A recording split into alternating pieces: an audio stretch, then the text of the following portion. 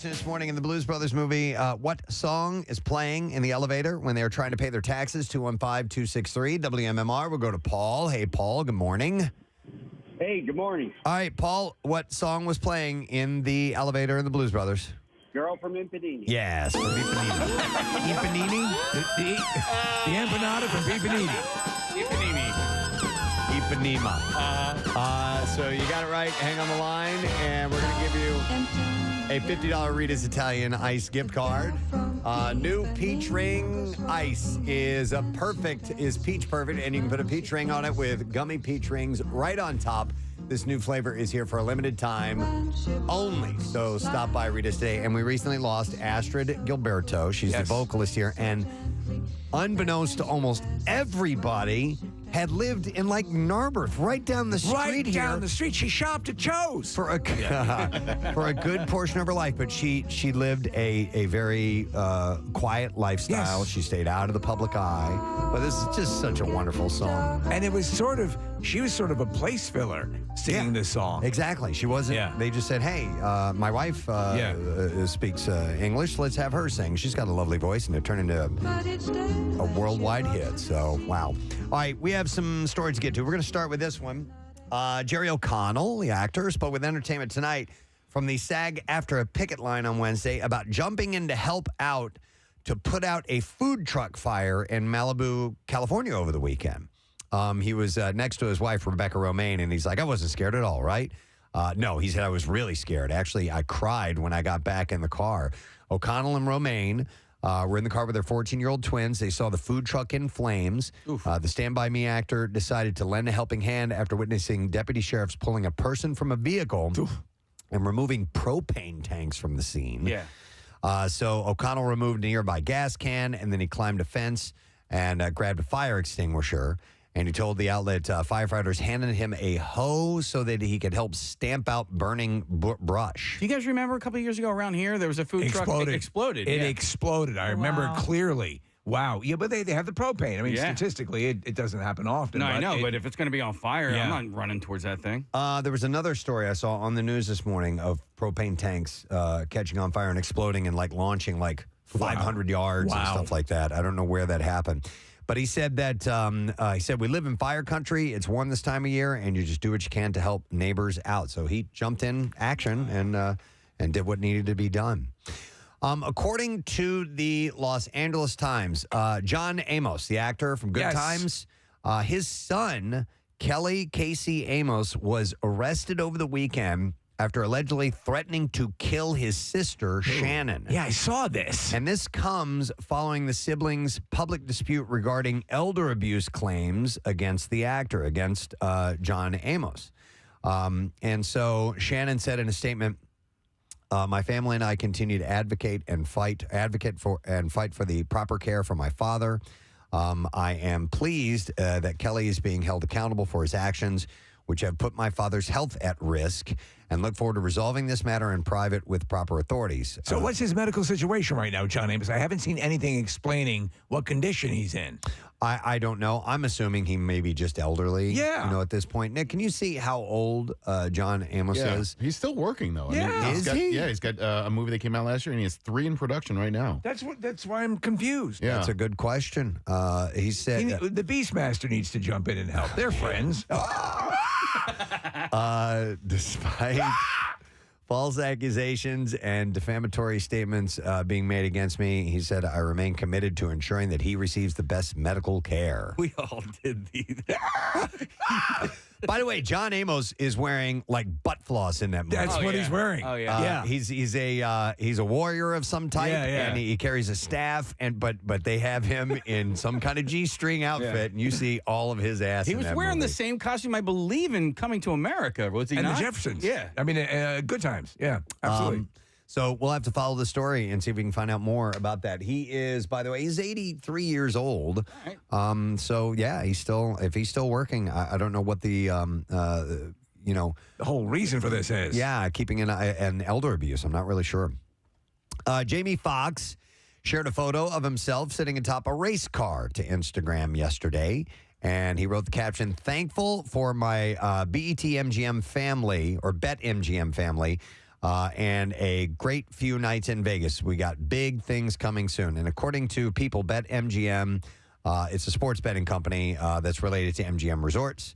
And this comes following, of course, the undisclosed medical complication that left him hospitalized in April. So I don't know if this is a current photo. I guess it is because it says Bet MGM on the car. But he looks really good. good. The absolute confirmed recent photos of him, he looks very good. What we haven't heard is him speak, but I'm sure that's coming. Yep. Vivica A. Fox addressed her rumored feud with Will and Jada Pinkett Smith on Wednesday's episode of Watch What Happens Live. Speculation about a feud arose after the actress called for accountability from Jada following the infamous Oscar slap. And she told Andy Cohen, Can I say there's no beef? I just said, due to the situation that happened, just take accountability so that everyone can then move forward. She said, I love Jada. I love Will. I love their whole family. I don't have beef with them, she says. No beef. No beef. No at all. beef. Where's the beef? It's not there. But it's still funny to think back about that. About that slap and the Oscars. As I was reading the story this morning, I'm like, yeah, that really happened. And then sitting there, keep my wife's name out your effing mouth. Yeah. Over and over. Yep. All right, so Constance Wu. Oh, I have something for. Oh, you do? No, I don't. Oh, no? My Vox Pro's gone. Your Wu's gone. Yeah, my Constance. Woo! Oh, that's right. You made that. Mm-hmm. That sucks. Man. And so, for those who don't know, we may have lost a huge chunk of our archived audio cuts, clips, songs, all kinds of stuff. That's infuriating. It's horrible. I mean, it's decades of stuff that we have. Wow. Now I'm depressed. I know. Hey, no sad, bro. No sad Wu. No sad. No sad Woo. All right, so anyhow, she gave birth to her second child with musician Ryan Katner. And she jokes in the clip, breaking news, nobody knew I had a son. The couple welcomed their first child, a baby girl, in August of 2020. So now they have another one on board. Kendall Jenner and Bad Bunny, you bad bunny. You're such a bad bunny. Are still going strong. A source told Entertainment Tonight. Kendall and Bad Bunny are still hanging out and having a great time with each other. Things are definitely progressing between them. Things are becoming more serious, and the relationship is on the upswing. So he's kind of a versatile guy. He's been doing wrestling and boxing and all that. I've heard he's a worldly known good guy. He is a worldly known good Everybody guy, that knows this dude says great things about him. Well, listen, the pair recently took a trip to Idaho together. Whoa. Okay. Yeah. So maybe it's not bad meaning bad, but bad meaning good. Okay. Like Michael Jackson bad? There you go. No, that's bad. I was doing You Ain't Bad, You Ain't Nothing. I was talking Run DMC. Oh, all right. Yeah, I got you. Run DMC. Not bad meaning bad, but bad meaning good. Thank you. All right, so here's a follow-up to yesterday. We were talking about the Goslings of all people. Out of the blast from the past. From John and Kate +8. So now Maddie Goslin. Maddie took to her Instagram stories to accuse her brother. Maddie. Who? I'm sorry? Maddie. To accuse her brother Colin of physical violence and hate speech. This comes a day after, and this is why we talked about them yesterday, after Colin's interview on an episode of Vice Talk's Dark Side of the 2000s aired.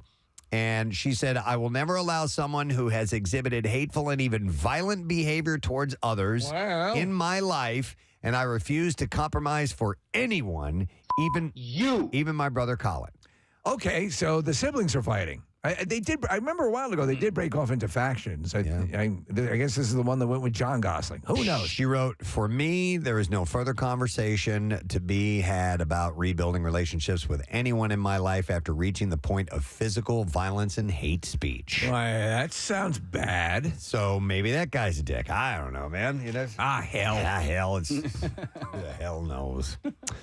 Margot Robbie revealed that she was a bit of a prankster as a child. The Barbie star even faked her own death to scare a babysitter once. Oh, my God. She said, we got a new babysitter, and I wanted my old babysitter back, Talia, who was like 16, and I thought she was so cool. And we got this much older lady in, and I was not happy about it. And she told me to go have a bath, and I didn't want to. And she was very cranky, and I thought, well, I'm going to show you. So she said, I got a big kitchen knife and the ketchup, and I sprawled out naked on the tiles, covered myself in ketchup, put the kitchen knife, and I waited like 45 minutes for her to find me.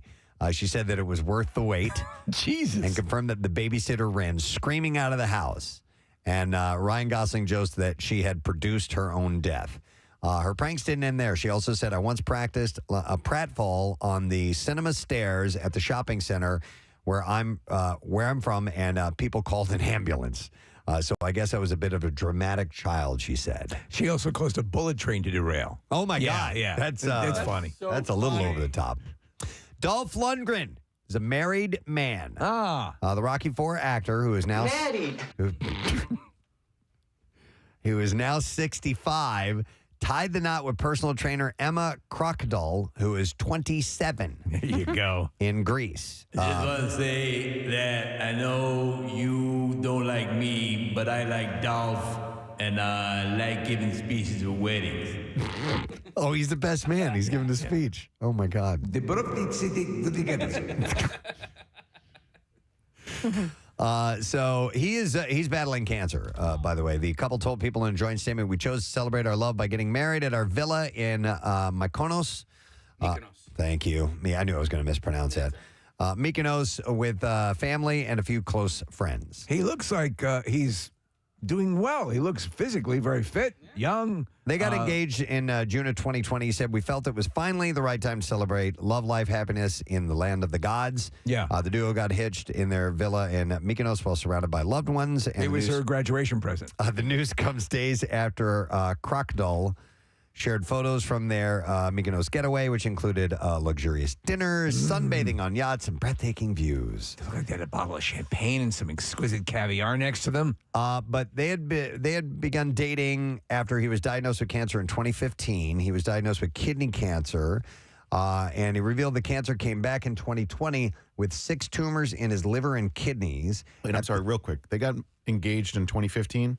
Yeah. How old is she? No. They started dating. How old is she? She's 27. They got engaged in 2020. Yeah, So all right, she but was- they started dating in 2015 when she must have been 20. Yeah. Yeah, you're right. So Well, he broke up with her mother and then Started dating said, but her. your daughter's looking good. It's the American dream there. Mom and daughter. Are you wondering what the various ages of the parties involved in this whole thing are? I can assert with modest confidence that one of them was legal at the time they were having sex. Modest confidence. everyone raise a glass.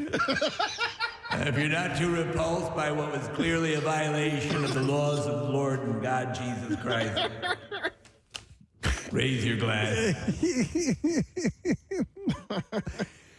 Instead of banging on the glasses, they jingled those Fisher Price keys. Dude.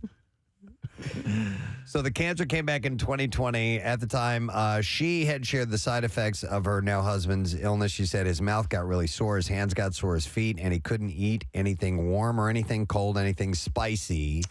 So it was a struggle to get food down, and he kept losing weight. He was giving up hope. He was told he would only have a few years to live, but then he got a second opinion from Dr. Alexandra Drakaki, who was able to treat his cancer by targeting a mutation in his tumors. He said within 3 months, things were shrinking by 20 to 30%. That's great. And his tumors had shrunk by 90%, he said, and he felt lucky to be alive. So he's doing a lot better. Dolph, as I told your daughter, excuse me, no, listen, I hope it all turns around, obviously, and he seems encouraged. Yeah. So Kim Kardashian and wellness brand Alani Nu. Alani Nu? I guess that's how you say it. They've teamed up to create a limited time beverage called Kimade. Oh, no! I know. Wait. Kimade. Sounds so good. I love it. Kimade. Kimade is a How about a toilet collection called Kimode? is a strawberry lemonade canned beverage with 200 milligrams of caffeine in a 12-ounce can. That's pretty potent, right? It's the energy drink. It's Yeah. what the TikToker did with Prime. Right, they're all doing that. So let me ask you a quick question. What did Four Loko top out in the caffeine department at? Oh, way Do too you much. Remember? Yeah. Yeah, I mean, but that weird combo of alcohol and caffeine in one can was, I guess, what the selling point of Four Loko was. Yeah, because people were they were mixing Yeah, it was kinda like alcohol with Red Bull, and so then they combined it and made Four Loko. Yeah. So But now, this is the best they could do. Call it Kim-Aid. I guess so. Of course. Now available on AlaniNew.com and coming soon to Walmart, Target, Kroger family stores, and other retailers Just nationwide. more money for them. Oh, my God. Hi, Yeah. I'm Kim Kardashian, and I only shop at Kroger. Yeah, right. It seems absurd. I know. So, Deadline reports that Netflix CEO Ted Sarandos expressed his desire to reach a deal with SAG-AFTRA and WGA. Good. During Wednesday's earnings call. He said, I was raised in a union household. My dad was a member of IBEW Local 640. He was a union electrician. He said, I also remember on more than one occasion my dad being out on strike. And I remember that because it takes an enormous toll on your family financially and emotionally. And he said, we're super committed to getting to an agreement as soon as possible, one that's equitable and one that enables the industry and everybody in it to move forward into the future. So I notice people are going back and forth on how they feel. You know, people who are perhaps out of the industry about this.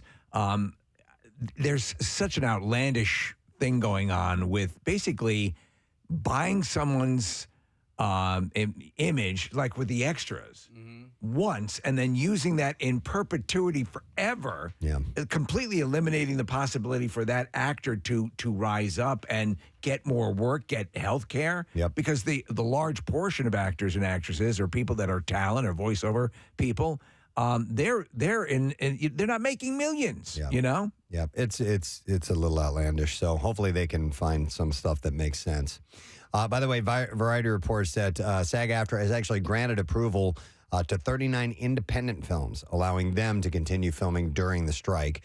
That includes Mother Mary, that stars Anne Hathaway and Michaela Cole, Death of a Unicorn, starring Jenna Ortega and Paul Rudd, and The Rivals of Amzia King, starring Matthew McConaughey. So some things are still continuing. I wonder how they get clearance to do that.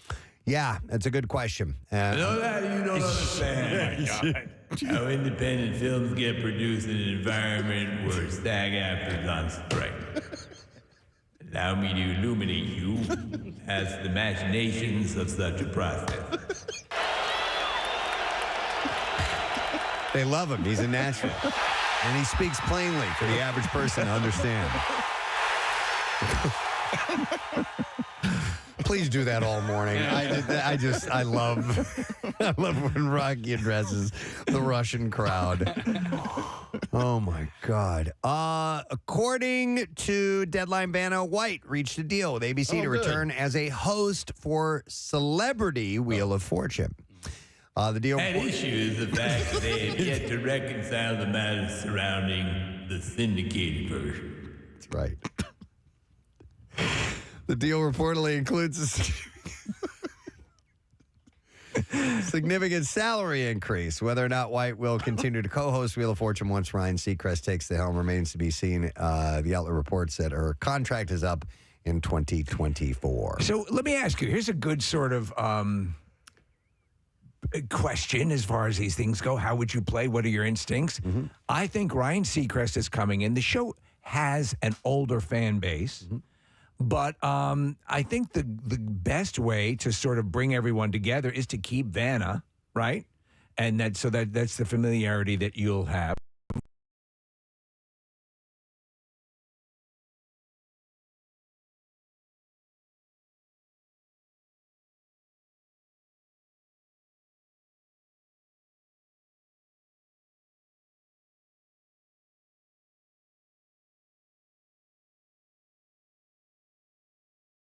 I think the show is like a comfortable blanket. Nick, you watch it. I do, yeah. And you know, am I going to not watch it if Vanna White isn't on it anymore?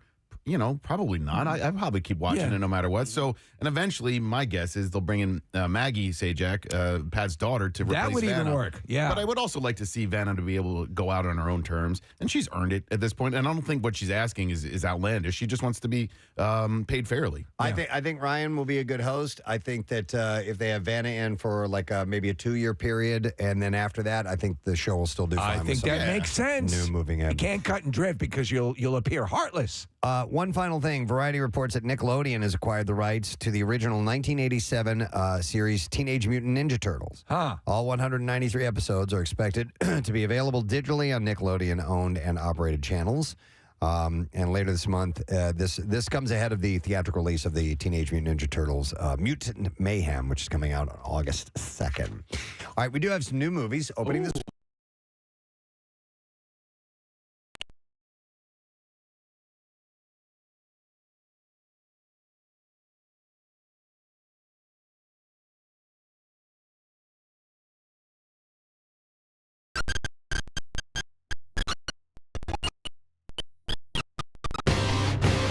We were like, it was so enlightening to hear you guys talk about a female-based product, the menstrual cup, and not fart jokes and porn. Here we But are. we're back. And we just did it all. Don't worry. We did it all. Absolutely. This might be the perfect opportunity. All right, Marissa, I sent you guys this instructional Oh, my video God. Oh yeah. yesterday. Oh. Did you watch it? I heard you watching it in the office, and I could hear it, and I'm like, what? It's got to be some sort of sex toy or something. So it's this bizarre product, and I sent it to all And of then you guys. number 2 is Oppenheimer.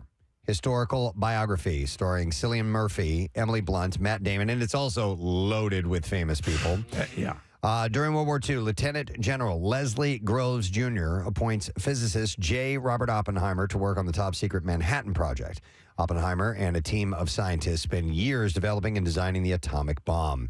Their work comes to fruition on July 16th, 1945, as they witness the world's first nuclear explosion, forever changing the course of history. It's 3 hours long. It's rated R. It's a wide theater release, Steve, and it didn't print out the Rotten Tomato score. Do you remember what that is? 93. I believe it is 93%. yeah. So you got 2 big movies opening this weekend and 2 diametrically opposed films. And Yeah, totally different. and people are vowing to go see both of them to have 2 different Absolutely. cinema experiences. So. As you recall, it was Oppenheimer who quoted the Bhagavad Gita when he said, "Now I become death, the destroyer of worlds." Thanks, Rock. Yeah. He keeps getting up. Does.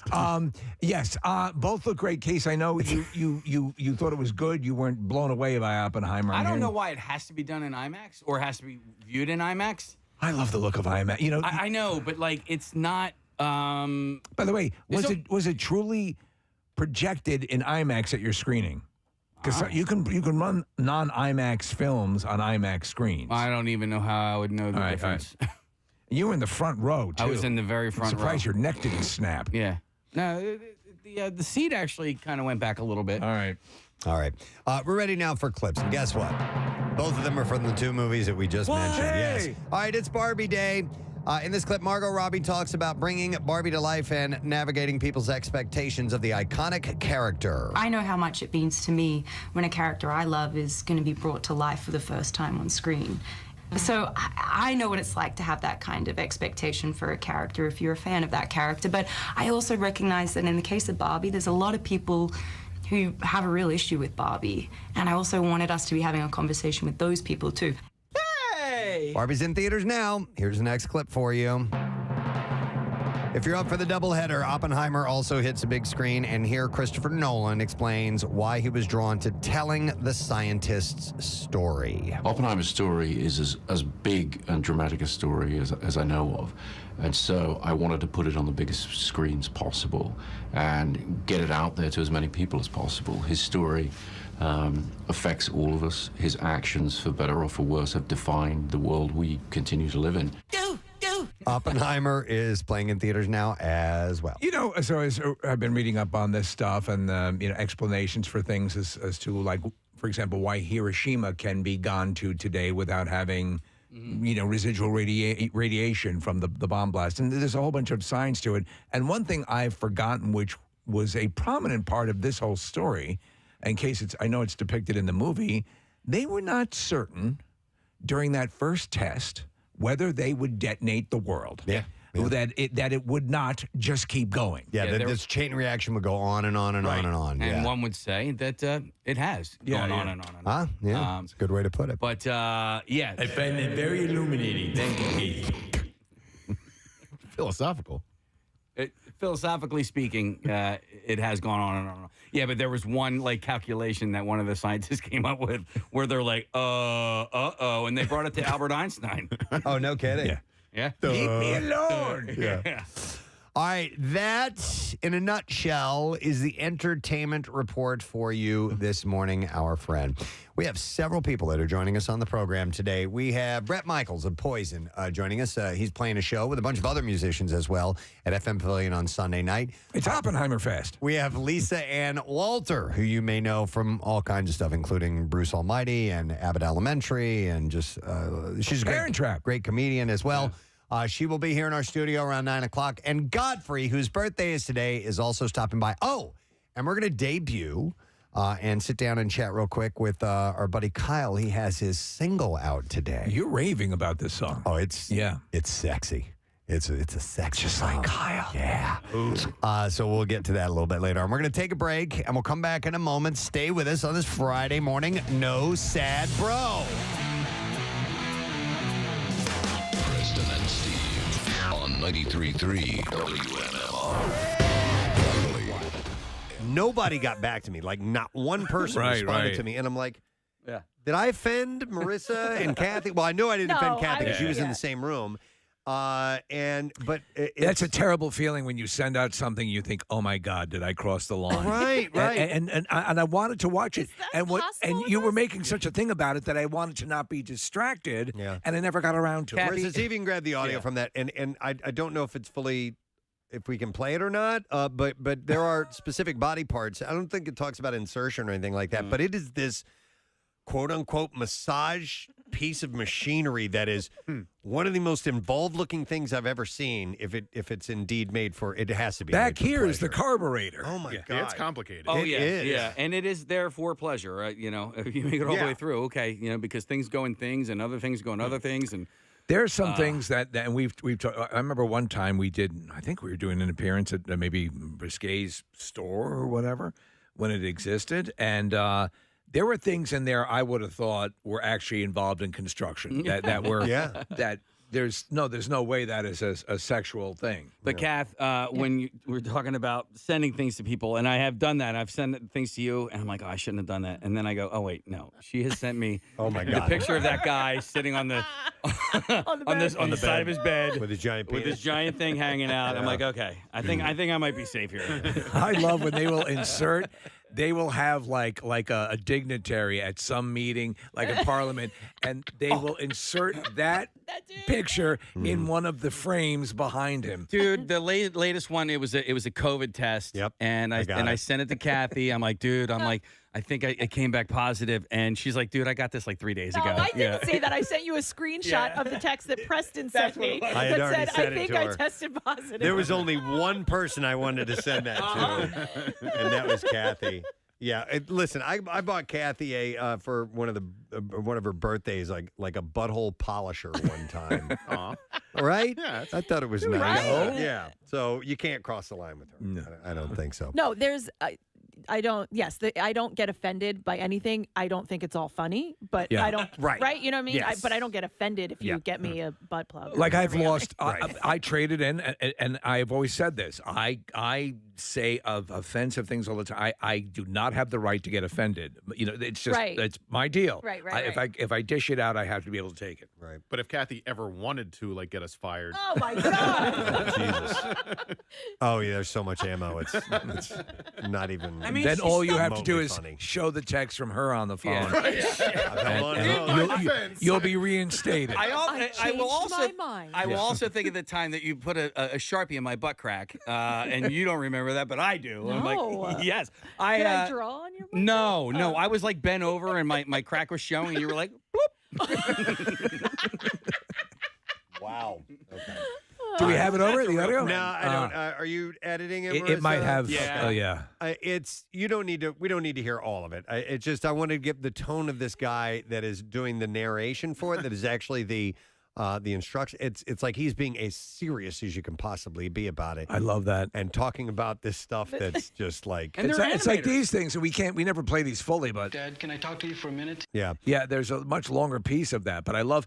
What is the exact product? I don't it's like even a pleasure know. device. It's something you buy for, and It's there's got to be extremely expensive Yeah, because it's super complicated. I was curious as to what the cost was, but it's for the front and the back and the underneath. Simultaneously? Yes. Yeah. Yes. Okay. Yeah. So And is the it thing like that goes in the a back- Sibian? The thing that goes in the back, no, it's like nothing you've ever seen before. Is it a revolution in home entertainment? Like I can't even explain it. Okay, so remember when we were talking about packing a flounder before? Yes, Okay. So there's essentially this thing that packs a flounder for you, but it's there to stimulate things. Oh. So it, Okay. But it's just wild that, like, Press, you talk about the narration, but like somebody also had to animate this. Yes, like, there's a professional animator with it too. Here, I'll play some of it. Before using the Shinfly full coverage men's massager, all body parts in contact with the massager and the massager itself shall be fully cleaned.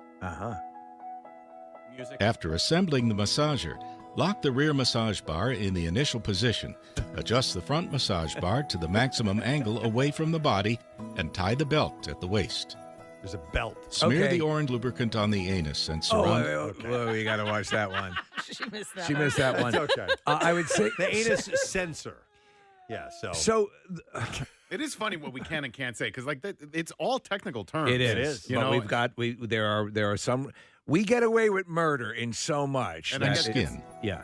The surrounding skin of the perineum, thigh, inside, and all surfaces of massage head in contact with the skin uniformly. Okay, that's all we're gonna play. So initially when I saw the picture of it, I thought it was one of those office chairs that you sit in that doesn't have a back to it, but it's actually a device that you wear. You can wear standing up. There's a pin on it like a grenade. I would need the instructions for this device. What the hell?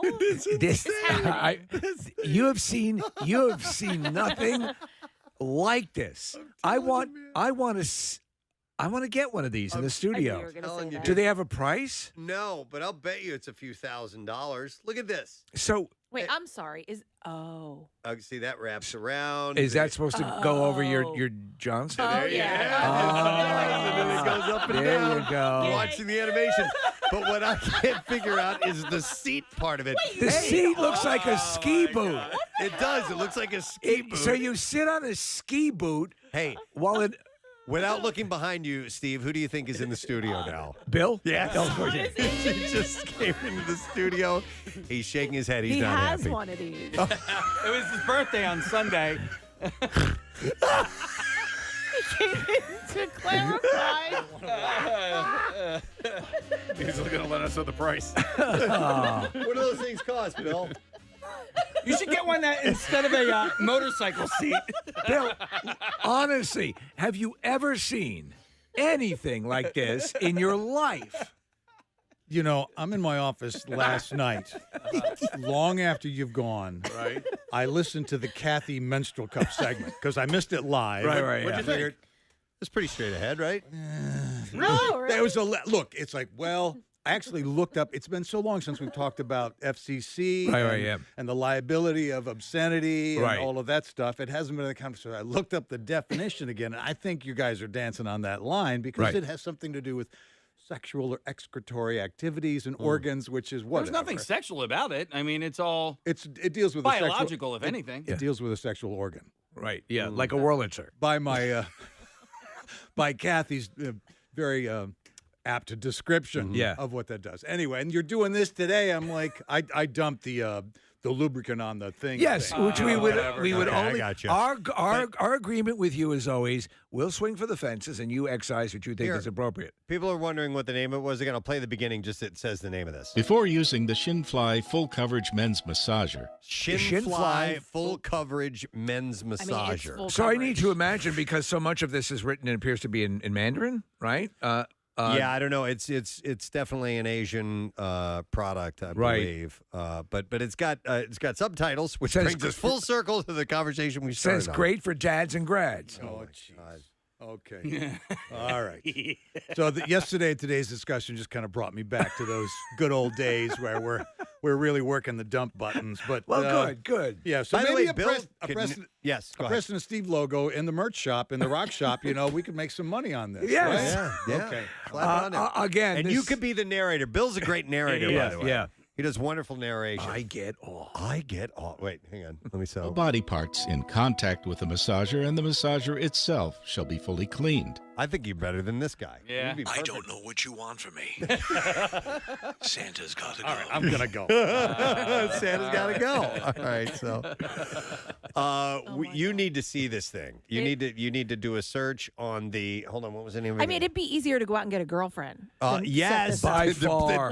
By just putting this thing far. on, just all the straps and hooks and various things you need to put together to put this thing on your body is more work than going out and trying to get an actual relationship. And what do you think? It's like, you're at the office. Can I come in? No! Before using the Shinfly full coverage men's massager, Shinfly full coverage men's massager, Marissa. We're sharing it on all of our social media. Okay, accounts, all right. so You can gotta find the see link this there. thing. There's nothing full on graphic No. about Everything the is, animation, but I mean is it's suggested. It's certainly suggested, but I've never seen anything like this product before. I mean, there has to come a point about 3 minutes into using it where you just feel like the lowest scum on earth. Or you finally found the euphoric. greatest thing Yeah. that's been created by man. Honey, I want a divorce. Wow. Okay. All right. Eddie Vedder is heading out on the road tomorrow night in support of his new solo set, Earthling. Vedder kicks off a 9-date run at New York City's Beacon Theater, although he played a surprise show last night, right, Nick? He did, yeah. He was in a place just outside of New York City, and the Earthlings were with him, and that's Chad Smith and Josh Klinghoffer and a few other guys. And so there's a whole bunch of songs that I've never heard of that he did last night. And then, tomorrow night at the Beacon Theater, and then Friday night at the Beacon Theater. And I will be attending Friday night show. Very cool. Yeah. Nice.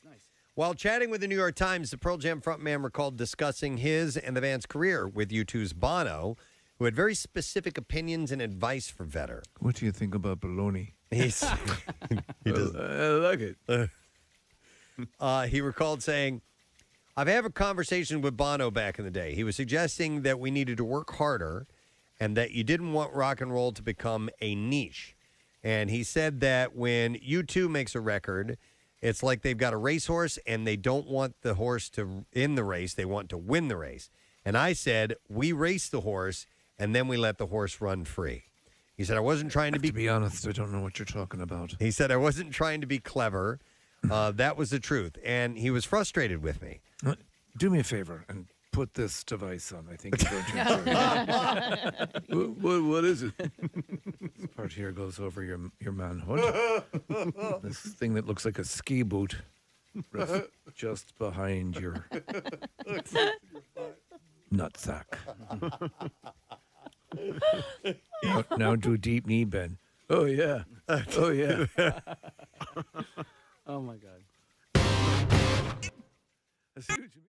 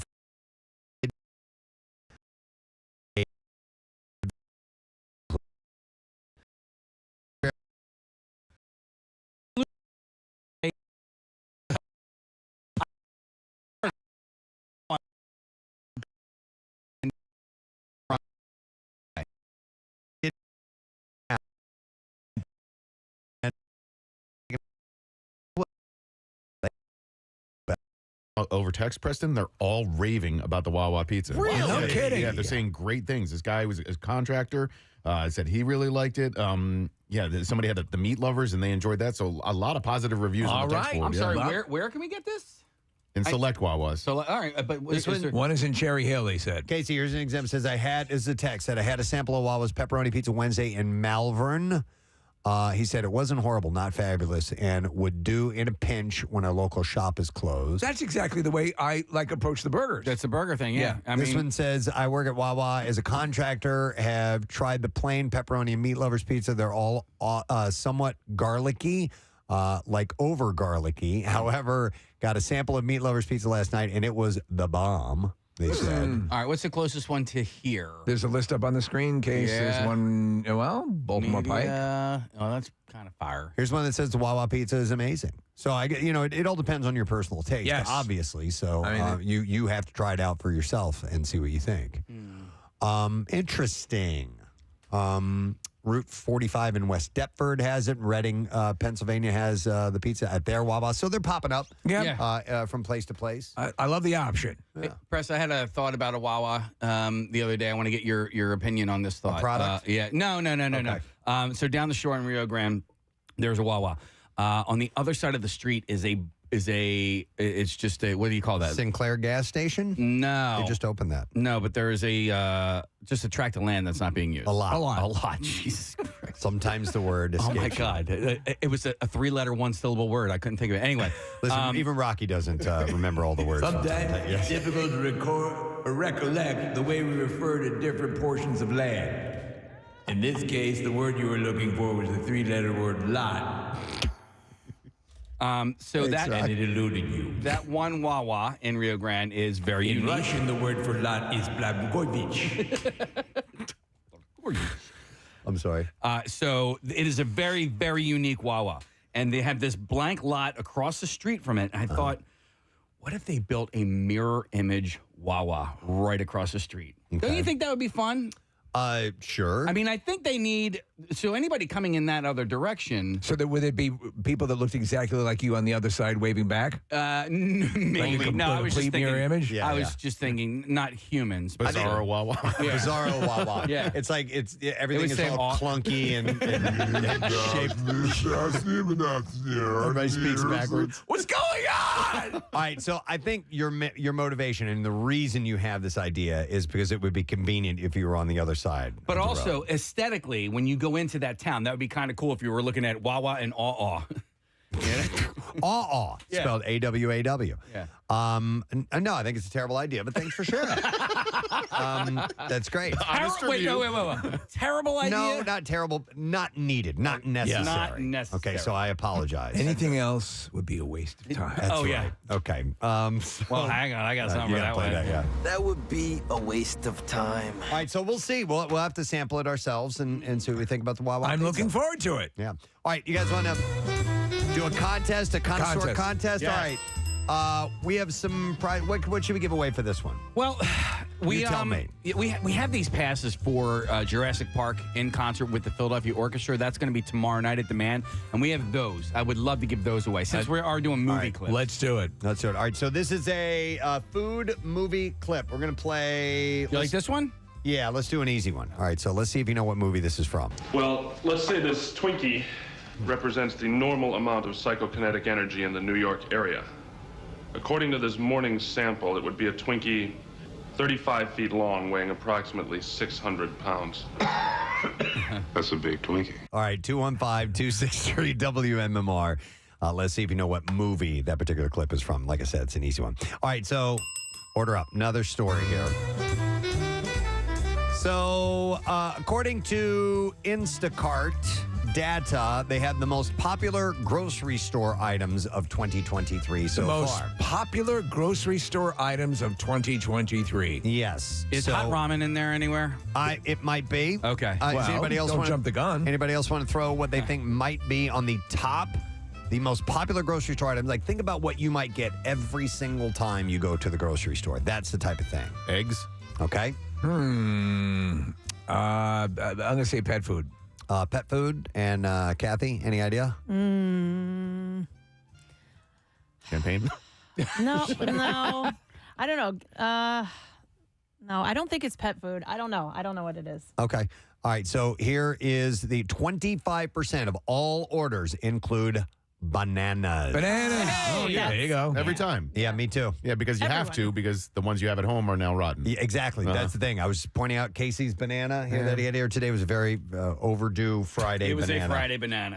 I turned 48 yesterday, and I still haven't mastered the art of buying bananas at the grocery store. Okay. Every single time, it's just like, well, I got 3 too many, or I got 1 too few. Here's the trick.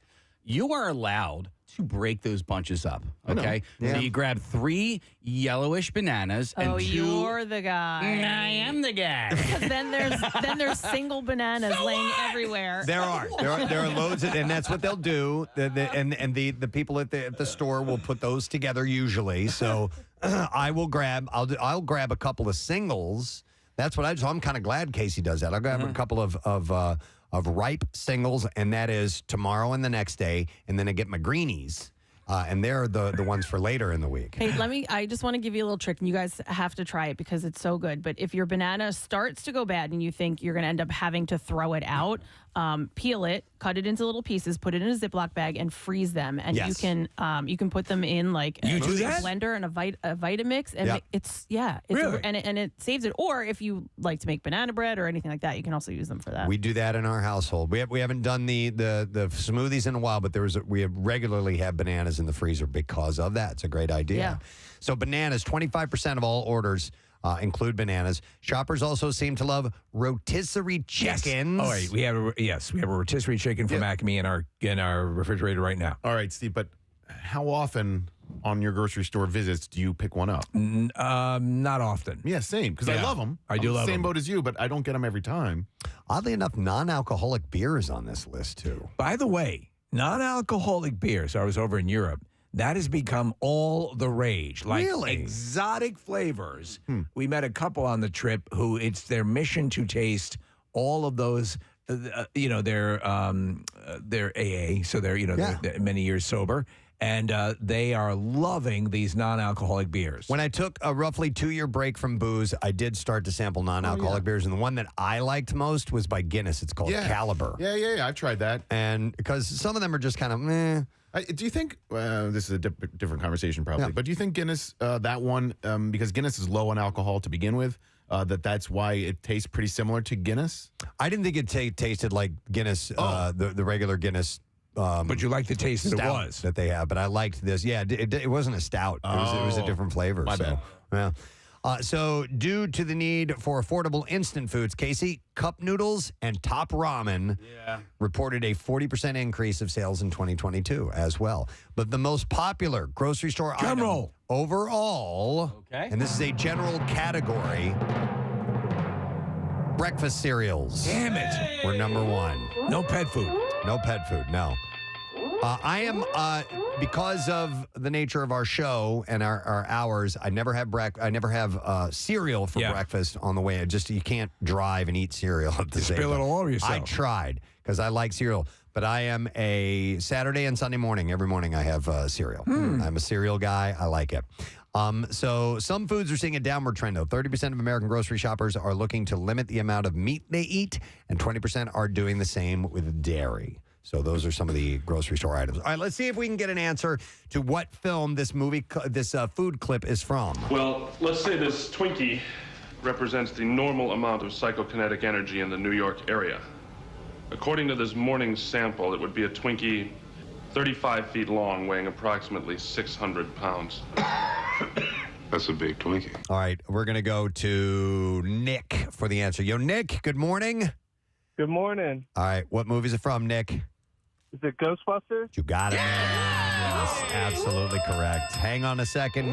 Going to give you these tickets, Case. Yes, you have tickets for Jurassic Park in concert with the Philadelphia Orchestra. It's going to be tomorrow night at the Man, and you are actually qualified for a grand prize, which is a John Williams signed score. The world-class Philadelphia Orchestra is going to play Oscar-winning composer John Williams' iconic musical score live as the film is projected on 3 giant screens. I have never been to one of these events. Nick, I know that you have been to one of these events. It's just a great way to experience a movie. Great time.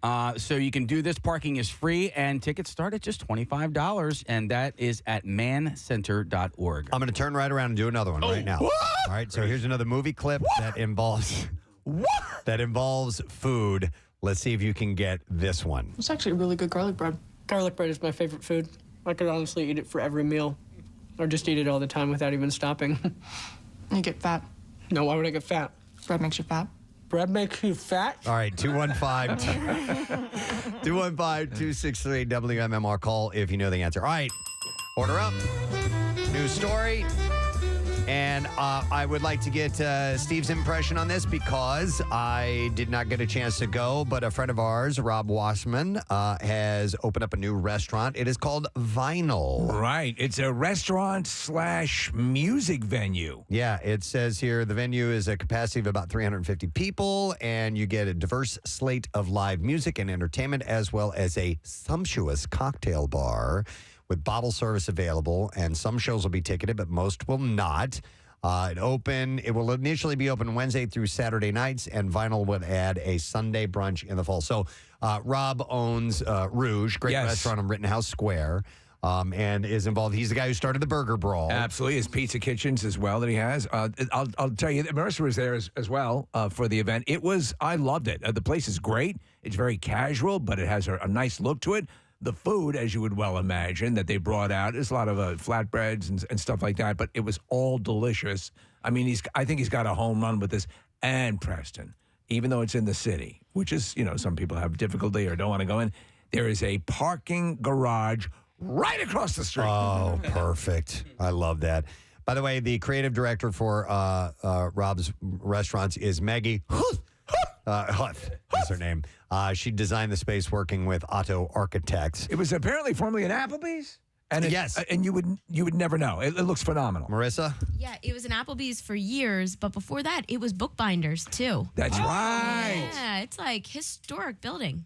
And even though they'll have music there, like if you wanted to do that in tandem, it's right by the Kimmel Center. If there are events that are going on there, it's right around the corner. The stage is great. Yeah. You think the stage is amazing? So it's set up. People who knew what they were doing did it. I was talking to some people out there, and there's just not that many places to just go and hang. Right. Like that necessarily aren't just a bar, that have something else. Like if you go to a restaurant, then after dinner, like what do you do? Right. This is a good spot to just go and hang, and there's music and chill. Yeah. So, it says here that the back of the room in front of low coffee tables and sofa seating is dominated by a stage with a full lighting package. Among the genres initially will be dueling pianos, modern rock, and country.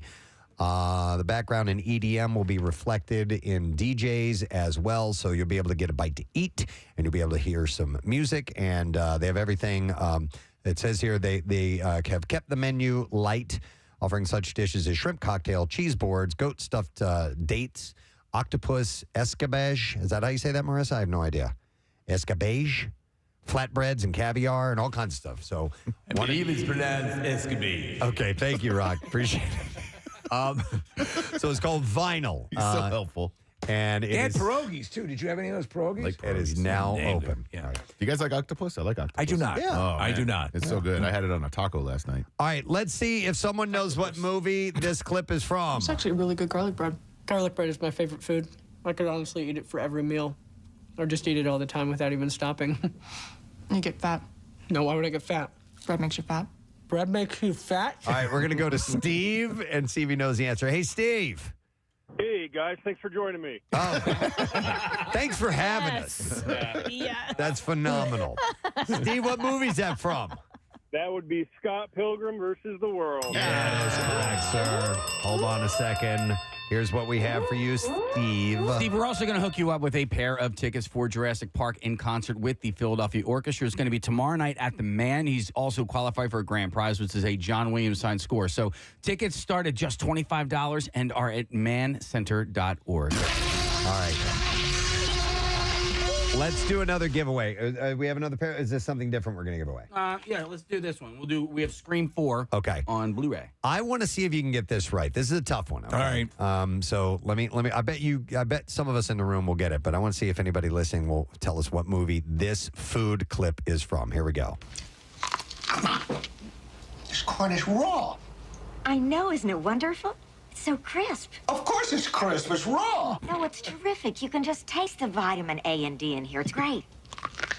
Could we have pills and cook the corn? All right, 215-263 WMMR. It's a little bit obscure, but let's see if you know the answer to that. All right, order up. Another one.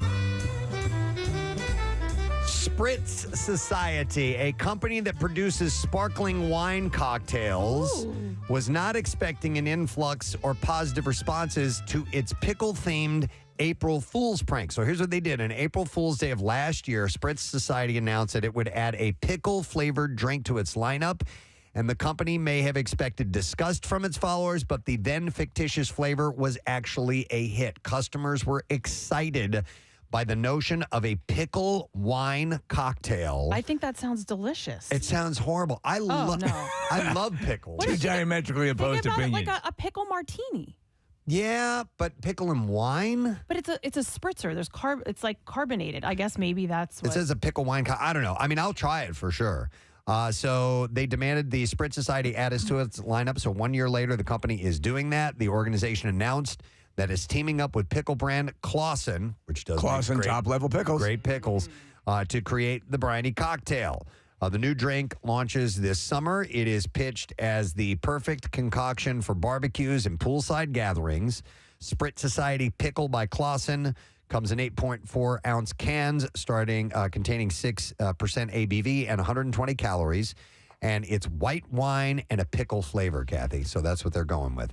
I mean, That's interesting to you, It's Kathy? got to be somewhat appealing. I would like. I mean, I like pickle martinis, so that's kind of what I'm thinking. I get what you're saying about it being combined with wine, but I'm thinking more. They're calling it a cocktail, so it's more of a concoction that I think would probably be good. So, Pickle by Clausen came out on July 18th. Where did I get Munson? It's only available on it's Clausen. It's only available on the Spritz Society's website. So customers have to order 2 4-packs to try the new flavor, and this will run them around $50 or so. It's not a bad deal for 8 cans of wine cocktails, but consumers need to move quickly to snag the drinks. The pickle flavor wine cocktail is only available for a limited time. Spritz Society's other flavors are sold at select retailers across Texas, California, Florida, New York, Tennessee, Massachusetts, Illinois, Alabama, and Georgia. But these stores will not be carrying the new pickle flavor as of now, though anyone looking for a more mainstream flavor like peach or blood orange can find them in person. I bet you they'll add it. Maybe. Eventually. If it becomes popular. But it comes in this really cool box that looks kind of neat. So if you're interested, you can do that. Pickle juice was all the rage a couple of years ago. Remember? Do you remember the Pickleback? It was like a whiskey. That band out of Canada? No, that's a nickel. Totally misheard you. That's Nippleback. But no, I think it was called a Pickleback. It had to do with whiskey and Marissa knows and pickle juice. And you guys know me. I'm a pickle fanatic. I got my own pickles from Fishtown Pickle Project. But I didn't like the whiskey and pickle combination, Marissa. It's still popular. Is it? Yeah, it's like a go-to. Like, if you're doing a shot, you do either Fireball or shot. Jaeger. Yeah, it's 2 shots. You do a shot of whiskey and then a shot of pickle juice. And I think it's a novelty thing. I don't think it's because people, oh my God, that was fantastic. Oh, that's great pickle. You know what I mean? It's like the shot that defines this time. Like, you know how like every generation kind of has their shots that they ordered? Ours was kamikazes. Yeah. Exactly. Yeah. Alabama Slammers. Redheaded sluts were mine. Yeah. Purple Hooters. Fuzzy navels. Yeah. So that's now. Yeah. But that's been around for a while. Yeah, of course. And all of those have been around for a while. They just become more popular. Yeah. Okay. Well, anyhow. My favorite cocktail was the cauliflower ear. Spritz Society exactly has this Clausen pickle thingy thing. All right, let's see if somebody knows what movie this clip is from. This corn is raw. I know, isn't it wonderful? It's so crisp. Of course it's crisp. It's raw. No, it's terrific. You can just taste the vitamin A and D in here. It's great. Could we have pills and cook the corn? All right, we're going to go to Rob, see if he knows the answer. Hey, Rob.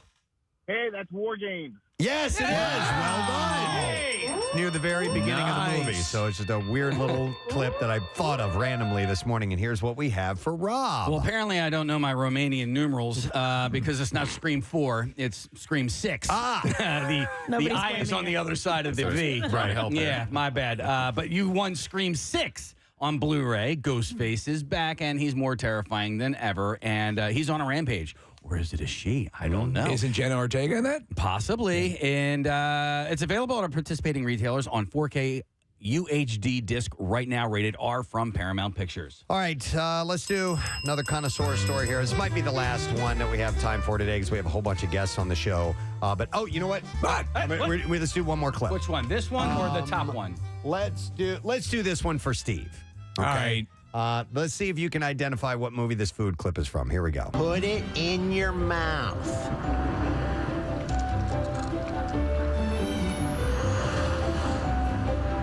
Now move your teeth up and down. Up and down. Good, numbnuts. Now you gotta swallow it. By the way, Marissa, did you edit this at the end? Thank you. Tilt your head back and let the meat slide down your throat hole. Easy, don't choke. Popeye's chicken is awesome. All right. It's great. Let's see if we know the answer to that. What movie is that from? All right, now another story from Connoisseur.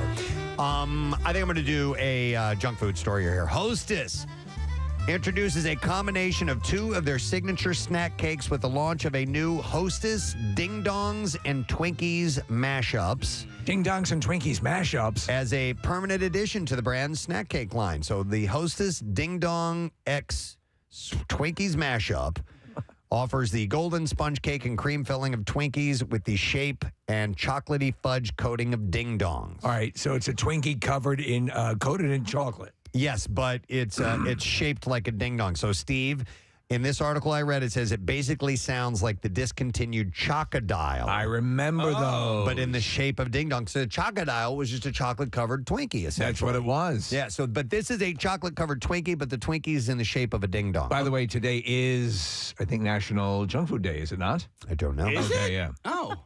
Does that give us a pass? You sent me an article about the 15 worst junk food items. I think that's what the predicate for that was. But that article was from 2017. So I don't know if today was. I don't know. It is. Yeah, Nick's got the. It is National Junk Food Day. There you go. Nice. It's been verified. But is the cream the Twinkie cream or the Ding Dong cream? Because I think those creams are different. That's a good I don't question. know. It does not indicate that in this. So you think there's a difference in the. There is a diversity of opinion when it comes to the cream, whether you have the devil dog or the yodel or the ring ding. And the Chocodiles. And the Chocodile, which was discontinued, but as we've learned recently, might be back in the form of this item. Ding Dongs. So this is Hostess. I remember eating Ding Dongs. I thought they were halfway decent. I dug Ding Dongs. I was more a yodel guy. I liked Suzy Q's. Those were good too. Suzy Q's didn't. Yeah, they were good. Essentially, it was chocolate cake with cream in the center. Yeah, Ding Dongs and Ring Dings. I don't really care. You can't help but sound like an imbecile when you just go say, Ding Dong, Ring Sound like Ding. Nell. Yeah. I like calling people ding dongs. Yeah. Oh yeah. Ding I dong. like calling them Ring Dings. I'm more of a Ring Ding kind of guy. Yeah. Yeah, ho-ho. Ding. But I exclusively eat them out of the freezer. As soon as I get them home from the supermarket, I chuck them in the freezer, and that's the way I like to consume them. Thank you, Nell. Ding Dongs? Yeah. Ding Dongs, I was going to say Ying Dings. Ring Dings. They could exist. Yeah. I mean, it's just as plausible. What I put in the freezer, the tasty cakes. Or 2 Ying Dings. the candy cakes, the Ding Dongs, the Ring Dings. I'm trying to think of anything else that I automatically just stick in the freezer. When they are frozen, how frozen are they? Texture-wise, how difficult are they to bite into? It's not like biting into a frozen Snickers. Yes, that's bull crap, man. What? The frozen Snickers. Like, I mean, you have to stick it back on your molars. Yeah. You are and going to snap smash your down. teeth. Yeah. It's ridiculous. No, I do not agree with the frozen candy bar thing I agree. at all. I think it's part of the charm. Yeah. I love it. It takes you longer to eat it. Therefore, a Snickers bar makes you a delightful dessert at that point. Wow. You know, I can't, Nick. One time I saw a dog chewing on a frozen turd. And I'm like, that image just burns in my mind. And I'm like, I'm eating a frozen turd. I agree with you, Preston. So you basically have to let it defrost anyway. Yeah. So just chill it. So that's better. The only way I will ever eat it, Three Musketeers is I don't care for that. The nougat? That's not nougat, is it? That is. Is that what that is? Yeah. Okay. Well, I only eat that frozen. So, and then So a Three Musketeers is just chocolate and nougat. Okay. A Milky Way is nougat and caramel and chocolate. So that stuff is considered nougat. And here's a cool little trick. Your nougat. There are different kinds of nougats, though. Yeah. Go ahead. Cool little trick that we used to do when we were belonged to the swim club is you would go and buy M&Ms, right? You smash the M&Ms, smash them up while they're in the package, and then stick that in the freezer, and then you get an M&M's candy bar. Because it all blends together and freezes together. Okay. Yeah. Casey, I want to verify that this is indeed nougat. It's made of whipped mousse covered. Yeah. Whipped mousse. How do you puree a moose? Get the moose for a moment. That son of a bitch put up a hell of a fight. With milk chocolate. And it says the nougat chocolate center is first formed into... Okay, so it is considered a nougat. But I guess that is kind of a mousse. Yeah. I never thought Why about don't you that. forget the moose? I did forget. For a moment. Why don't you forget the moose for a moment? All right, well, anyhow, we need to get an answer here. Let's see. This is our last one. I want to see if you know what movie this particular clip is from. Case, we're going to fast forward it a little bit because it's a long clip. Here we go. This is a part of it. Up and down. Good, numbnuts. Now you gotta swallow it. Tilt your head back and let the meat slide down your throat hole. Easy, don't choke. Popeye's chicken is awesome. All right, we're going to go to John, see if he knows. Hey, John, morning. Good morning. All right. That would be Little Nicky. Nicky. Absolutely correct. Adam Sandler. Who's the voice of the dog? Do we know? It's a Triumph. Is it? Smigel? Robert I think it's Smigel? Robert Smigel. Yeah. Okay. Oh, wow. Hey, John, by the way, you won a pair of tickets for Jurassic Park in concert with the Philadelphia Orchestra. It's going to be tomorrow night at the Mann. Parking is free. Tickets start at just $25, and tickets and information are all at mancenter.org. Could you just do a quick check on that? You're right. Okay. Yeah. Beefy was the name of the dog. I love that dog. Numb nuts. All right. That's it for Connoisseur. Thanks, guys. Yeah. See? We're pulling it out of the pits of hell. Had a good time with that. We're making you love the bit you formerly hated. All right, we're going to take a break. We're going to come back in a moment. We do have the bizarre file to get to. And also, we're going to chat with our buddy Kyle Maack, our video guru here. And he has got a new song. He's an amazing vocalist. And we're going to play a little bit of that and talk Sexy, about it. you're saying. Yeah, very sexy. So we'll come back in a second. Stay with us. Preston and Steve on 93.3 WMMR. I think they're made for the average, to hold the average woman's.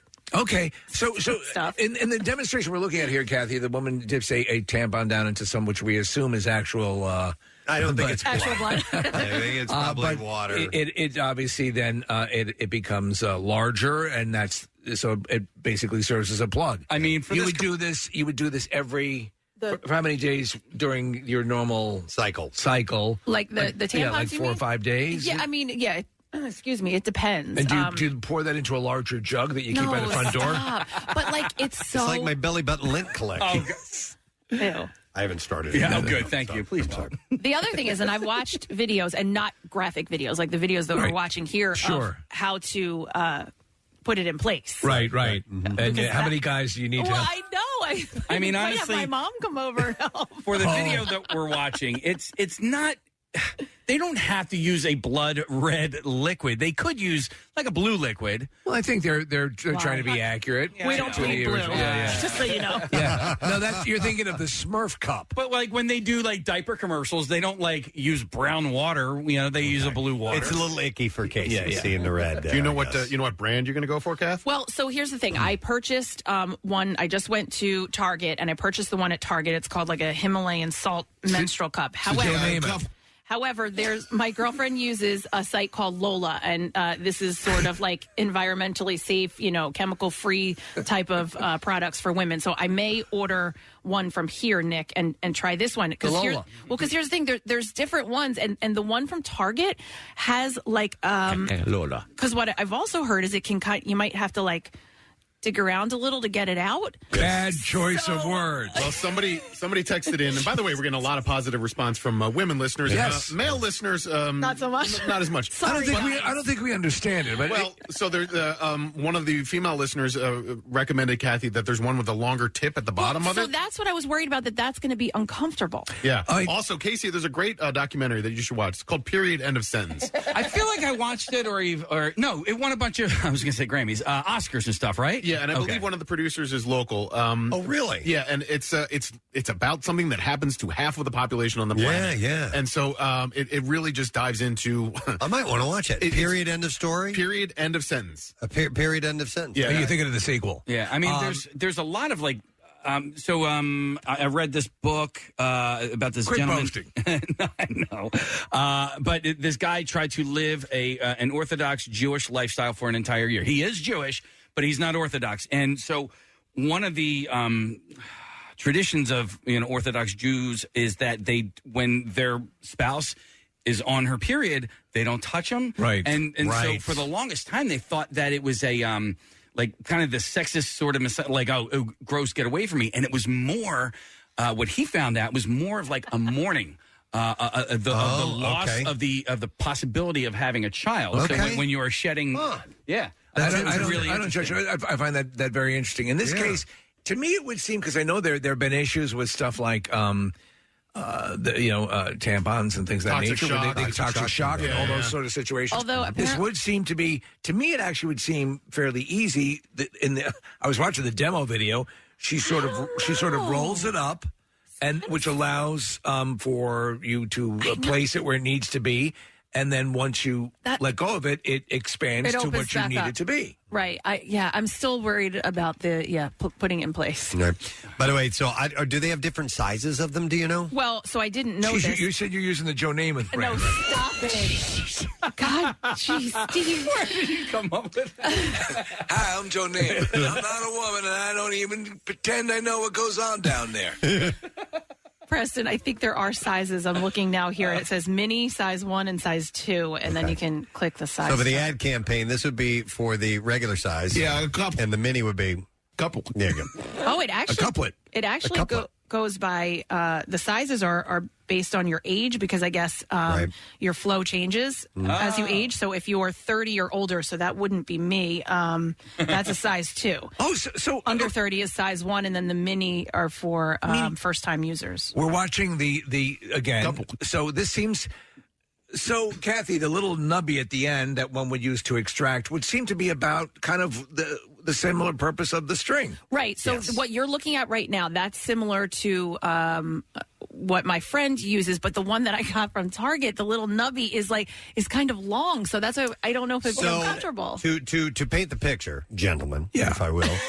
The cup itself looks like the front end of a World War II bomb that you would see dropped. Right. In exactly. Video footage of World War II. So anyhow, but it's also got a little spire that sticks out from it. Sort of an extended nipple. A little handle, a little extended nipple, like a very lengthy nipple, if you will. Right. And that is what, now we're looking at some that actually have a ring on them. I guess these are reusable ones, Kathy. Oh, those are party disposable? ones. No, they're reusable. You wash them. Which is why it's environmentally better. Okay. And it seems to be of a very malleable polyurethane sort of thing. I do see the merit in this on one level. I think it might be a way I would go. So let me ask you one thing, and again, not to be. And then no, at this point, go ahead. She's showing to me that they do have the Joe Namath brand on Amazon. That with the tampon, you are also sort of cleaning the area when you extract. Can you extract this? Oh, wait, what do you mean? Like cleaning as in you think taking the tampon out is cleaning? It does it? Cotton swab. Okay, No. I don't know. No, because I only wipe my butt. No, think about it. It's like it's saturated, so not so much. No, You're not okay, really that makes sense. By the way, I was just curious if that served a purpose that I was unaware of. On this cup, to describe that little tip again, if you were a guy and you have one of these hands, you would take your finger and flick it and go, and make that noise. Now I know you're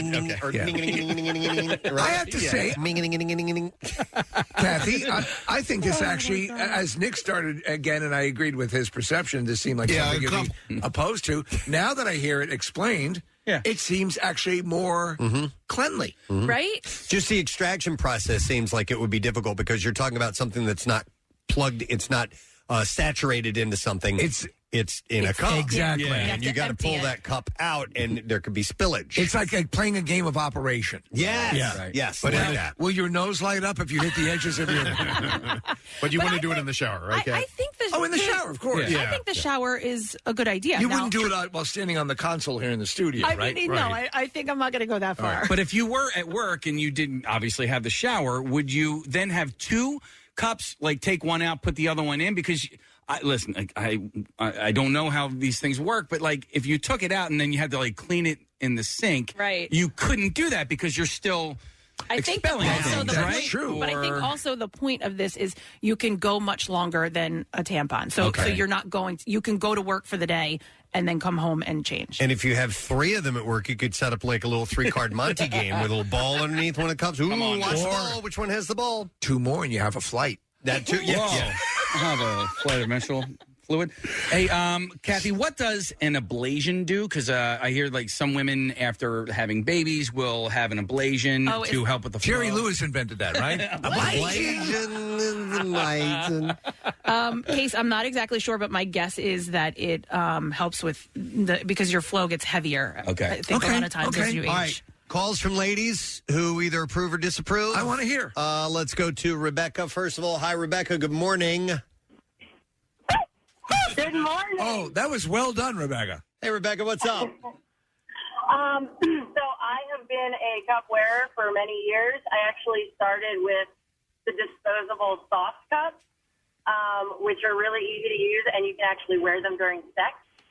All right, so let me just ask again, as a completely ignorant to this. So they make them in both disposable and reusable.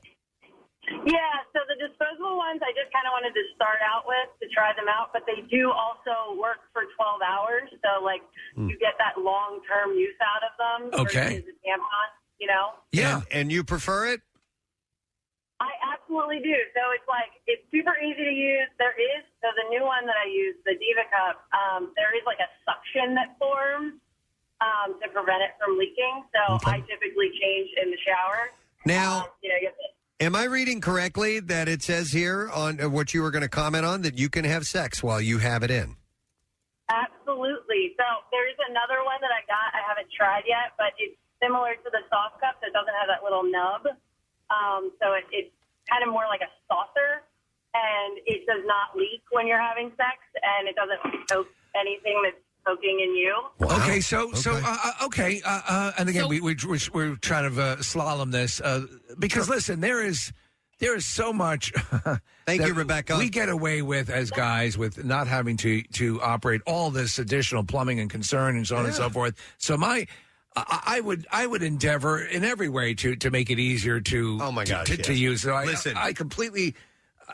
My heart and my accolades go to anyone who's attempting to juggle that kind of stuff. Rochelle has had difficulty with it her entire life. Oh, my God. Okay, so it's not easy for her. No. Every single time. Yeah. So she's got some above and beyond issues. And it can be it's very tough. And I feel horrible for her every time that it happens. And it's just she's been going to doctors for years to try and figure out what's wrong. Yeah. And they can't figure it out. And you know that here no pun is like the clock is ticking to your next encounter with it, and it's coming no matter what. Yeah. So my friend who uses it just texted me, and she said, "No way, I would not have sex with it." Well, I guess she said there's a different kind that's like a saucer. So what does I it don't say know. as far as the under the Joe Namath specs there? But wait, I read about putting it in place, but there's also you can read about removing it, and the first step is wash your hands. The second step is relax. Okay, it's a picture of Joe Namath holding up a football guard and said, with my cup, go deep. Yeah, a couple. Hi, I'm Broadway Joe. Oh, my God. Now, I'm not saying I know a lot about lady parts, but I do know.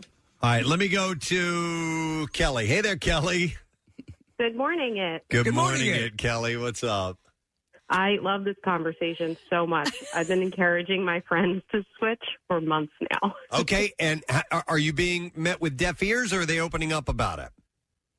So I think they have the same concerns as Kathy with, inserting, removing, and then how much it holds too. Mm-hmm. I think it's so much better than tampons. Well, many people it say does that, like, make sense. And once you go to it, you're never going to go back. Like when people who switch, they are committed to it. Kelly, how long ago did you make the switch?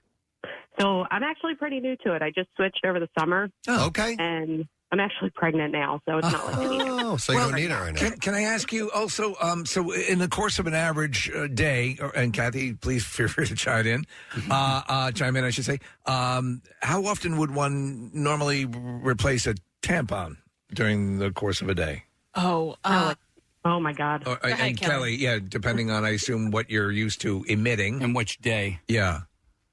I don't know. I would say at least 5 to 6. So right? 5 to 6. So you could get away with this for like 12 hours? That's what they Oh say. yeah, I only use it 2 to 3. I probably switch it out 2 to 3 times a day. Oh, I'd be in. I'd be in. That would be to avoid doing that 5-6 times a day to just doing one shot. Oh my God! Yeah, totally. And Kelly, I'm going to do it now. Yeah. Kelly, when you remove it, you wash it and then put the same one back in? Yeah, so I just rinse it out. You boil it. You're supposed to boil it once. Stick 'em in a stew. Cycle. So it's usually Once during exactly. a cycle. Okay. Nice. And Kathy, like, we can buy you these as gifts and stuff, like different colors and things like that. We can get you one that says "World's Best Boss." Yeah, yeah. I'm getting a menstrual cup in the mail now. Yeah. Wow. Oh my God. Listen, we have loads of people on the line that want to talk about this. But we have to take a break. Can I go to one more? Yeah, I would like. Yeah, we All right, need to let me go to revisit Rachel. this. Hi, Rachel. Good morning. Hi, good morning. Hey, what's up, Rach? Using the cup, Gadzooks. I've been using the cup for a while. I'm on my third one. Okay. You're supposed to throw them out about every 2 years, or a little less. But, there's a measuring tool on the inside. So, Kathy, you could actually measure how much you are letting go. Okay. Got it. Oh, okay. So as you pull it out, it's got little notches on the side of it that tells you how much. Okay. On the inside, it actually says like quarter ounce, half ounce. Okay. Wow. Okay. So it's like a jigger. It's exactly. Like yeah. On the rocks, please. Right. I'm a big fan. Good luck. I love it. All right, Rachel. Thank you, Thanks for the Rachel. heads up. That's what I mean. Anybody who uses them, that's what they say. Like you're never going to go back once Listen, you get it down. Reducing the amount of times you have to swap it out. Yep. It appears to be less detrimental to the environment.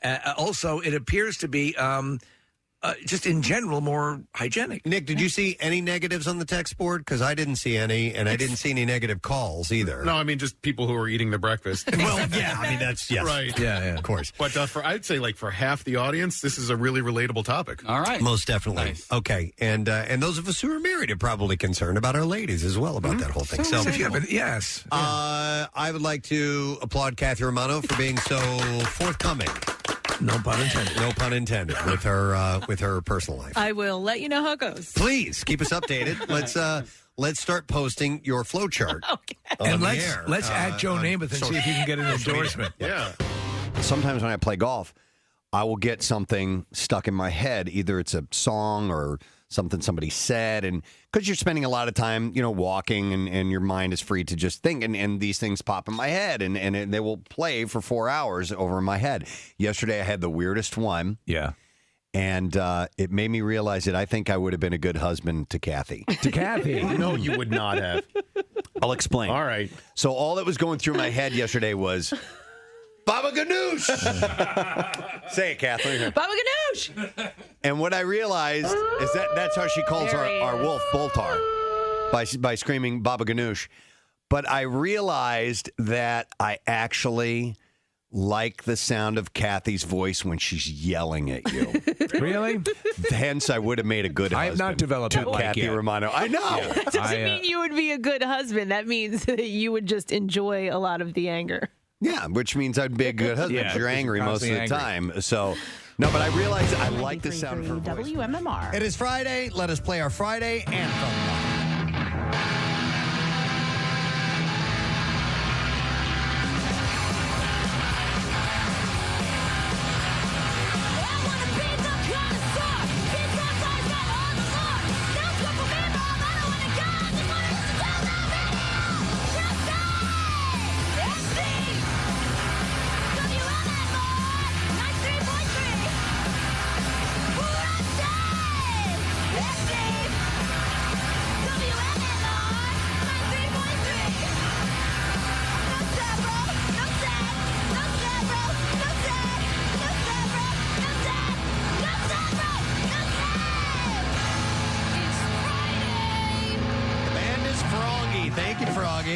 Let's do the B file. WMMR presents Preston and Steve's Bizarre File. All right, the bizarre file that I have for you at this particular time is all animal-based bizarre file stories. Like that many of them happen. So we're going to start with this. Amber Harris was supposed to get engaged during a trip to Yellowstone National Park, but after being gored by a bison, her partner popped the question in the hospital instead while she was recovering. Harris unfortunately suffered a fractured spine and collapsed lung due to the incident. So do we determine whether she was getting cocky around the animal or did it just come out of the blue? Weren't any reports on that in the story that I read. Did it hop into her vehicle? But she's a romantic at heart. She said, my love got down on one knee beside my hospital bed last night and formally asked me to be his wife. Without any hesitation, I said yes. I'm sorry, my lungs were collapsed. It's the second bison attack in 1 week at the park. Yellowstone has warned visitors to stay far away from bison during their mating season, which lasts from mid-July through mid-August. Police in India are alleging that a woman hired a snake charmer to help unleash a cobra on her boyfriend who was found deceased in his car. Wow. Officials found Ankin Chauhan's body on July 15th and first suspected that he died of carbon monoxide poisoning, but investigation found he had died from snake venom. His girlfriend, Mahi Ara, had been communicating with a snake charmer and paid him about $200, and she has since been arrested for his murder, and her friend and 2 housekeepers may have been in on the plot. Yeah, this is the snake. That's not enough. The superintendent of the police said they probably made him drink alcohol or some other substance, which made him unconscious, and then unleashed the cobra on him. Wow, man. That's crazy. Up. I Yes. thought maybe the cobra was impersonating the stick shift or something. No, they didn't do it that way. I have a bubble in my throat. Wait, Casey, who's the basketball player again who has the bubble? Oh, you're talking about Evan Turner? Evan Turner. Yeah. Okay, all right. I couldn't remember. All right, so 11 wild horses have died during a massive Mustang roundup in Nevada. Whoa. Prompting local politicians to call for an end to allowing helicopters to capture the animals. You've seen this stuff, right? Yeah, 5 young foals, 4 horses with broken necks, and a stallion that was euthanized after it fled from a helicopter and horseback rider for more than half an hour on a snapped rear leg were among the Mustangs killed within the first 10 days of the roundup. According to the report, the stallion that broke its leg, affectionately known to locals as Mr. Sunshine, broke his leg while hopping over a trap fence last Wednesday. According to Laura Lee, who's the founder of a Nevada-based nonprofit organization called Wild Horse Education, said it made me physically ill to see what was done to that beautiful stallion I've known for years. Lee said that she has been fighting to end roundups outright for decades. She claims the contracted wranglers were trying to pressure the Mustangs into temporary trap corrals when the horse leaped out and broke his leg. You're in that helicopter, and you're nothing but a chameleon, lemon-headed, coward, terrorist, and I'm after you, buddy. Land management has been using helicopters to scare the Mustangs during their roundup, so they're trying to obviously stop them from doing that They're anymore. magnificent animals. They are. A statue in New Bedford, Massachusetts, of a seagull with a woman's body is sparking complaints for being sexually suggestive. So a seagull that has a woman's body. Yeah, the sculpture known as Seagull Cinderella has created a buzz before. At first, the sculpture was nude, but now she has breast coverings and a skirt. And the city officials said that the sculpture can stay for now. The artist Donna Dodson said it's just a simple idea of what animal or bird would Cinderella be. It's funny looking because it's a bird with boobs. It's very weird. This is controversial? I know. Well, it is in this town for whatever reason. Why don't you go up to my room and I'll poop on your windshield? A team of Dutch researchers has discovered that magpies and crows are using metal spikes that are designed to keep them away from certain urban areas to reinforce their own nests and keep intruders at bay. They're using That's it. pretty smart. It is. Scientists have known for a while that magpies and crows are some of the most intelligent birds in the world, but even they were baffled by their amazing ability to adapt to hostile urban environments. It's not unusual for them to use human trash and debris as tools and building materials for their nests, but to see them use the very things that we humans use against them was nothing short of ingenious. baffling. Yeah. When we were in the Grand Canyon, when we hit camp the first night, there were a team of ravens that were literally opening backpacks and stealing like like granola They were bars. able to open the backpacks? And they were like, listen, you need to do this because this is how smart they are. They work in conjunction with one another. They also like are really good at recognizing faces. Just stay asleep. Nothing to worry about. Did you get robbed? No, but we saw it. And just periodically, they would fly away with something, and then Craig would go and close the bag up again, and then we would see him fly away with another thing. That's crazy. They're smart. Yeah. All right, last animal story for you. It's a bad hair day in the Sunshine State. Up to 600 lionhead rabbits are bouncing around the Janeda Isles in Florida. After a breeder illegally set up a group of them free, the rabbits have multiplied, and some neighbors are pissed off about it. Florida resident Alicia Griggs said they really need to be rescued. Griggs is trying to raise the money that it would take to capture, neuter, vaccinate, and house these cute pets, but there's 600 plus. 600 plus. What it says. So they're called lionhead? Yep. All right. They don't look like lions. All right, yeah. No. 'Cause that would be kind of scary.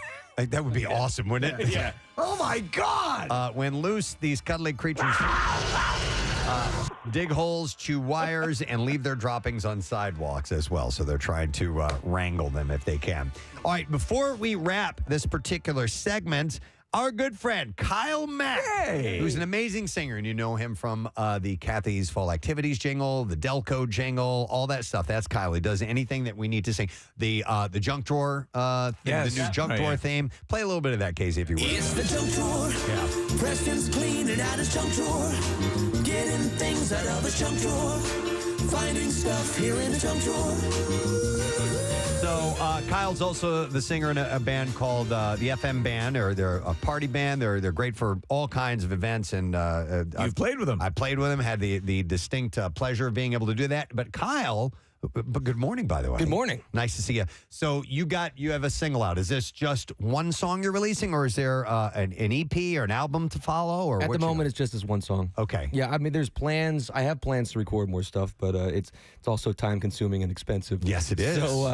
So at this moment, it's just going to be this song right here. I'm going to play some of this. Okay. It's definitely way out of the MMR format. It's R&B. Correct. It's this really sexy song. Did you write this song? No. The producer Jamie Evans and company. They wrote this song. So you're a gun for hire to sing it, right? And it's being released. Well, actually, they had recorded a version years ago that's not available for purchase, and I loved it for years and years. And like, you know what? If you guys are not going to put this out, I want to have this. So, okay. So, all right, where can people find this if they want to, download it, listen to it? It's everywhere. Apple Music, Spotify. The music video came out last night too, so it's on YouTube. What's the name of the song? The name of the song is called Yes. All right, so we're going to listen to this. We're going to talk to you about it while we're listening to this as well. So here we go.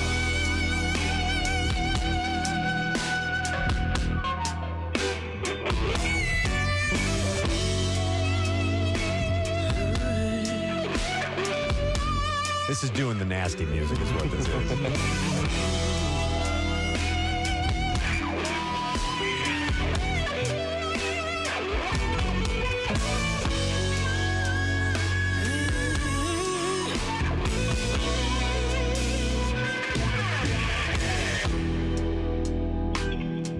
Hey there, my baby.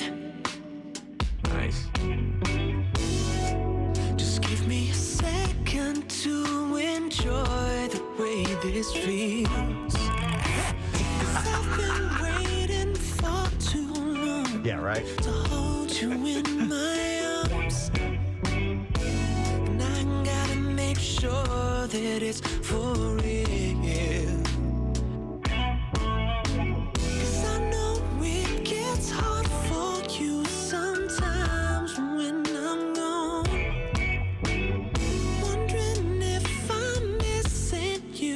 With all that's going on. Slow jams on MMO. For questioning the love I have for That's good. This is not, I mean, I couldn't think of a better word than sexy. There she goes.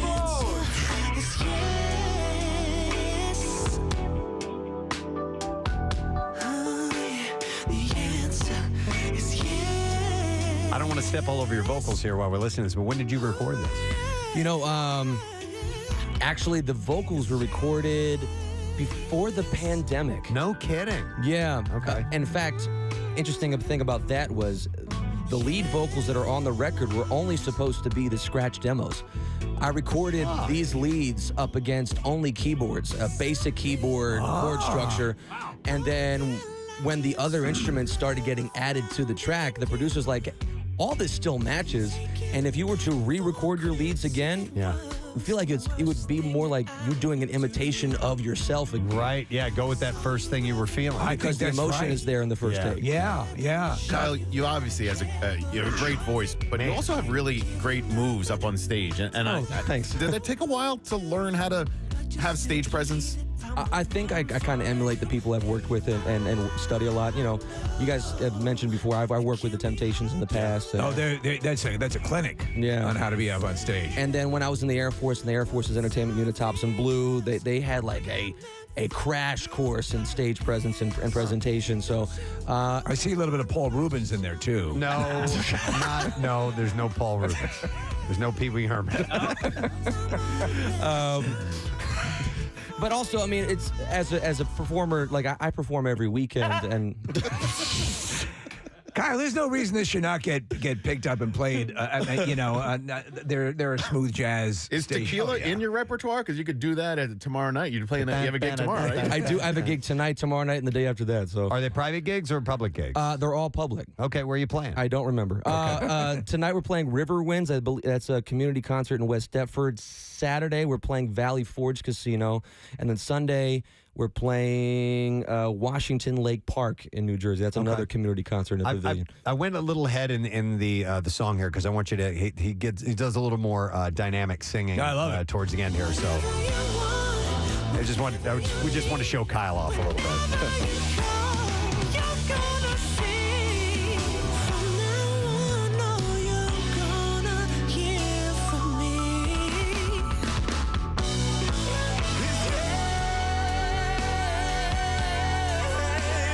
From falsetto to your regular voice area.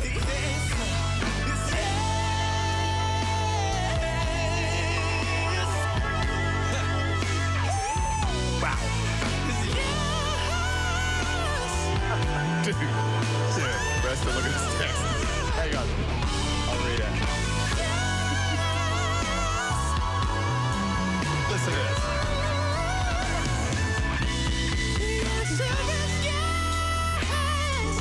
Here's a text that says, does Kyle want a BJ? I'm a 100% straight married man with 2 kids, but come on. I'm good.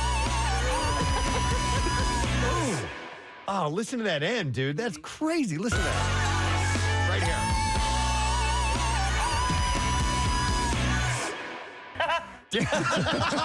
There's your Paul Rubens. Kyle Maack, everybody. Thank you. So, are you familiar with the band Passion Pit?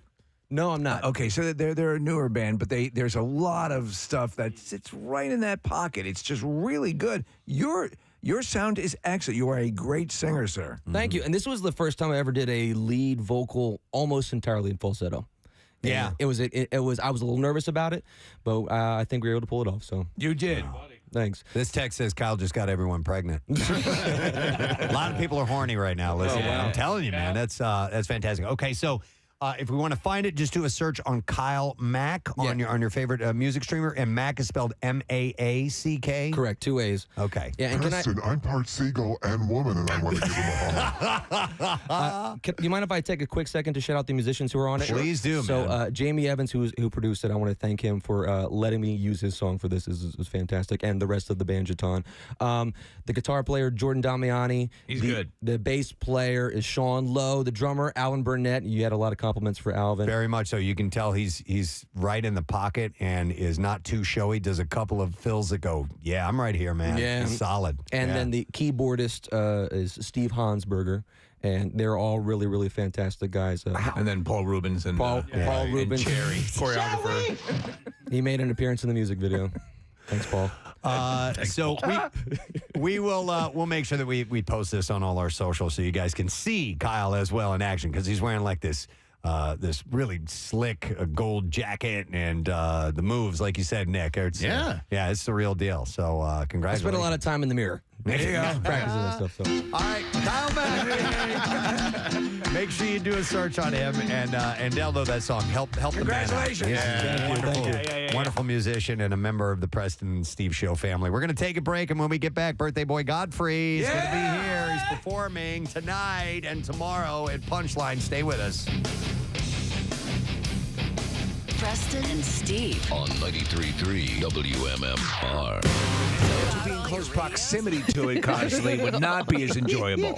I see some of the text sometime that it drives people crazy when Kathy gets all fired up about something. I like it. I mean, I think just the sound of her voice, whatever it is, the resonance of your voice when you yell. Here's the difference, though. I like it. You hop in your car and you go home. I go home. I don't have to live with it. Right. Trust me. So Like you're like, wow, that seems great. Yeah. That's I just. What does that it's like mean, people, Steve? With my wife, they say you must laugh and laugh and laugh all the time. Right. You know, and then say, I laugh and laugh all the time. But I find it entertaining when Kathy gets fired up and starts yelling about something. And I've realized it's the actual sound of her voice, not necessarily what she's saying. Let's cut to the real chase here. Yeah.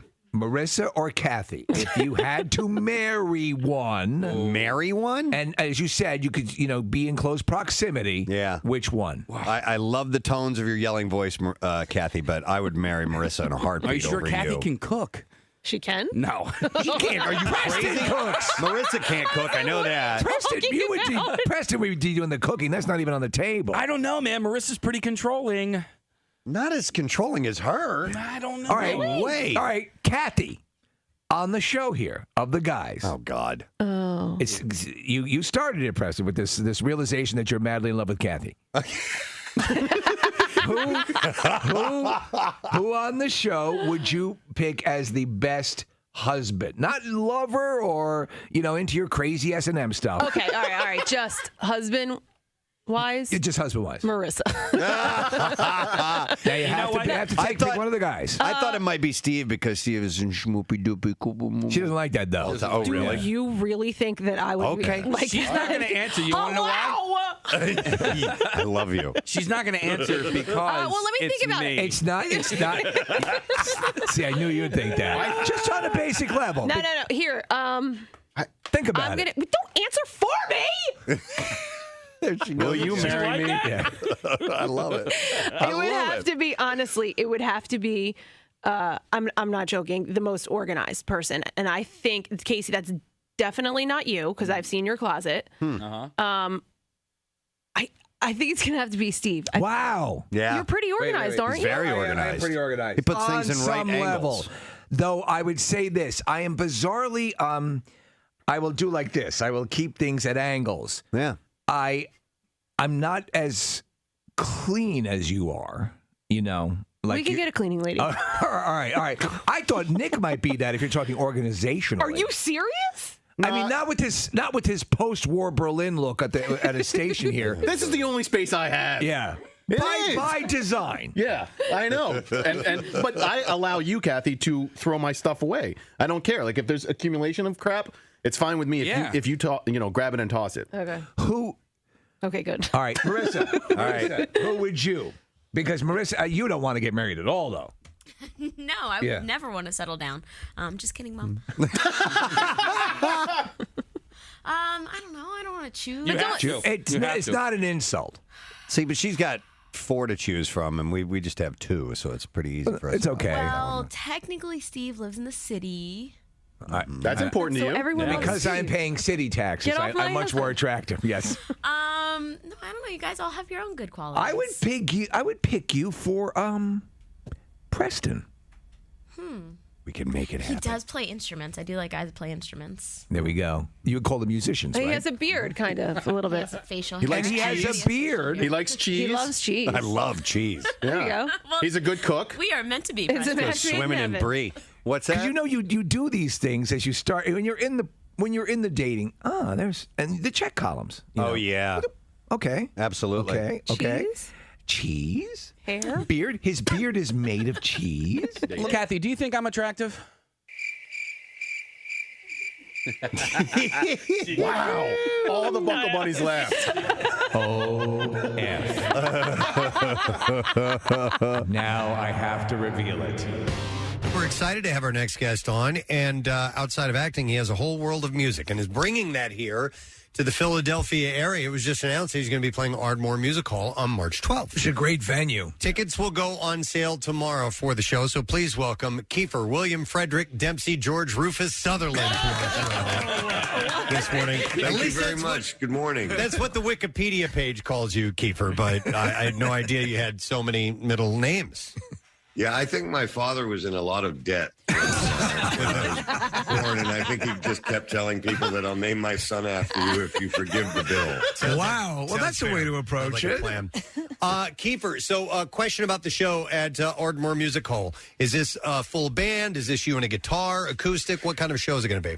It's going to be acoustic. So part of the show is just going to be me, and then I have two fantastic special guests: Mark Copley, who's an extraordinary guitar player, and Rocco DeLuca, who's going to be playing pedal steel and lap steel. Ooh, it's a cool sound. I beg your pardon? That's a cool sound. The pedal steel. Yeah, it is, and he's a phenomenal player as well. And but what I really enjoy about the show is it's so intimate, and we get to kind of tell some stories about why I think these songs are worth you listening to in the first place, and have a drink and play some songs, and it's just a really nice night to kind of come together, especially after the last 2 years. Yeah. So really looking forward to it. As a performer, as a guy who I'm sure, since you're musically inclined, has probably played with bands and so on, you and a guitar, that's pretty naked up on stage. Did it take a little while to get to that point and feel comfortable doing shows like that? I'm still not comfortable. I mean, I think one of the funny things, as an actor, if you get a little nervous, and I do, I use that nervous energy. You put your hands in your pocket if they start to shake a little.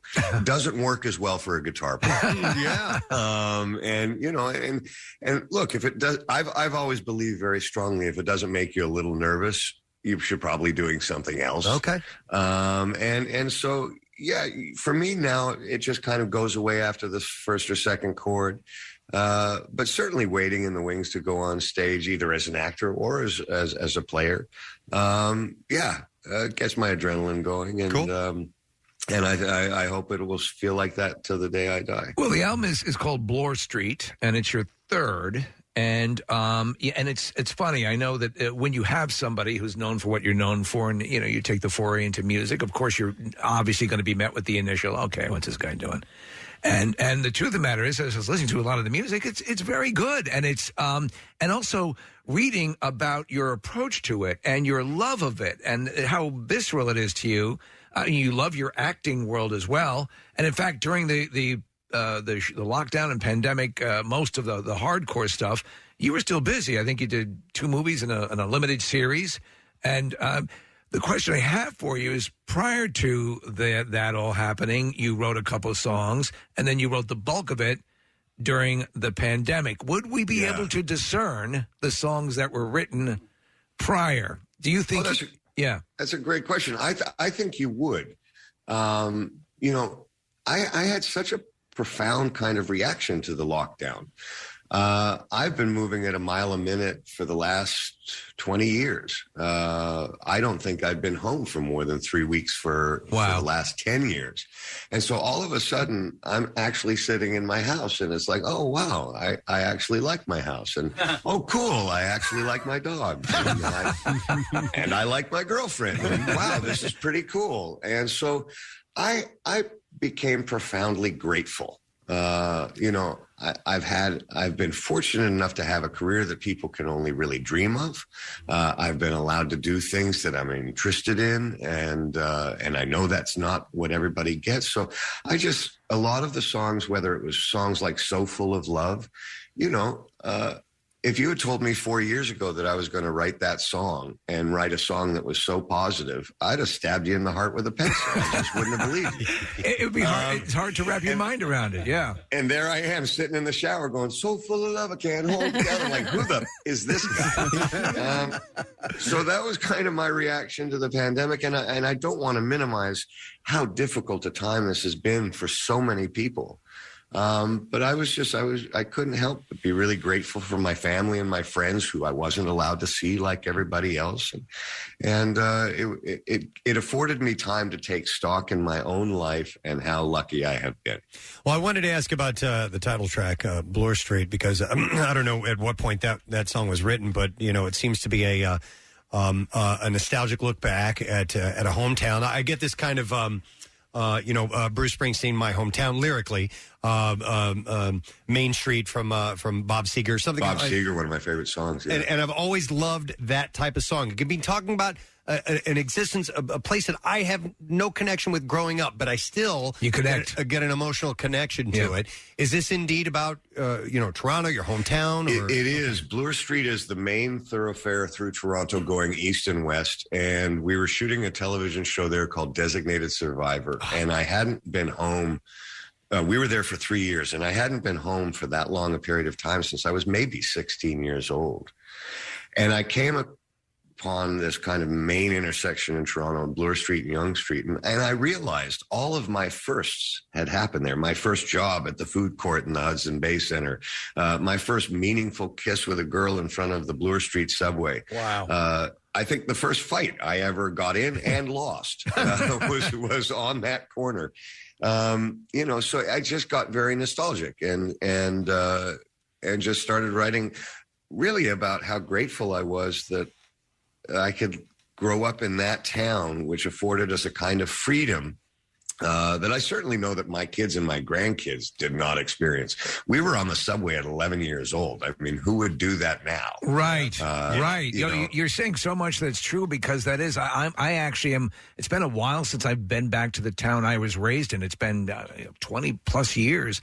And I think I'm at that point where I want to go back, because it does mean something. And those you pick those hallmark benchmark moments in your life, and that does mean something. And you need to reconnect. I agree with what Preston was saying about songs that do that. So much of what you write about with this album has a resonance to your experience. Two Stepping in Time is kind of just a real love song, and I assume it's written for your girlfriend, correct?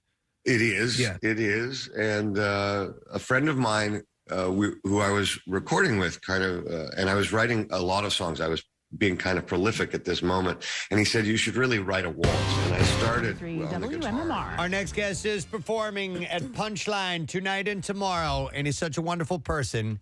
He came in on his birthday.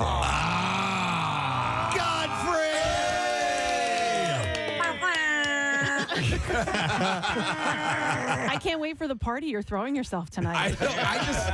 I was talking about that. I've been to so many people's bashes, and I go, wow, I don't realize they throw their own parties. Like the narcissism. Hey, you coming to my birthday bash? I'm like, really? I know. That notion is so weird, but people do it. It's like the thing. They have a flyer. Yeah. And they'll have their own picture hey, it's my birthday bash. Yeah. Doors open at 7 p.m. What? Yeah. I never, and rest in peace to my moms, bless her souls, is what I really loved. I never was a big talk about my birthday guy. Yeah. I just go, all right. Let's move along. Let's get a cake and put it on the side. Eat the cake. But my mom, when I was just thinking about it, I said my mom I loved my birthday parties growing up. Yeah. Because my parents were so good at giving us birthday parties. Me and my brother in July. Okay. So it was always a battle, because I'd be like, oh, your birthday's before mine. And I'd be like, oh. My mother would be like, your birthday's coming up in a couple weeks. Relax, Right. But she would always get us cakes, any cake we wanted. and I'd always got sports cakes. It was like, I want baseball because I was big. I played baseball, so it was like my mother would get cakes with baseball men, diamonds. She would get them. She wouldn't bake them. Yeah, because I grew up in Chicago, so it'd be Wrigley Field. Wow. But, my mother went to the most amazing cake designer. How crazy would it get? Would she get like a pony for rides? No, It was just the cakes were amazing. The parties were amazing. It would be the decorations. Yeah. It's your birthday. It was like regular birthday parties, you know? I think having a birthday in the summer, so a lot of people will do the half birthdays if they have them around Christmas, and they pick basically June or July to have their half birthday. Yeah. And so I'm June 12th, so it's June 12th? right in My the pocket. mother was July 10th. Yeah. Brother July 2nd. Me July 21st. Oh, wow. Yeah. Was that good having them all there to knock them all out in one shot? Yeah, my mother knew what she was doing. It was economical. She knew when to pop them out. Bang, bang. I have an August birthday. My son has an August birthday. Okay. And your mom sounds a little bit like me. I do the same thing with the cakes and the decorations, and I'll get some giant water slide, like whatever. Yeah. I make a big deal for him. But I found the key to the summer birthday party because if you have it on a weekend, all the kids they're at the shore, they're away, they're on vacation. You get like a couple kids that come, and then you're like, oh man, the kids didn't come to the party. I have it during the week. Every single parent's like, sure, what time you want me to drop them off? Oh, there you go. Yeah. Well, it's all strategic. Have them do a set at Punchline, and then, there you go. You're all set. Wow. I'm so glad to be. I don't wake up for anybody anymore too much. But here I'm like, yep, let's we go. appreciate it, man. I was up early. I was like 6:30. Let's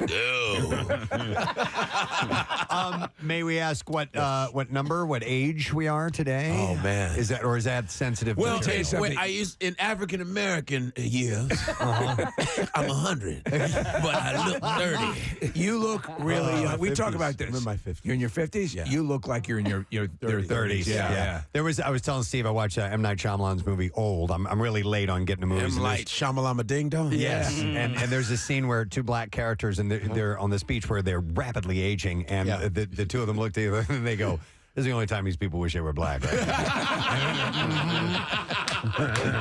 Yeah, everybody used to make fun of me back in the day.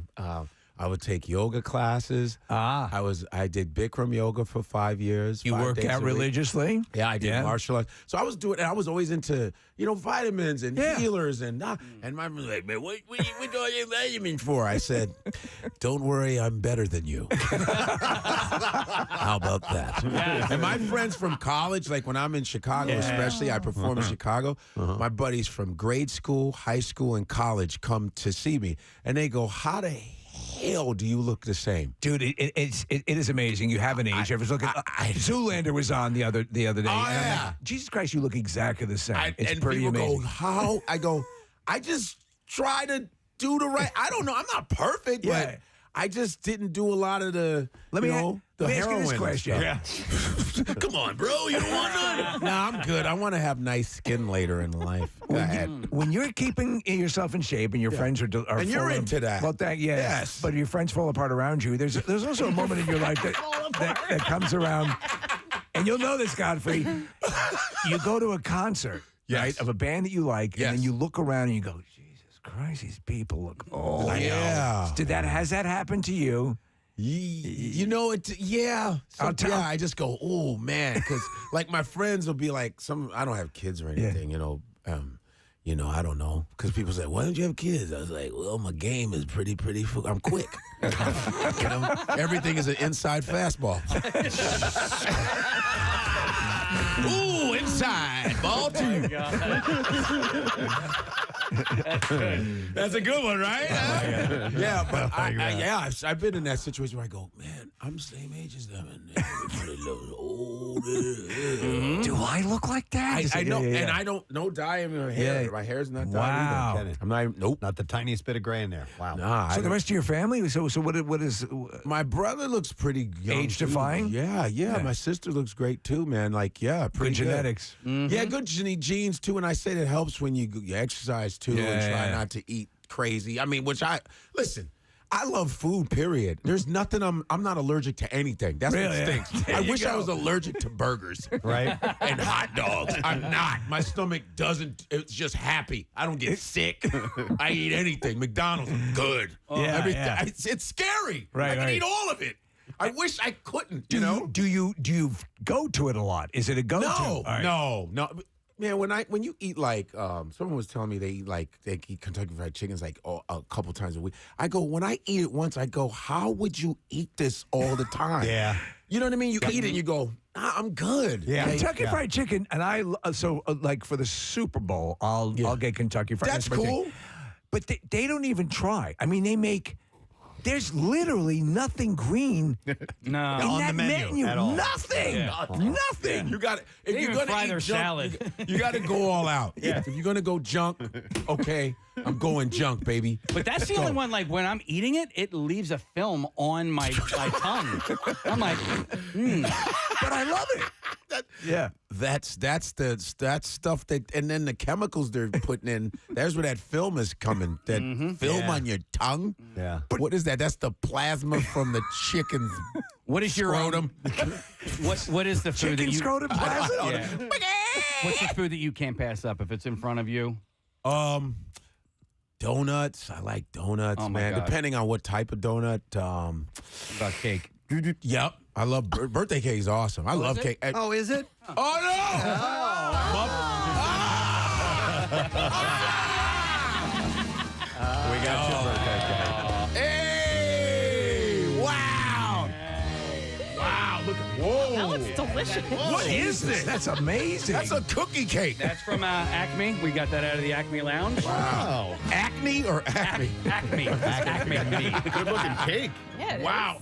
Acme. So are you talking about Wild Coyote? Yeah. Acme. Wile E. Coyote. Wile E. Coyote. Yeah. Wow. Look at that. Is that a cookie cake? That's a cookie cake. Oh, yeah. I love the cookie Well, cake cookies, concept. that's what Steve can't pass up. Okay, That's his chocolate chip downfall. cookies. You're like me. Good cookies. Yeah, oh my God. I like croissants. Baked What goods. about I like chocolate all of it. croissants? Oh, dude. I'm more like almond, Yes. almond, All right. and the plain, and the. I like food, man. I'm a fat dude in my head. So here's the we found this. bastard. Thank God for TikTok and Instagram videos because now they're making croissant s'mores. I like the way you said that. Croissant. You didn't say croissant. You said croissant. I feel a little pretentious when I say croissant. Incroyable. Yeah. Croissant. Do that. Yeah. Up your game. Oh, yeah, Croissant. sure. Yeah, croissant. Let them say croissant. Croissant. Do you eat before a show or do you eat after? Can you eat before a show? If it's a few hours before, I can eat. But usually it shuts down. It's something about well, I heard about this when I was in psychology class.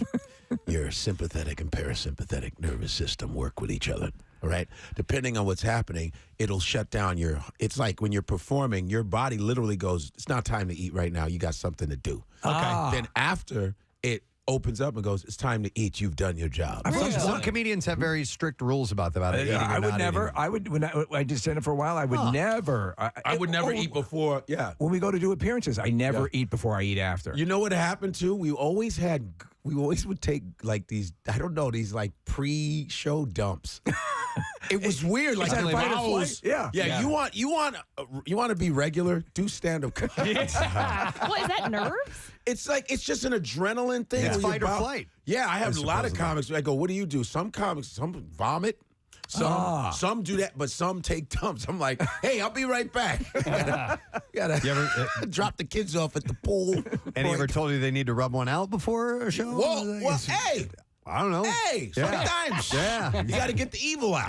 Get the evil out. Or you're sitting there hitting on girls in the audience. I don't want to do that. So what I do is, boom. Yeah. You know what I'm saying? Step to the mic real quick.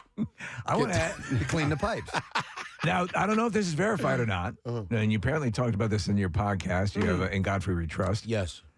Oprah Winfrey, a party at Oprah Winfrey's house. Did that happen, or is that just? No. I used to go on the Oprah Winfrey show a lot. 'Cause Right. Being in Chicago, so my friend Mark Maynard, who works for HBO, he worked there. So in college, he'd be like, first it was my friend Jocelyn, who really was like the first person to ever let me like watch comedy in Chicago. Because she worked, there was this girl, she worked at a comedy club, and I would go see Chris Rock and Bill Engvall and all these guys. And she invited me. She goes, "Hey, you want to go to the Oprah Winfrey show?" I said, "Yeah." So she was coming out of Chicago at that time. Her show was. Yeah. Because she had a show called AM Chicago. It was a local show first, and then when she announced, "I'm having my own national show," and that's when Phil Donahue had competition. You know, Donahue was the king. And then she took him out. Man, after a while. Yeah, Queen beats King. Yeah, and I wish Donahue, styles like Donahue would come back. We need a Donahue type back, you know. People, we have to understand, folks, it's going to get bad. You know how it is, the political side, bad. We'll be back after. I love that. So anyway, I would go on Oprah Winfrey show all the time. So then my friend Mark was working for Harpo, and he'd be like, "Hey, man, you want to go on Oprah?" I said, "Yeah." And so Oprah, back in the day, before she just did interviews with people, she literally went into the audience, you know? And like, it would be subjects about racism and whatever. And so, and the producer would come out and say, "Okay, we have our subject today is blah, blah, blah." And, you know, I would make a little suggestion. I always had really good, like, answers. And so they go, "That was a good one. We're going to tape your chair." So they would tape people's different chairs who made really good. And so Oprah would go in order. And I would always be like the last guy she'd come to. And I was going on there so much. Oprah literally would say, "Okay, Godfrey, what do you have to say?" Yeah, and then I remember bringing Dion Cole with me. Dion Cole, very good. Dion Cole. I came up with Dion in Chicago in comedy, and I said, "Dion, you want to go see Oprah Winfrey?" He goes, "Oprah Winfrey?" "Yeah, man, let's go." So I brought him out. I brought him to the Oprah Winfrey show, and I said, "Watch, Dion, I'm going to bet you $20 Oprah greets me when she comes out." He goes, "All right, $20, right?"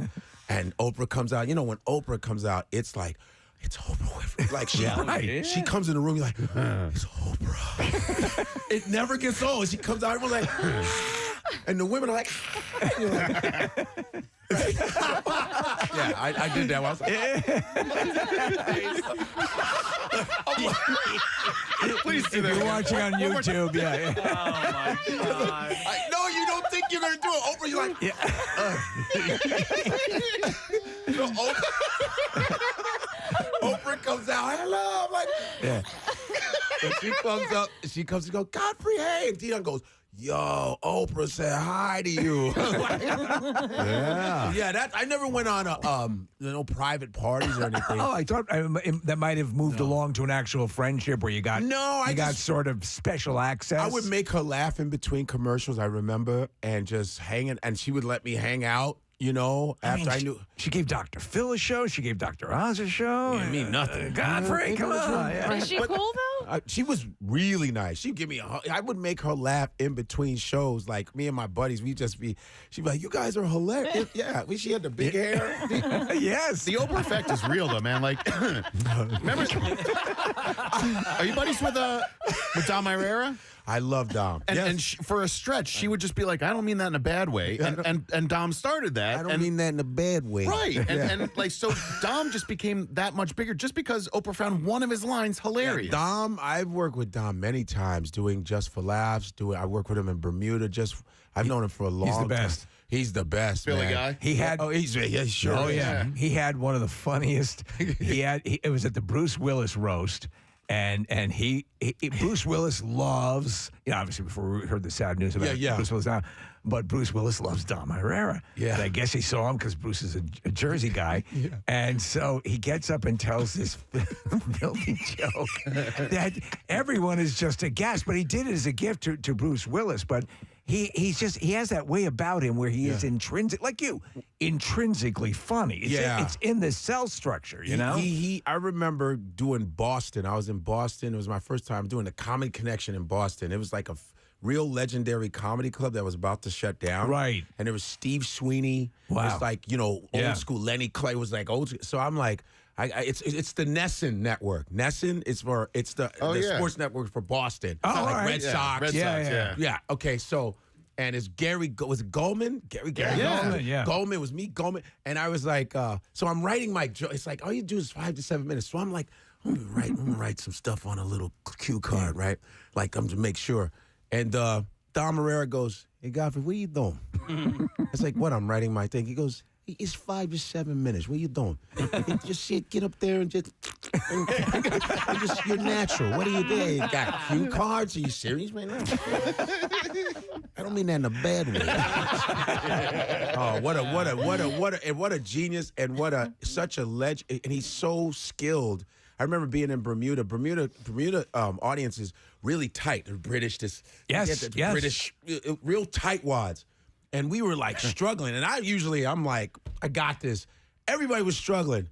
That Dom Herrera just comes in, murders. But when you see a master, and you go, and Dom is just he's disarming because you see this guy who looks like what he was, a teacher, right? Coming in and sort of quasi frumpled,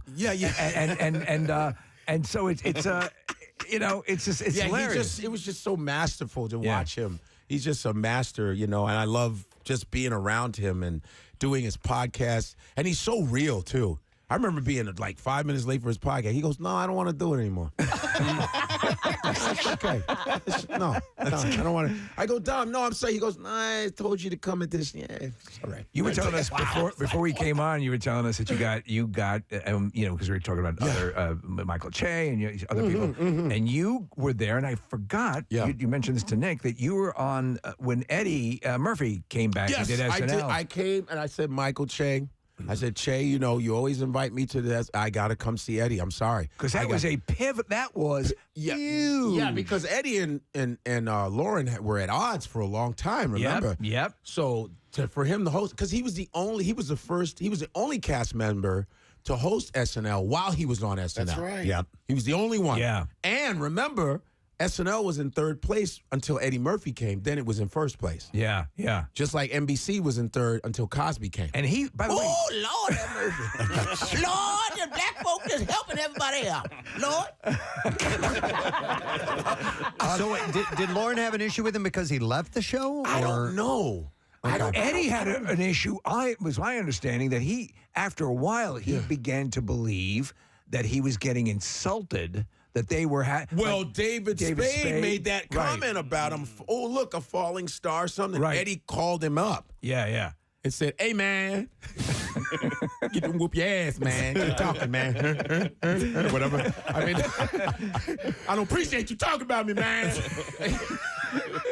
But he said, David, relax with that. So it was both ways. It was both. It was, And so, I've heard a lot of things. Even when Colin Quinn tells me about the SNL days, there was a lot of tense. It's tense. It's tense, you know. And I said, Che, I gotta see Eddie Murphy, man. So I came and I hung out at Che's office, and I got to come. Yeah. And you go for you stay with different writers. So we stayed with. I was in Che's room. So boom. Got to watch Eddie at work. Like, it was Gumby. It was like, what? What? And Eddie knows us. Yeah. He knows. I've talked to Eddie before. I actually have a picture with me and Eddie Murphy at this premiere, and Eddie looks so wealthy. I was wearing a jacket. I thought that was dope. I was like, yo, I got this dope army green jacket on. Eddie had this suit on. It looked like they just poured it on him like sugar. Yeah. Like pour some sugar on me. And I took the photo. I look like an army vet. Eddie Murphy's like, with his ring and I'm like this.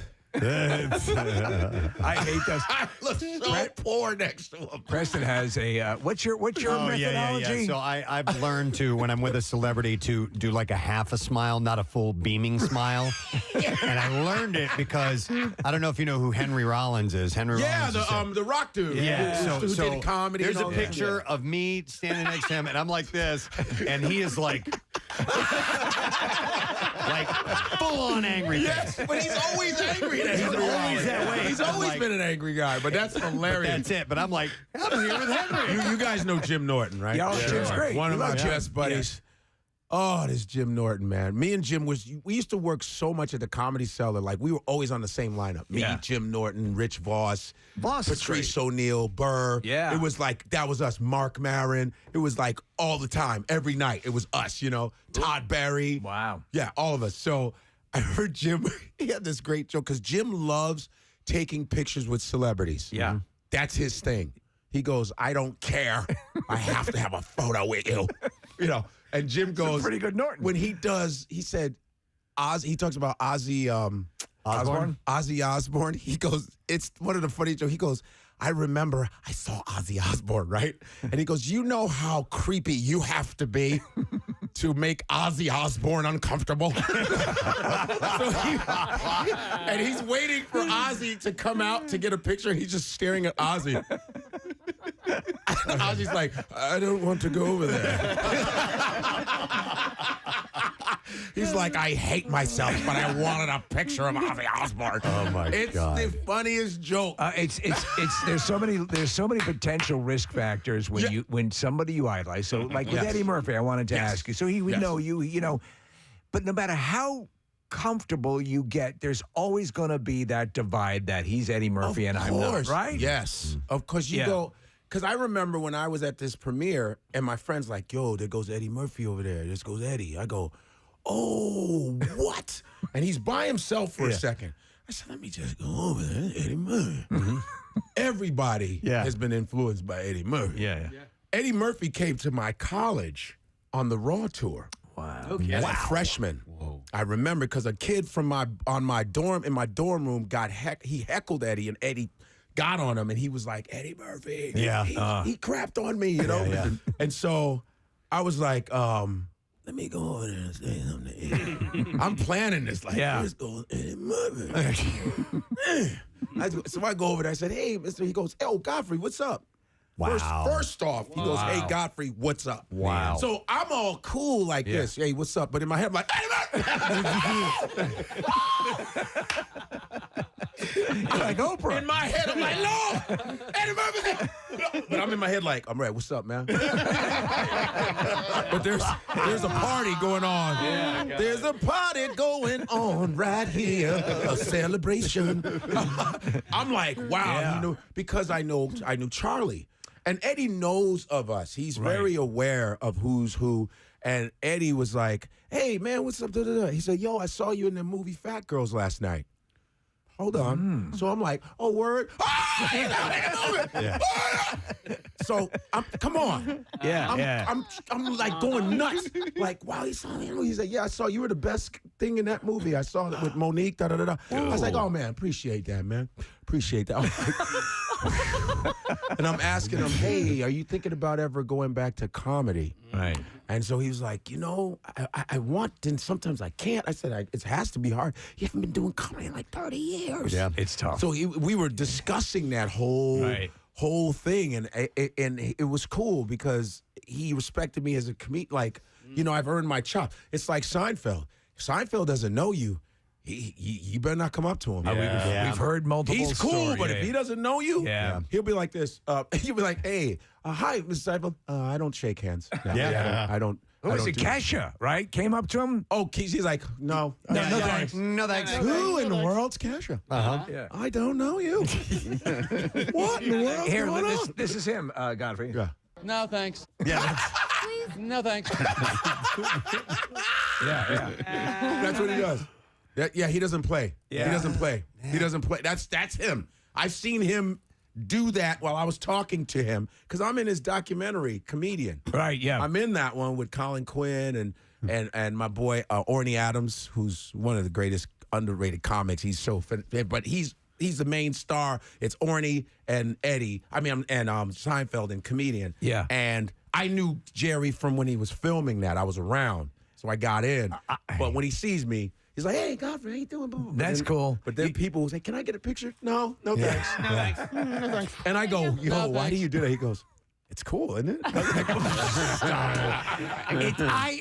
I suspected that. They'll do that thing, and the thing I won't take a picture, or I won't sign an autograph, but I'll take a picture, or I won't, or I'll shake your hand, or I won't. Yeah, he cuts it off. We're so stunned when anyone asks for pictures or anything. It's like, yeah, I don't mind when people ask for I'm okay with that. You know, it depends on how you do it. Some people are creepy. I've had people follow me. Yo, man, look at the picture. Right. You know, I'm like, yo, get away from me. Yeah. It depends on how you do it. Yeah. Some people are like, hey, can I? Because here's the thing. We ask for it. I hate when we act like you asked for it. Because these people could, like, not care about you. They could be walking past you and not know you. Most definitely. And you got to remember that. Yeah. You know, but you got to show your human side going, yo, dude, you're coming at me crazy. Yo, relax. Yeah. You know, you got to tell them or go ahead. Have you ever had a stalker? Yeah. Yeah. What? Yeah. You got these fans now. Yeah. I think you've seen them where they're outside waiting for hours. Yeah. But they have glossies of you. Yeah. 8x12, perfect ones. Not ones you never seen. You're like, where'd he get these? Yeah. And they're like real nerds, like, Godfrey, how you doing? Man, I'm a big fan. So happy you're here. And it's a group. Are they autograph sellers, though? I don't really care. Yeah. The fact that they waited for me. Yeah. And it's pictures, and they tell you, oh, can you sign? Here, use this marker, please. Right. They're telling you what to do. Yeah. Well, they're trying to make it as easy as possible. Yeah, for and they you, so go you right here. can't Can say you no. sign right there? That's my name. Okay, perfect. Can you sign this one? Can you make sure it's up there? They're like, okay. And they'll take a photo with you. They're so professional. Yeah. But I go, they could have like not cared about me. They could have been like, we're waiting for someone else. Right. But I have no problem with that. I don't have, because we asked for this. We looked in the mirror when they said, you know, I'm not bad looking. I started doing comedy. So don't get mad. I agree, 100%. You know, we've exposed ourselves. Yeah. And you got to take that. It's okay to like check people when they're a little too much, but I'm usually like very like, yeah, man. You see no the problem. people who handle it the right way, and again, we're honored that anyone, because we're radio. No we're doubt. We're yeah, low, you guys, low people must on go, the yeah. Yeah, Right, I mean, but we're below local weather guy on that. But still, it's like you handle it because these people support you. You know who I was very impressed with? Who? One of my first movies was a movie with Keanu Reeves and Morgan Freeman. It was called Chain Reaction. Yes, I've seen it. I'm a student in the lab. Yeah. I'm okay. a student in the lab. So, and I'm hanging out. It's Morgan Freeman and Keanu Reeves for like a month. I'm sitting there like, Keanu Reeves. Yeah. There's Morgan Freeman. It's Morgan Freeman. You know, like what? Yeah. Street reader. Yeah. You know what I'm saying? It's Morgan Freeman. God. And Keanu Reeves. So one day I'm going to lunch and it's me and Keanu walking. Yeah. Right? And these women saw him like in the street. And it was like gone. Yeah. He was like, and he met them up, signed everything. Whoa. Yeah. He's like, hey, how you doing? All right. How you doing? All right, good. He was so nice. And I said, mad respect for that, Keanu. Yeah. I like that. He was such a nice dude. Yeah. Really nice guy. If you're not in a hurry, if you don't have something going on, that Right. little bit of time means and he the world met to with those all of people. them, signed there, took photos. I said, yeah. We had That's John, what's up. we had John Travolta in here, and we What? were all Yeah. just dude. We were like starstruck, Of course. and Danny Zuko, Barbarino, Rocking and rolling and whatnot. Hey, yo, Mr. Caddy. Welcome back. and I asked him directly. I go, you know what happens? I go, you are aware of what happens to people when you talk to them. He goes, yeah. He goes, I am. He goes, and the reason being is because I'm that way too. I fanboy on people that I look up to, and I get it, and I want to make sure that that I give you something. You know, I love being fans of people like you guys. Fans of you guys. Oh, thanks, man. I'm being dead serious. I was like, oh yeah, Preston Steve. Oh yeah, I was up like, yeah, let's go. On my birthday. Who are you afraid to meet? Who are you afraid to meet? Afraid to Because you're meet. such a fan that if it goes south, it'll scar you for Yeah, life. I met Snipes was always cool. I met Snipes during the Blade days. Ah. Because I was into martial arts. And Snipes- you're a Blade fan, huge Blade. What? Me as I well. want to beat. Man. yeah. Put that army jacket back on. I'm the Target version of Blade. Snipes was great. Morgan Freeman, great. Morgan Freeman was so nice to me because he found out I was a stand-up comic. Because I was when I was first starting, and so they were like, "Mr. Freeman wants to meet you." I said, "I'm thinking I did something wrong." Remember, I'm like, "What did I do?" You know, Morgan like 6'5". Yeah. And he goes, "Sit down, young man." I said, "What did I do?" Because I was like, "Did I get in the way of a shot?" I didn't know. He goes, "Heard you were a stand-up comedian." Boy, that is difficult. I was like, what? He goes, oh, yeah, I've always wanted to do stand-up comedy. You think I'm lying? I'm sitting here with Morgan Freeman being amazed, and then he starts imitating Richard Pryor. Oh, really? He's like, Mudbone, remember? Yeah. I'm from Tupelo, Mississippi. He was doing it in front of me. Wow. And in my head, I had his narration. When a man decides to do Richard Pryor in front of you, you have to deal with it. Even though his comedy is worse, you just got to take it. I sat there for 2 long hours watching Morgan Freeman do Richard Pryor. Sometimes a man's pride has to be put back into his pocket. And you just have to keep it there. Yeah. It's funny that when you first mentioned him, the first thing you said was street reader. Street reader, remember? Electric Company, goes back to baby. Electric Company. No!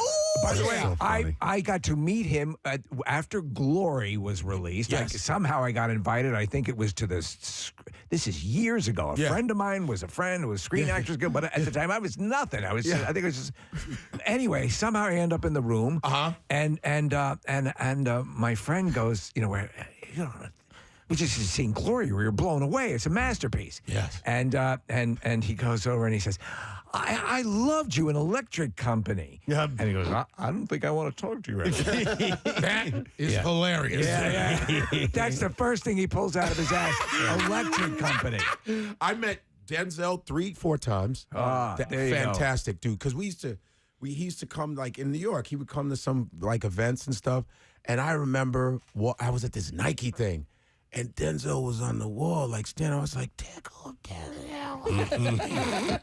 I was like, "What the hell?" That's my favorite actor in the world. I go, Denzel. You got to be a fan of The Equalizer. Oh, come on! The third one looks Denzel, he does things. I just go, this guy. He doesn't miss. Yeah. And I go, and I walk and I go, Mr. Washington. I just had to. And he goes, oh, wait a minute. You're the comedian guy, right? Yeah. I've seen you. I was like, he's seen me. Yeah.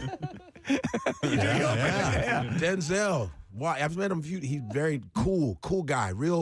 Just a cool dude. You want to know where he has an incredible few seconds? I mean, just tons of stuff, obviously. He's one of the greatest actors on. Period. Malcolm X. Yeah. But the scene in Flight when he's when he is instructing the flight attendant to record into the black box. Yeah. Listen, say what you want. Oh, my God. Him and John, was it John Goodman. That didn't get they were when they were doing the cocaine and he got that scene. Yeah. Denzel doesn't do. When does he do bad stuff? He should have 5 Oscars. Yeah. They need a back order Oscar show. Scorsese, the one people we miss, Goodfella. What are you doing? Like they need to go. We're sorry, Oscars. We missed. We effed up Oscars. We effed up Oscars. That's a good and have idea. the Oscar like this. Oh my God. Well, listen, Godfrey. Yes. We got to wrap, my friend. I know. It is great to see you, and we not That's only awesome. thank you for coming by because you don't have to. We know that, and on your birthday. On my birthday. Got up early. It's awesome. Thank you guys for inviting me, and it's important because you guys run Philadelphia. Oh, you guys are like the mob, and I had to come over here. You know what I'm saying? We'll give him an offer he can't refuse. Godfrey is at Punchline tonight and tomorrow. Yes! There are 2 shows each night, and you go to punchlinephilly.com and get those tickets. Can I go out with my Trump? This is going to be a very good show. Tremendous. We love you, man. Happy birthday. Thank you. Appreciate it. Godfrey! We're going to break. We'll be right back. Stay with us. Preston and Steve. 93.3 WMMR. Going through a kind of thing as a writer where I wanted to write about what was in front of me, and I think the very first line of the song is cigarettes in the ashtrays, all in a line, empty glasses of whiskey show the passage of time, and those were the items that were in fact right in front of me. I have since quit smoking, the one thing that I can thank the pandemic for.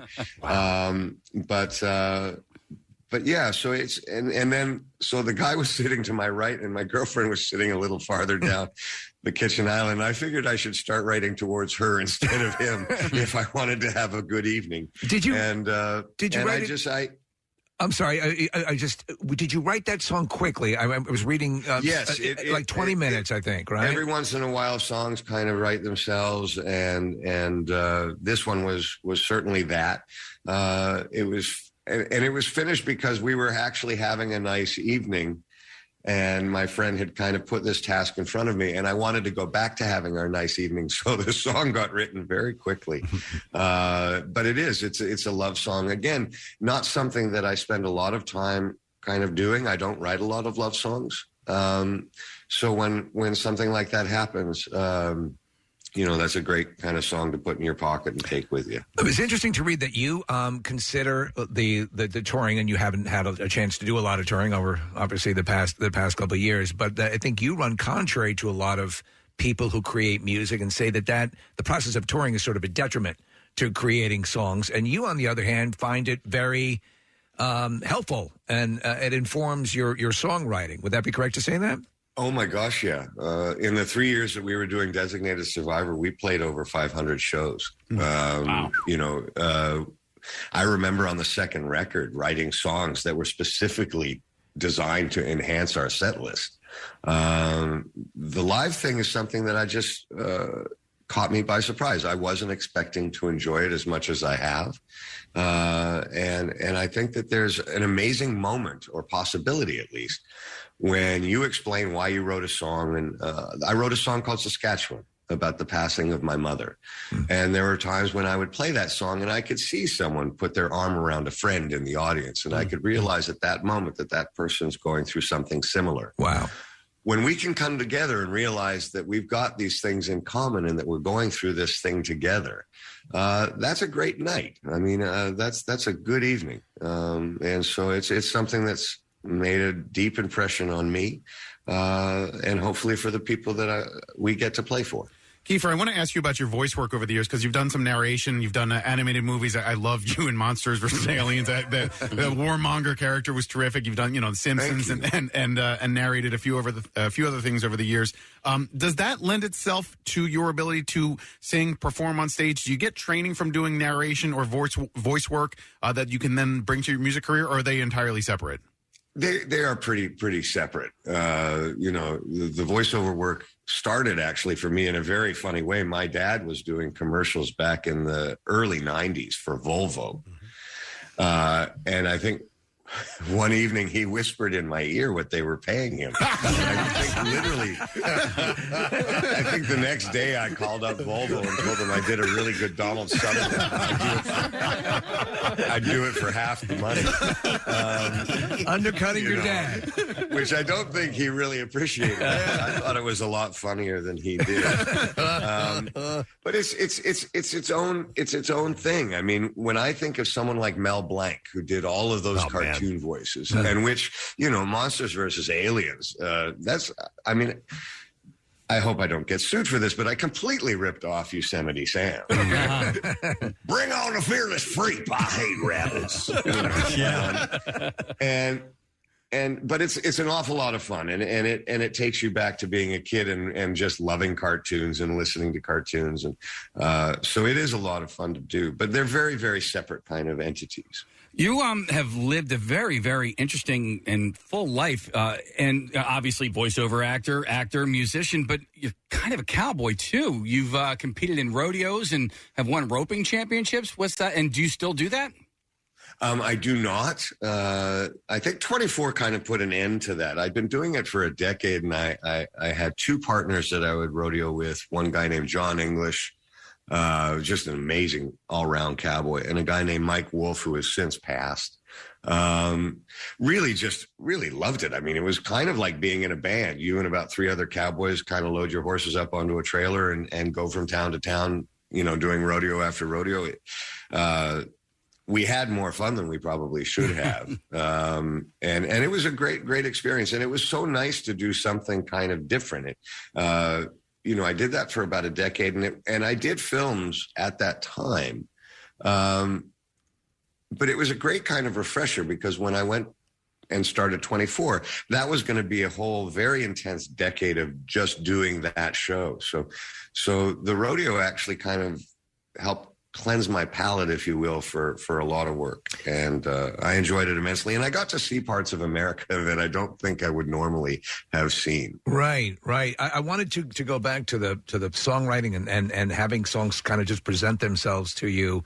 And, with two-stepping in time and having it be so quick and present itself and you write it. Did you get a chance to see the Peter Jackson Beatles documentary? I sure did. I mean, for you, that had to be, as it was for us, to see the creation of songs that have become so iconic. What a mind blower. Yeah, to have Ringo Starr kind of doing an interview saying, I could just listen to Paul play piano for an hour. and in the background, Paul's working out the opening chords for Let It Be. I mean, are you kidding me? One of the greatest songs ever written coming to life right there. It's insane. But what's really, really funny is kind of, as iconic as they are, there's always going to be something really personal that you watch in a movie like that, and especially one that's documented 6 hours. My phone rang off the hook somewhere in the third episode when they all started drinking J&B Scotch. Now, J&B Scotch is certainly now not considered to be very highbrow on any level, and you'd have to find a pretty dirty bar to find a bottle of it anyway. Yeah. That was always kind of my drink of choice for a number of years. And literally the fact that they had all drank it together, kind of sitting on the floor working out, the long and winding road, somehow gave the beverage validity. My friends finally, after 20 years of drinking this swill, have forgiven me. It's good enough for the Beatles. I love it. Yeah, I thought, if John Lennon could drink it, and apparently I make the same kind of disgusted face that John Lennon makes when he takes that first pull. That's great. We laughed about that. If you're just tuning in, it's Kiefer Sutherland that we're speaking to. His album is called Bloor Street, and he's going to be performing at Ardmore Music Hall coming up on March 12th. Tickets go on sale, I believe, tomorrow, by the way. And I didn't even realize this is a bizarre coincidence, Kiefer. I right before you came on, I go to Casey. I go, oh, my God. I'm wearing my Castle Rock Maine shirt. You are, yeah. And you were Ace Merrill in Stand By Me, who lived in Castle Rock. It's my favorite movie of all time. It's Casey's favorite movie of all time. And I wanted to ask you about that character and other characters in your acting career, because that one was earlier on in your career, and he was so nasty and so mean. That as you've gone through and formed other characters, if you've ever gone, I think I'll throw a little Ace in there, or do you do that? Do you mix and match and borrow pieces from characters and maybe put them to construct others together? No, they kind of, each character is inspired and informed by the script that you have in front of you and the experiences that you've had as a human being up until that point. The thing that I've always been amazed about with films like Stand By Me that I've been so lucky to be a part of was the seemingly how unaware I was that it was great, when I look back, I think, man, you have been lucky because, when I first read that script, it was just a job. I didn't think it was going to turn into this amazing thing that Rob Reiner and the other kids turned it into. So I've been very fortunate to be along for the ride on some of these things. And I also remember it's the first and only time that I went on an audition where I was hired in the room. And that was Rob Reiner. And that was like the most incredible feeling to go in for a meeting. And then by the time you're going back to your car in the parking lot, you've actually got the job. Yeah. No callbacks, no we'll get in touch, none of that. It was, I think it almost made me cry when I was a kid. I mean, it was just because it was such an important thing to get the first couple jobs down here in the States. And I'll always be grateful for Rob for doing that. And that movie has hit me in different ways over the years, because I first watched it as a child, and there were things about the movie that I didn't get or understand because I was a kid at the time. And you seeing these four kids going on this amazing journey, and then all of a sudden at the end, like, they're not friends anymore. Like they went to middle school, and then as an adult. Yeah. And I actually have a friend of mine. I was just talking to him about it on Sunday. I went to kindergarten with this guy, and we're still friends to this day, but we were lamenting over the fact that, like, there were people on our last day of 8th grade. That was the last time I ever saw them. And, these are aspects of these child's lives that Stephen King was well aware of as an adult. And so it's my favorite movie, and it has always been, will always be my favorite movie of all time. Well, it's certainly one of my favorite to have made because I was so young again. But all of a sudden, I'm in Eugene, Oregon. I've got my own hotel room. I'm being paid. I'm 17 years old. This has nothing to do with my parents. For all of those reasons, again, talking about the firsts that you do in your life. It was an incredibly, incredibly exciting time. As you moved through your career, and I mean, it's an amazing career, on the screen because you've played William Burroughs and Jack Bauer, which are, as author of The Naked Lunch and one of the great action guys of all time. And I know you have a very good work ethic, and the mindset early on was to just get the role. But as you were able to have some impact and weight and make the selections, what informed what you chose throughout your career? Just whatever moves you. It's not more complicated than someone picking up a book and for whatever reason this book moves them and makes them inspires them more than the other book. So generally, if I'm reading a script and I can't put it down, it's going to be something I'm interested in doing. And having said that, I've made close to 100 films, so I've made mistakes. There are a couple films I'm sure that I read that I didn't understand, and when I see the movie, I'm like, how did you not get that? Is that a liability? And you mentioned you didn't realize what you had with Stand By Me. I would think it'd be hard for an actor who's doing the job to be in it, surrounded by all of this stuff that's going on, and to be very aware, completely aware of how something is turning out. Is that? Yes, I mean, that's a very fair statement. I mean, and there's some people that are clearly must be better at it. Like, I think Tom Hanks must have some inner gene that's like, this is going to be a huge hit because he keeps making them. I wasn't given that gene, and having said that. All right, thanks, Kath. We are very excited to have our next guest who's going to be playing at Helium Comedy Club tonight and tomorrow night. The shows are sold out. Are there shows available tonight? All shows are sold out. So she didn't even need to be here. A gift. And you know her from shows and movies like Abbott Elementary and The Parent Trap and Bruce Almighty, but we're not going to talk about all that. We're going to talk about other things. Ladies and gentlemen, Lisa Ann Walter is here. Hello. Preston and Steve. Yes. Thank you so much for having me on. Our and pleasure. I don't care that the shows are sold out. I was excited to come meet you guys. You're legends. Well, we're huge fans of yours. I've loved you for a long time. I've loved you in the various things you've done. You've always had a sharp sense of humor. And you actually, I saw you. You were it was a segment you'd done with a person you'd worked on, a film you'd been on. I'm trying to make sure that we don't talk too much about. That's okay. No, you can say it. Go ahead. Parent Trap, and and you had a great. By the way, he's being careful because we've got a labor movement happening, but it's fine. Well, Go it ahead. speaks to that because you talked about for people, and we have sort of been explaining the intricacies of what's going on here, about how a dramatic portion of the people who work in the industry are not. Rich, tremendously wealthy. Yeah. And the perception is even people who've done things, you pointed out, hey, I've done stuff and people are saying, hey, can I borrow $100,000? Yeah. No. Those are my cousins. Yeah. But expand on that if you can. So, I think that there's an idea that if you've seen anybody in a movie or TV show ever, they must be rich. They have a butler. Yeah. They, eat diamonds and aspic. and most people that work in my industry are like background artists. They're the people that you see standing around Tom Hanks. It's not Tom Hanks. Yeah. It's somebody next to him. And they're making minimum wage. And by the way, this is an important thing to remember, that if you're not in the industry, it doesn't, why would you think about it?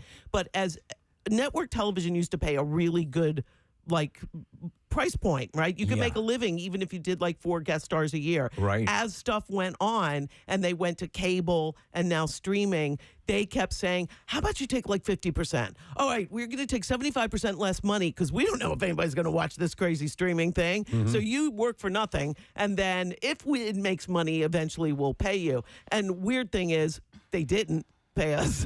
Like it never happened that way. They And never reconciled it. They never worked out a system. To this day, they still don't know how to quantify and it. I kept thinking if there was any other industry, right? Like if you build cars for a living and they were like, well, electric cars, we don't know if anybody's going to buy these crazy things, these Teslas. So you guys work for 25% of what you earn. Yeah. And then when they are a big hit, we're still not going to pay you. Yeah. Who would go for that? Right. It's basically you're contributing sweat equity and never get paid. It's interesting you point out about the background actors and so on like that. But there was this a documentary that came out several years ago, and we've mentioned on the air a bunch of times. I think it was called The Guy Who Was in That Thing. It's about character actors. Yeah. And they also did a female version of it too. Yeah. And so these are That's people me. that are working. You know that girl that was in that thing that time. You know that person. You see them. You don't know their name, but you see them in several things. But even those people who are making a fairly decent living are going job to job and praying that they have another one lined up down the road and not they making they their haven't health made insurance enough money. not even making enough to make health insurance. Where we Yes. used to have people 87% of our membership does not make enough to qualify for health insurance, which is only $26,000 a year. So like, we could put that whole rich people in the business to bed because it's not true. And I said this yesterday because I was at a rally over at Love Park. Yes. And I said, listen, up until Abbott Elementary, me, Cheryl Lee Ralph, who's my co-star, one of my best friends now, God bless her, we were both single moms raising kids in L.A. And believe me, I was going into the day-old bread rack at the grocery store. You know, I was going to the 99-cent store to find stuff for my kids' birthday parties. It's not, you're not rich, you're struggling. I think if you frame it also, and it's, these are everyone wants, or a lot on lot of jobs in the entertainment business. Or it's a dream, it's, and so because it's all fun. It's highly coveted. Right. But I mean, on that level, this is something that we all consume. It's entertainment that we all consume on a level. So it's not. The notion that it's a money grab is not the case at all, because it is. You it breaks gotta down love to it. So kudos to you for that, thanks. and hopefully it accelerates. With everyone. Listen, I want to go back to work. Yeah. I finally have. This is my luck. See, I'm a Sicilian, and I am natural. I was born pessimistic. Right. So I finally get a dream job that I can't wait to go to every day. That's paying me money. I'm like, my kids can go back to college. You guys get. You don't have to work in the weed shop. Get out of your bedroom. Stop gaming. Go back to school. I can afford it, and work stops. You've done the full Work circuit. is like we're done. You've done the full circuit. You started. You always wanted to do theater. Yeah, I did theater. I right. started as an actress. Then I made a baby. Yeah. Whoops. Turns out that was something I knew how to do. And so immediately I moved to New York to do acting, got pregnant, had the baby, and said, I guess I'll do stand-up because I can make humans. So there's nothing scarier than that. Right. Get in front of a bunch of people and make with the funny. And stand-up fired for you. It got you noticed. You know why? I'll tell you why. Because there was a boom at that time. This is late 80s, you guys. You remember, you're probably just starting here, right? Around that time? We were 90s. 90s. Yeah, 90s. So before that, you were in college? So you're saying I'm older than you? No. I hate you and I'm How old are you, if I may ask? Cut me open and count the rings. I'm 64. I am Al, my sciatica years old. That's I want to use that. I am. It took me 45 minutes to find parking for this club. I just got inside, and I am counting the minutes till I can get my bronze shoes off. Years old. That's all right. Yeah. I understand that. Ladies know what I mean. So we're close in age. But Exactly. you were But going to so stand I up. did stand up, and I was one of the only women doing it. I mean, Yeah. back in those days, there weren't that many women, and there were no women that had kids. So I was like a unicorn. I And was you were married, working- I had kids, and You were working blue a bit, right? real blue. Yeah. real blue. I before it got popular. It didn't start with. Let me tell you something. Steve. It didn't just start with Amy Wong. I was doing stand up until 3 days before I had my daughter, my second child. I went back to work when she was 5 weeks old because I just bought a house, so I had to. I was nursing, pumping into a plastic bag, and doing stand-up. And I was talking about all that stuff. And there weren't any other women doing it. There were hardly or working any. blue. Yeah, right. It wasn't Amy Schumer. Now every Right. girl, I like to say, you're not allowed to say the word that I want to say anymore. I'll get canceled. Can you describe it? Sexually adventurous? Yes. Okay. Slutty? Slutty. Stop it! Yeah. You can say that. Oh my God. I called No, Kathy a but- slut yesterday. He called me a slut the other day, but we were talking about But how in friendship. yeah, friendship. like Yes. yeah. Yeah, I get it. I understand. I know what you're saying. There's been I'm a a boom. chocolate slut. Is that all right? There's been a boom. Counts. That counts. I'm going to name my next restaurant Donut Slut. I'm sorry. Go ahead, There's Preston. been a boom in the past few years of female comedians that taunt a very loose sexual lifestyle. Yes, because Absolutely. the most carefree and adventurous sexual girl in every sorority, everybody's like, she's hilarious. It's like you're not the first one to figure out oral pleasure, my dear. You're not. You did not invent it, but God bless. God bless. Enjoy. I saw a documentary Good for on a sore throat. I understand. I've never had a sore throat. But here. a documentary on Mom's Mabley. People are crashing their car. By the way, that accident on the highway that you were talking about, that I just passed it, and it's not on the side that's backed up. That's what you need to know. It's a caper delay. Hello, yes. Yeah, it's the worst. It's, oh my God, look, an umbrella. Like, there's nothing going on that side of the road. I'm sorry, go ahead. No, Mom's Mabley. Mom's Mabley, and she, I forgot, she was legendary for working filthy. That was her thing, yeah. But you could do that in those. And by the way, the other comics, this is for, look, if you're over 50, you will understand the next sentence. And if not, look at your coffee. If you worked Blue, you worked in Vegas. So there were people like Toady Fields. Yes. And not even Phyllis Diller and Joan Rivers, which are the only ones you saw on TV. When I was a little kid, those were the only comics you saw on TV. Exactly. Toady Fields worked in Vegas and was filthy blue. She was the one that all of the Rat Pack loved, all the Sinatras and those. Yeah. But you never saw her unless she was like on Hollywood Squares. You're right. So you never saw any female comics that worked that way. And in fact, I would go in a club sometimes, having killed opening for this big soap opera star, Walt Willey. He wanted to do stand-up, and he had all these housewives come and see him. So I opened and did an hour and did all stuff about having babies and sex and everything. And then I'd go back to headline the club, and they'd be like, oh, women don't work Blue here.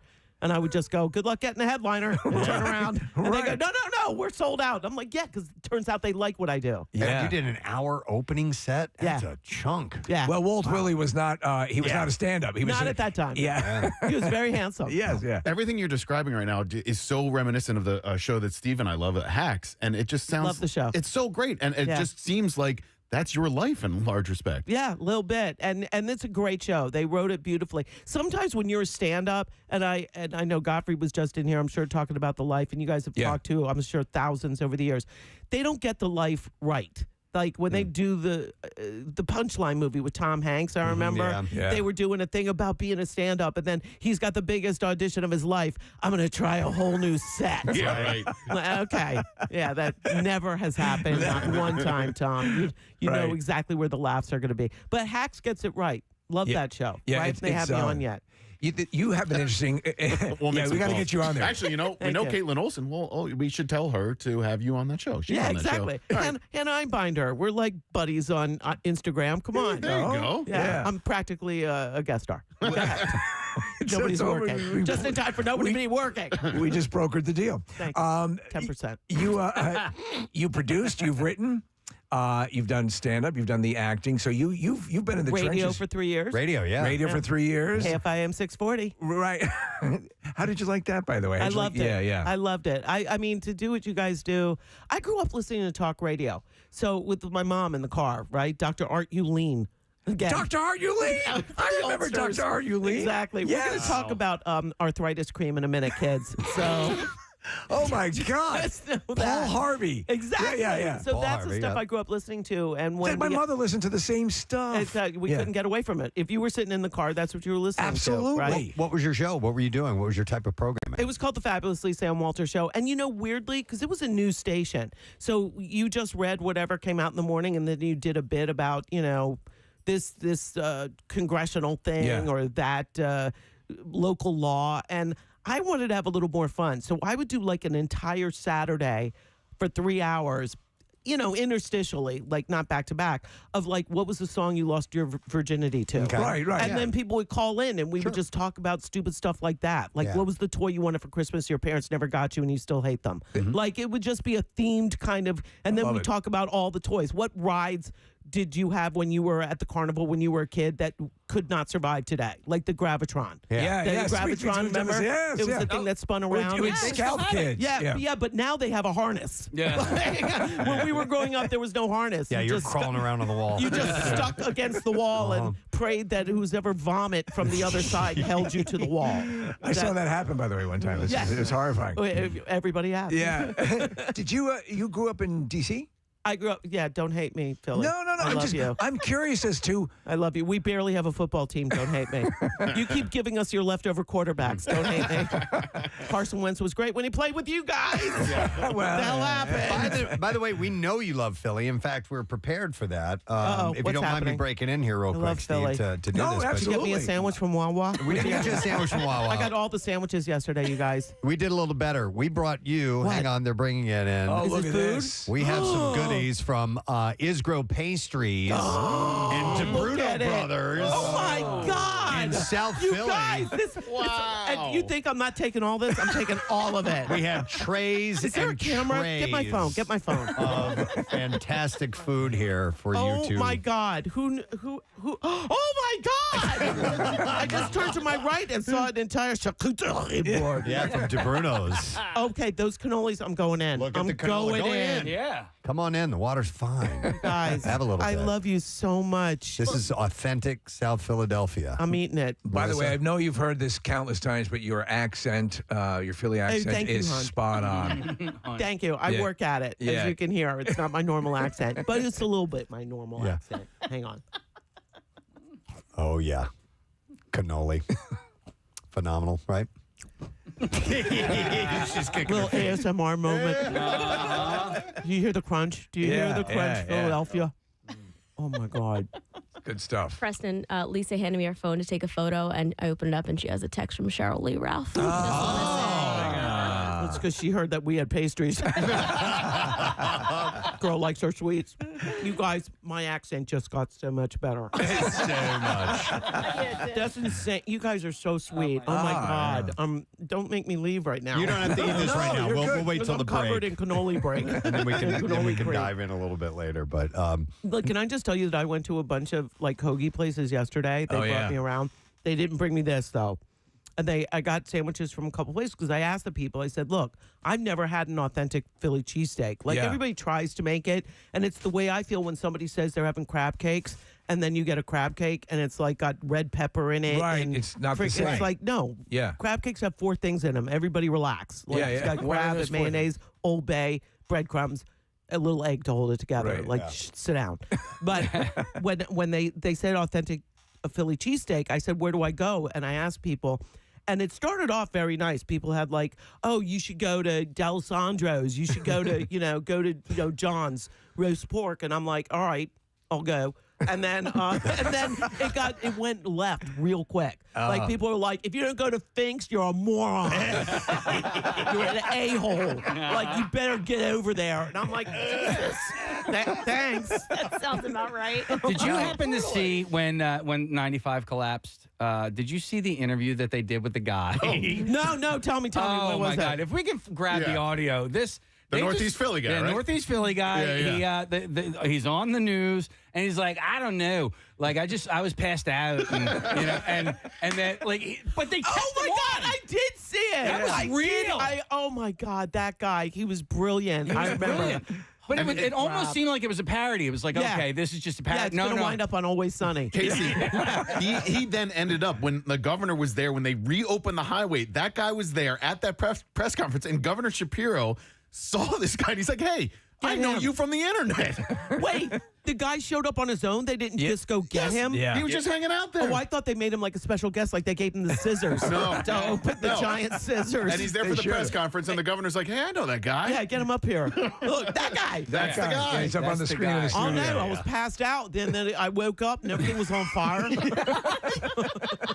Where's grabbing the audio from that? I don't know. I was passed out, and He actually, there's a local comedian actor. His name's John McKeever. He looks like that guy. Maybe it is. It's not. It's no, not no, the same guy. No. 'Cause can you imagine No. like that's your way in? You're just like, I've been struggling my whole life, and now I got famous doing this character. Well, you talk about. I was going to say, so Steve was saying you're from D.C. Yeah. And don't hate me. No, not at all. Where is family still there? I assume you don't live in D.C. anymore. No, my right? family was all New York. That's the other side you can hate me from. But you lived in Baltimore as well, right? You're my sister lived in Baltimore. One of my characters on a show I created did, but no, my family was all. My mom's Bay Ridge, Brooklyn, Italian girl. Yeah. They started off down in Little Italy in the city, and then they moved they spread out. So a lot of the family is on Staten Island now. Some's on Long Island. I often talk because I'm from New York, and Yeah, there my you go. grandmother lived on Staten Island. Staten Island, God bless Staten Island. God love but it. for Christ's sake, it's the worst traffic on It's the earth. worst. It's the It's worst. an island. It's so you want to get there, you're on the Verrazano Bridge. Yeah, Or Which, ferry. By the way, once they pay for the bridge, they're going to do away with the tolls. That's that's the. When's that going to happen? Didn't they build it in like 1940 or something? Right. It's a story that they told us years ago. Oh, So, okay. Do you get back? I mean, obviously, with the success of the show. Yeah, I've always gone back. Yeah. It's like, I can't stay away from the East Coast. First of all, West Coast annoys me. A little bit. I don't mean to be like everybody craps on LA. I'm not, and I'm going to continue that trend. Only because it doesn't look beautiful. People are always like, California's so beautiful, and I'm like, no, green is beautiful. California is it's a desert. It's brown dirt. Northern is Northern is beautiful. Yes, like yes. Lake Tahoe. That's gorgeous. Gorgeous. Absolutely beautiful. Yeah. But I'm not a big fan of the terrain. I like the East Coast better. And I like the people on the East Coast are my people. I'm not as laid back as LA people. You mean people like this? Dude, so I was passed out and I woke up to nothing but text messages, phone calls. I had no idea what was going on, man. I got dressed, I came out, I looked down, and I smell like a smoky smell, and I'm like, this is crazy. When did you figure out and realize that the freeway collapsed, the northbound side? Oh, dude, I was passed out when that happened. Can I reiterate that I was passed out when that happened? You could have said I was sleeping. Not passed. And I was naked. I want to make sure you know that I had no clothes on. Got dressed. Oh my God, he's my favorite. Why hasn't he been in here? We should have interviewed him. Should. They're authentic, though, and that's what I think you're probably drawn to the same type of people that they just loyal.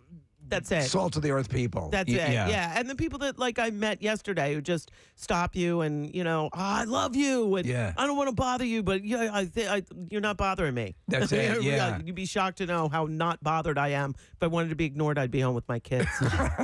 Hey, Lisa, and I wanted to ask, family-wise, growing up, how many do you have siblings? Or I have an older sister and two younger half brother and sister. One of my half sister lives in the Philly area. She's coming to the show that's tomorrow cool. night. Now, your older sister, did she does she have a similar personality as you or way different? She's, similar personality in that she's very social. She does way more stuff. That girl never sits still. She always has stuff she's doing with friends. She's always traveling and stuff. I'm more of if I'm not working, I'm sitting at home watching trash TV. I got TLC on. What are you watching? All right, come on, fess up now. 90 Day Fiance. Yes! I'm a 90 Day Fiance. That's his wife. I love the 90 Day Fiance. You and your wife and me would get along just great. She loves that show. I love the Dr. Pimple Popper. I can't stand that. I'll get caught up in that. I can even eat and watch that show. See? And that is, I talk about this on the show. This is America, and it's not political parties, ladies and gentlemen. It's the people who love Dr. Pimple Popper, the people who are disgusted by the disgusted people party. who love. What about the foot one? Have you seen the foot one? The foot one's okay. I'm more about I like squirting. I like the 1,000-pound best friends. Oh, right, which I right. think they missed the mark on because it's 4 girls. They're all over 500 pounds. Should have called it Ton of Fun. Yes. Oh, right. Yeah. Writes itself. Right. Yeah. Yep. Exactly. Yeah. I love that. I love Naked and Afraid. I love. Naked? I love. I love Bar Rescue. With yes. that crazy John Tapper. Yeah. I love him. Angriest man in America. He's so mean. He's so mean. I find he's always got that one hand shaking. like gonna slap a bitch in a minute. And he's a big dude. He's huge. Giant. Yeah. And he walks like he can't get his legs together. I find it so funny that people. His area is so packed. The people in your industry will fall in love. That some people will fall in love with reality television, like Jennifer Lawrence loves the Kardashians. Well, that's not really reality, but anyway. Yeah. But like that's like her weekend. She's just watching a repeat of her weekend. Yeah. John Hamm loves The Bachelor and all that. He loves. He's a Vanderpumper. He's a Vanderpumper. That's bizarre. Yeah. John Hamm likes that? Yes, Something I should start watching. I was in a movie, like I was the female lead in a movie. It was a little independent movie. It was John Hamm's first movie. Is that bizarre? It was called Early Bird Special. Did you have any Early Bird scenes? Special with Ray Walston, who was my favorite Martian. Yes, and my favorite Martian. His last movie, John Hamm's first movie. Ray Walston, for people who don't remember that, he was Mr. Hand in Fast Times at Ridgemont High. That's exactly right. Very good. A slightly more modern reference. Thank you. And still old. And still extremely old. Wow. Don't be a dick. Mr. Hand.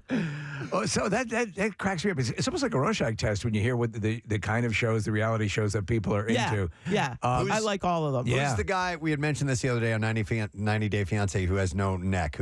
Ed. Big Ed. There you go. Yeah, Big Ed. I'll tell you anybody.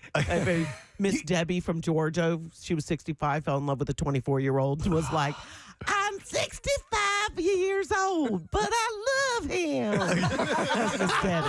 Miss Debbie was a riot. That's great. Wait, Nick Offerman is in this movie you're describing as well, the Early Bird Special. Yeah. What did he play? He played Laredo.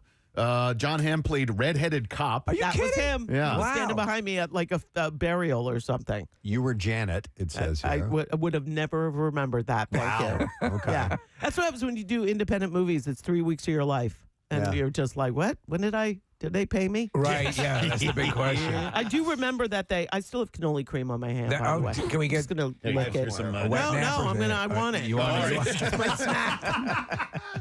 I think they never completed that movie because the producer on it was I think he thought that an actress went with the gig. Like if he produced the movie, paid for the movie, an actress was gonna like give him happy time. Happy time in the trailer. Wow. Well, Like literally was standing over me when I was taking a nap, and I would wake up and he'd be standing there like, you could tell this story on Oprah, how you had to a producer to get the movie made. And I'm like, dude, I just started a TV show. Like, I don't have to. Yeah. But you're not paying me really good money. Yeah, it was wild back in the days, kids. Whoa. It was wild. Okay. Yeah, that Me Too stuff was real. Yes. Absolutely. You're just tuning in. Lisa Ann Walters here, playing at Helium Comedy Club. The tickets are sold out, by the way, for the shows. Yeah. Hey, come see me. I'm really funny. Next time. Well, that's cool. Yeah. I'm going to other Heliums, though. Yeah. They got me in Portland.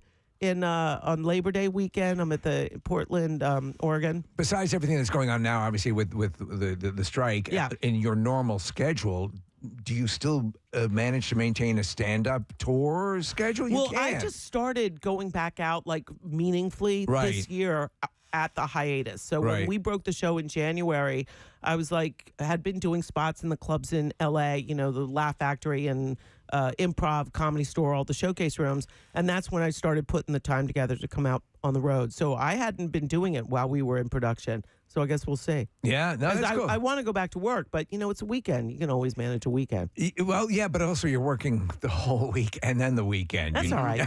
But, here's the difference. Like when we talk about people who want a career in this business, I love doing this. Yeah. I love it.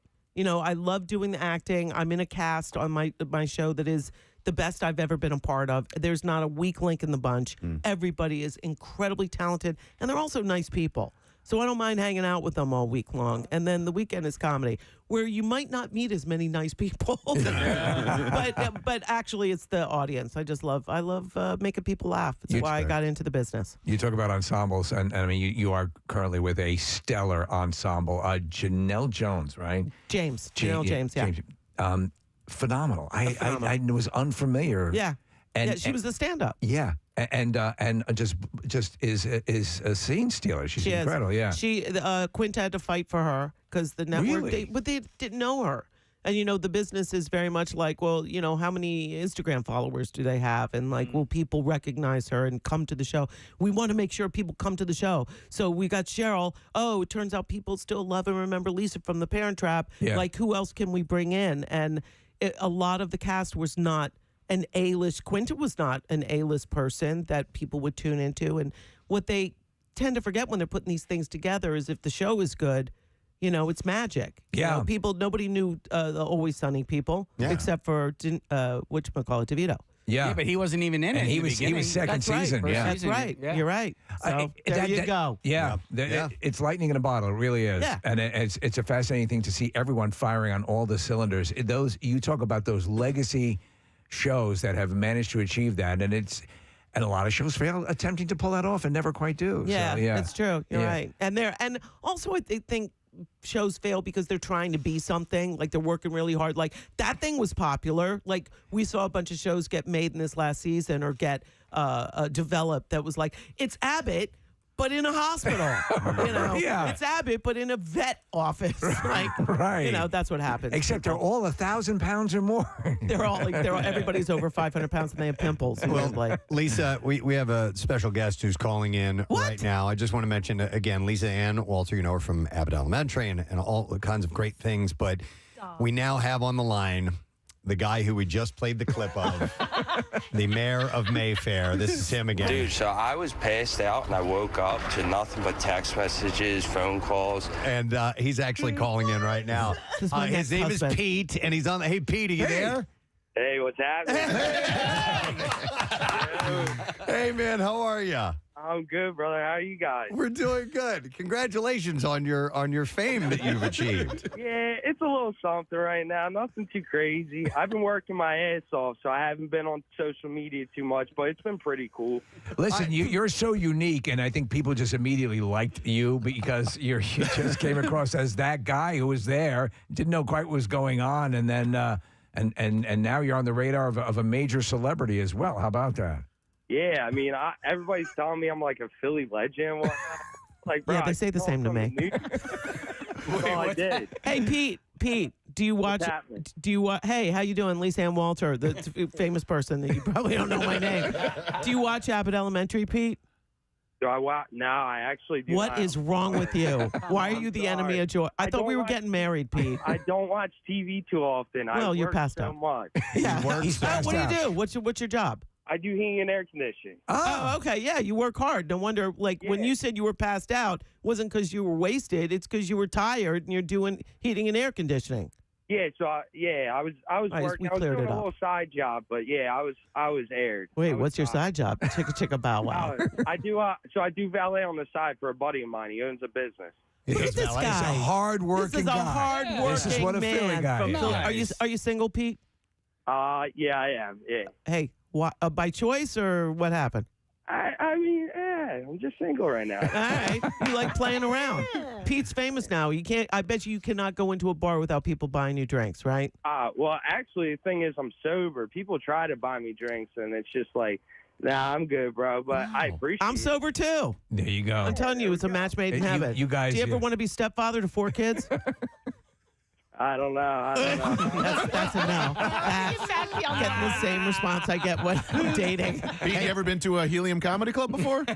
Actually, no, I haven't. We gotta get Pete in. Can we get some seats for him? Hey, Pete, do me a favor. If you would DM the club if you want to go to the show. We'll get his info. We got Meredith here. We'll get his information and we'll see if we can get you out to see Lisa because you certainly deserve a night out, man.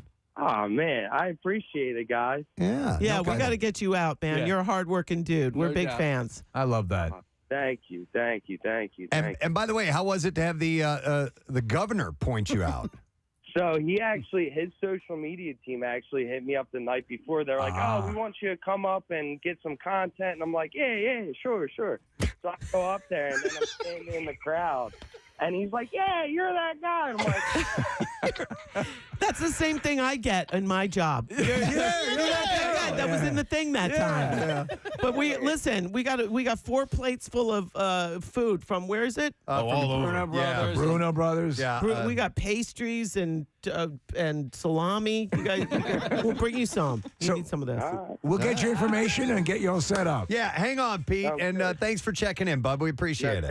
No doubt. Appreciate you guys. All right, there you go. He's the mayor of Mayfair. Yay, Pete. That's a good dude. Get him out to your show, your sold-out show. And everybody had him pegged like, he was like 15 Jaegers in. Right? He's just exhausted. No, man is tired. He works hard trying to keep you all clean and hot and cold here in Philadelphia. And park your car. Well, we got to wrap up, gang. But Lisa Ann, it has been wonderful to have you here this morning. Thank you. So much fun, you guys. And take as many cannolis as you want. Thank you. I appreciate it. I'm eyeballing that Napoleon. Please tell everyone, Quinta and everyone, that we adore the whole thing. It's great. I will. I love how it represents Philly. Oh, thank you. I will. I'll tell her. Usually she hears everything I do, and then I get a text. And tell Cheryl Lee Ralph that I loved her in It's a Living. Yeah. Hang on. You're going to text her right now? Yeah. I'm going to see if she picks up the phone. Hang on. Are you going to call her? Yeah, why not? Okay. Can we wait? Sure. Well, she's calling her right now, so we should probably miss out on this. And it's not happening. I get. You know why? Because you're in a bunker here. I can't get. Give me her number real quick. And I'm not going to do it. Wait a minute. I'm calling her now. Let's see if she answers. Oh, she's putting her speaker. In a second now. Who are we calling, Case? Shirley Ralph. Super talented. Watch, she doesn't answer the phone. She always answers when I call. She's with Pete now. Cheryl! Oh, shoot. You know what? She's probably in the middle of an interview. She told me she had an interview today. Damn it. Sorry, everybody. All right. That was bad. You tried. That You're was a bad. trooper. I thought I was gonna pull a Pete. bring in a special guest star. Boned it. Have fun. So I'm going to leave here with my head hanging in shame. Enjoy your time in Philly. I'm having a great time, Philly you guys. certainly loves you. And the crowds are awesome. Thank you, Helium, and everybody who's coming out. You guys are fantastic. We appreciate it. Lisa Ann Walter, guys. We're going to take a break. We'll come back in a second. Bret Michaels of Poison will be joining us next. So stay with us. Preston and Steve on 93.3 WMMR. What's new? Like a play to work, or for a song or an album to work. And for instance, 24 was a perfect example. It was my first foray into television. And for those out there that don't know, you make a pilot, you make the first episode, and then if it gets picked up, you then go make the first season. But if it doesn't, you still get paid. Right.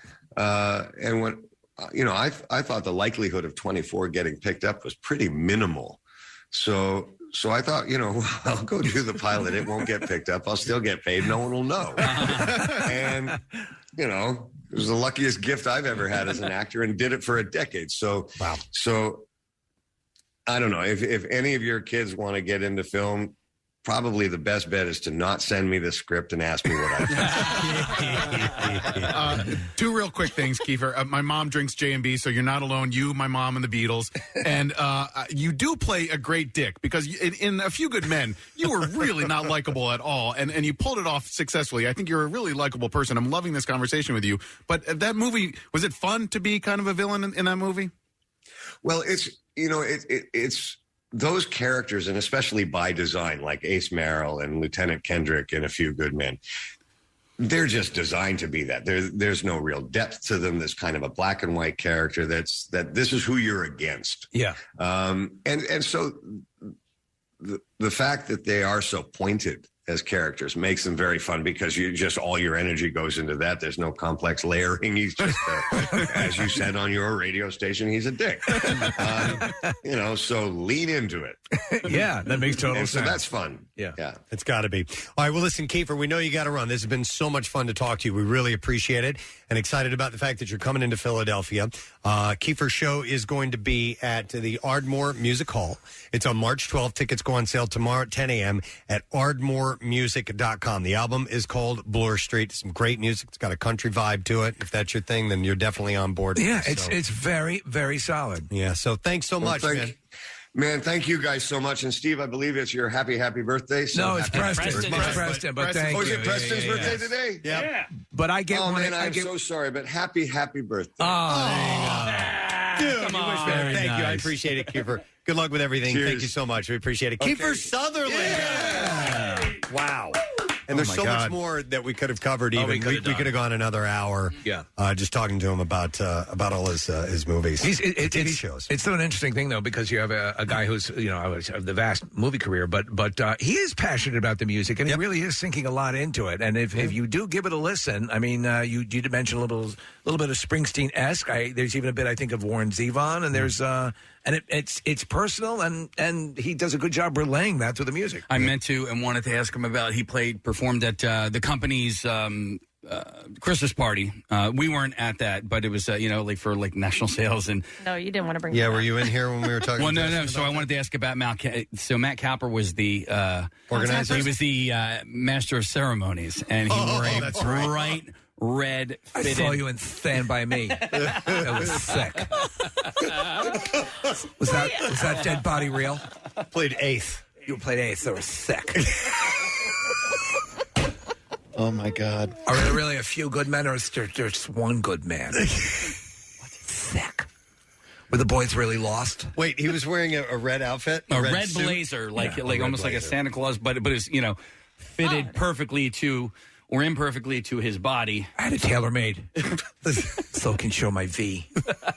Sick. Your feet. Casey, I was glad you got to bring up Stand By Me, because I think now you've been able to ask Rob Reiner, Will Wheaton,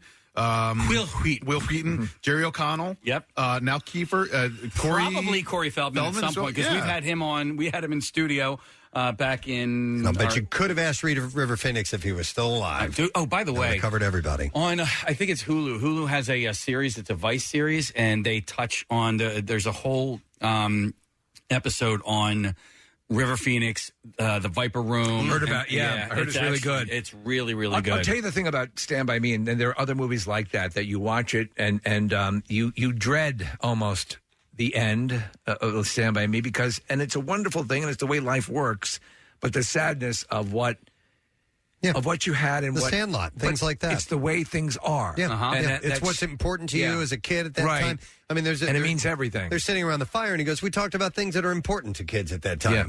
What's your favorite flavor Pez? Or Pez, candy flavor Pez. and stuff like that." And it's just a simpler time that's great to reminisce about, and that's done so lovingly well. In that movie, so it's cool. I'm glad he had noticed. I said, "Yeah, I'm wearing my Castle Rock shirt." He's like, "Yeah, I noticed." Very cool, man. Yeah, He was awesome. Great guy, great guest. I'd love to get him on again. Our next guests are here to promote a movie of which the trailer is one that has made me laugh out loud. This morning, I kept watching this part over and over, absolutely cracking up. And we're going to ask these guys about it because I was just dying. And we welcome back a Philly boy to our studios. He's been here before. We love him. He's so great to this city. Kevin Hart is here, and Ice Cube is here. As well. Hey, guys. What's your man? How you feeling? Doing great, man. Thank you guys for coming in. Oh, thanks for having us. Kevin, hey, that's my line, homie. You didn't work this out ahead of time? No, man. See the problem I had to deal with? There you go. Something tells me this was a lot of fun to work on the movie Right Along. Yo, it was a lot of fun to work with. As soon as we can get Kevin, into the set, you know what I'm saying, to work, he did a pretty good job, you know what I mean? You have no problems. Getting him out them strip clubs is murder, you know what I'm saying? Picking glitter out his face, it's just not cool. Not a regular at the Purple Orchid, are you, man? Yeah, Purple Orchid. Don't listen to this nonsense Cube is talking about. Dude, let me tell you something. Right now, we couldn't be more excited about a movie in our life, man. Me and Cube got the opportunity right now to have a film jump in the same conversations as these other buddy cop movies that have done so much. When you think buddy cop movies, you think 48 hours, Rush Hours, 48 Hours. I love them. There's a great dynamic, but the key with any movie like this to work is the chemistry, and it seems like you guys hit the ground running with it. Instant chemistry, and that's kind of weird because with the other comedians that I've worked with over the years, we've had to build to a cool place, but it was instant with Kevin. The plot conceit here is that you're an actual detective. Yeah. Kevin, you're a pain in the ass. pain in the ass. School cop. Which you're going to marry your sister, Yes. who's your life. Your one connection through to the real world. Yes, I've my character has taken care of my sister. Our parents are out the picture, and so she's almost like a daughter. You know what I mean? Yeah. And you're very protective, overprotective, and I'm on a big case. I'm trying to track down the biggest drug dealer in Atlanta. So the last thing I need is this fly in my ear by the name of Ben bugging me trying to marry my sister. And he's just not what I think he should be. So you decide to take him on a ride along, which might kind of scare him out of this whole thing. That's the plan, man. Just scare the hell out of him. Right. You're Denzel to his Ethan Hawke. Pretty much. Yeah. You know what I mean? Training day upside down. Yeah, upside down on his ear. You know what's funny though? There's an aspect to it. I'm a gamer, so and you, Kevin, your character believes sort of in a way that because you're accomplished at video gaming, that would translate into the real world. Yes, I solely believe that this is a real thing. And I guarantee you, there are a lot of dudes, because you'll hear it when you're playing. I can promise you there are. There are a lot of dudes that think they could be dropped down in Fallujah and have no problem. I can assure you that I've met these guys. I've been doing a press junket, and one of the guys, this guy, the blacknerds.com Oh, guy, yeah. He has a website called blacknerds.com. Right. And he was serious. He was like, I'm basically here for all black nerds. Give us a place to come, and we basically reside here, and we talk about things, But as a gamer, he was talking about himself as a gamer. As a gamer, I'm a different type of person. This world that I'm in, Kevin, I respect you for going there because it's me. I'm above a platinum level. I'm actually on the game that I play. There's a diamond level, and there's only and we didn't know what the hell he was talking about. We're like, hey man, ask me about the movie, man. I don't know what you talking about, man. The scene I was referring to when I introduced you guys is you're both interrogating this guy, and Cube, you're saying, you better tell me what I need to know. And Kevin's scared and decides to act like he's the crazy cop and just starts wigging out on the guy and accidentally shoots him. Your reaction, Kevin, your face, just the immediate switch that went off to, oh my God, I just shot this guy. And then Cube, you pick it up. He just shot you. That's right, how serious we are. When you did that scene, were you the one who pulled the trigger on the gun, or did they surprise you with that bang? Or no? Well, on the day, actually, we were trying to figure it out because first of all, they don't like me with guns on the set. I'm the last person they want with a gun just because I just don't know how to handle that. Mammoth, Wolfgang Van Halen. Love that song. 93.3 WMMR. It's Everything That Rocks. 8 minutes after 10 o'clock. It's a Friday morning. There's no sad bro happening whatsoever. In fact, we're starting to see breaks of sun this morning, which is great. Go. There's going to be a chance of a pop-up thunderstorm around lunchtime, and then after that, we're looking pretty good. Should be actually partly cloudy and mostly sunny as the day progresses. High of about 85. Tomorrow and Sunday are looking great, too. Let's have a look at traffic and see what's going on there. Kathy, what you got for us? 95 northbound at Girard. We had an accident. That's cleared. It's jammed Allegheny to the Betsy Ross Bridge. 2 right lanes closed. They're doing emergency storm. Is in town this weekend. There is an event called Party Gras. That's taking place. Yeah, it's going to be at the Freedom Mortgage Pavilion on Sunday. And I was going to say, if you're looking for a good time, and of course, Casey teed up the song. I didn't even think about it. But literally, if you just want to go out and have a good time, you're going to see some great music and a fun event because I think the way this is going to work is these bands are going to interact with each other. That's cool. And step up and play. So you've got not only Night Ranger and Jefferson Starship and Mark McGrath and Steve O'Gary, who did a turn in Journey as well, but our next guest on the line, we love him to death. Love talking to him. Ladies and gentlemen, Mr. Bret Michaels is on the show. Good morning, Bret. Good morning. Good morning. First of all, you just got me fired up. It's like, that moment in Jerry Maguire where he gets them all fired up? This is working. This is working. All right. Good man. First of all, love you both. Thank you. And Casey for queuing up. Nothing but a good time. Just want to tell you thanks for having me on and coming almost completely back close to home. Yeah. And I got to tell you, when I say this, you nailed it. The Party Gras, Mardi Gras, the concept started during when we were going through those crazy years. And I go, look, when we come out of this, I'm always a believer, right? Mm-hmm. I said, when we come out of this, besides the stadium tour, when that's done, I partner with Live Nation great people to work with, and yourselves, and just said, look, I needed to start as a celebration. The fans, the bands, the music. As you saw at the stadium, there was 3 generations of fans. Right. And thanks to you keeping it rocking and relevant, it was a great party. We're just taking that up a notch. Now we're going to start out with Starship. It's called All Killer Hits, No Filler. All killer, no filler. Yes. All killer, no filler. And they come out, they nail it, and the amount of hits they have is incredible. They're energetic. They put on this great show. Night Ranger comes out, nothing but hits. And then I hit the stage about 9:15. It's dark. We brought a boatload of show, and we're all live, so we're playing all live music. And we just start with 3 Poison hits. I throw the microphone in the air. Next thing you know, we're doing the Journey hits, Mark McGrath, Sugar Ray, back to me, back to them. It's seamless. So you can tell I'm jacked up. No, because but it's the truth is that you don't. This shows like this would happen periodically, where you'd have this kind of everyone on stage, but they're few and far between. So and they always look like such a blast. So you're going to guarantee a good time, but I'm going to guarantee you're going to be the one having the best time. The best. I promise you, if the fans get to see the not just the photos, the reviews, and not just the critical review, but the fan reviews.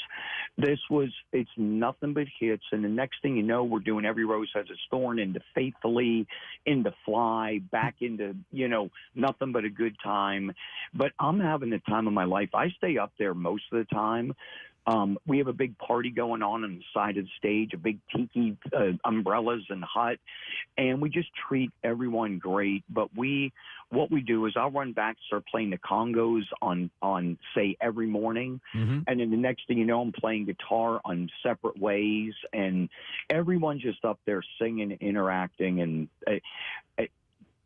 I don't want to curse it, so I'm going to be careful I word it. But so far, it has been insanely awesome, and I just can't wait to get back there to you all and be at that Freedom Mortgage Pavilion in Camden. No, it's a great venue, and the legendary Jerry Blavat, who passed away recently, he would do his show, which was kind of like a review, which is all these different performers, and there would be sort of this crossover, and it was just you don't see stuff like that, and to have these artists that again, if you say all killer no filler, that's what the whole evening is going to be comprised of. It's definitely worth the price of a ticket. Absolutely. And again, I go back to this.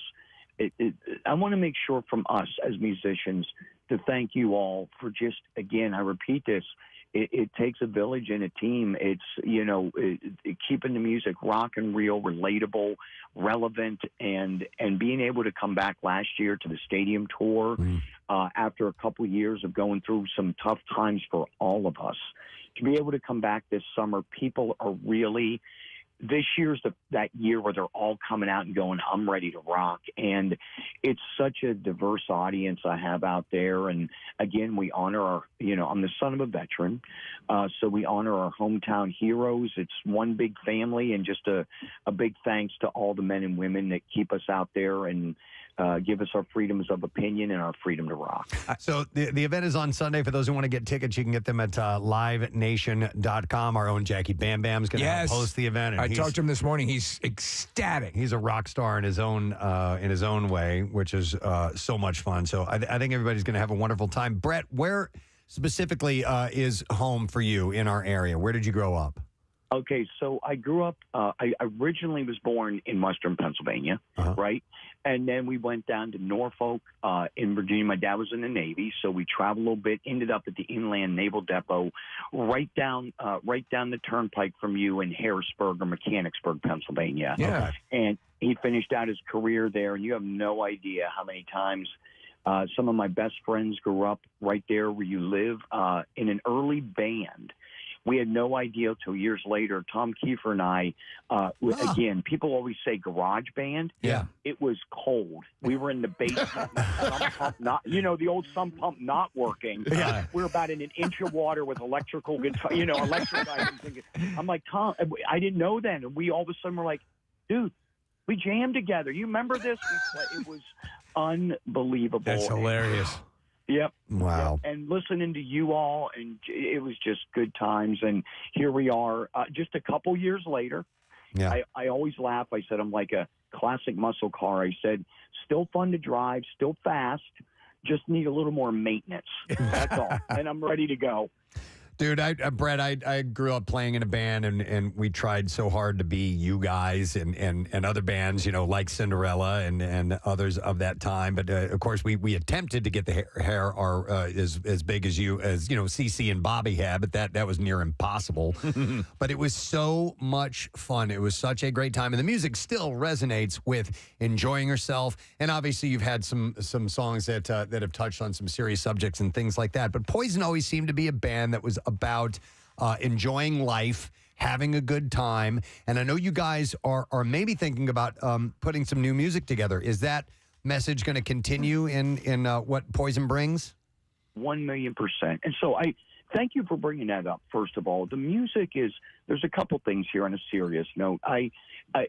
What I do, like this morning, we're in, I'm just saying we're here in Boston, outside of Boston at Xfinity Amphitheater.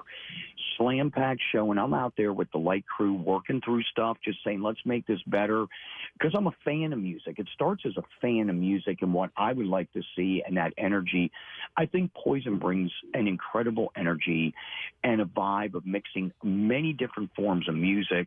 And we're all still great friends. And when I go out to do solo stuff, I made very clear from the get-go, there's no desire to ever leave Poison. I grew up, we're all original, CC, Bobby, Ricky, myself. And in 25, we're going to come back reunited and undivided. And hopefully, I'm keeping my fingers crossed, a brand new song. That's cool. Yeah. That's all. We let me ask you: when you're on a situation like this, and you have multiple bands and different artists, I sense that you're a fan every bit yourself. So it's got to be exhilarating for you to be with some of these guys that maybe you've really enjoyed their music and get some time to hang with them. 1,000,000%. When we see you all, and Jackie's there, by the way, who is a rock star and a good friend, what you'll notice instantly, it's got to, before we project a good time out to the fans, it's got to start back here. And all of us, everybody today, our big meeting, all of us got together. We said, how do we make this bigger, badder, better? Everyone's in, and I'm a fan of every song they're playing, every hit. I'm on the side of the stage. I run out during their shows sometimes, sing a harmony, run off, and they do the same. I got Jack Blades. I didn't know he could play the conga so damn good. I'm hearing nothing but a good time. I'm like, what's making me dance like Pitbull right now? I don't know what's happening in my legs. And the next thing you know, I look back, Jack's just a hammer in the congos. It was great. That's awesome.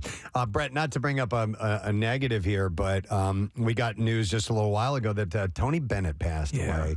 And with you being a vocalist, I thought I might bring that up. And I assume, who wasn't influenced by Tony Bennett? I assume he may have been in your repertoire of music that you listen to. Absolutely. And let me just say this. First of all, it's not just legendary, it's iconic. Yeah. And carved, and it was a pathfinder in a lot of ways.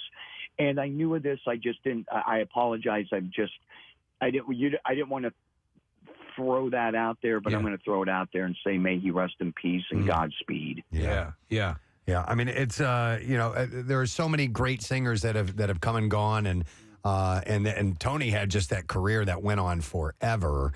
And was just a wonderful shining light. And as far as here's something I'd like to know. When you guys were rocking out in your formative years and you were coming up, I know that when I was listening to all kinds of crazy heavy stuff, I would always set time aside for music that I liked that was way out of the genre.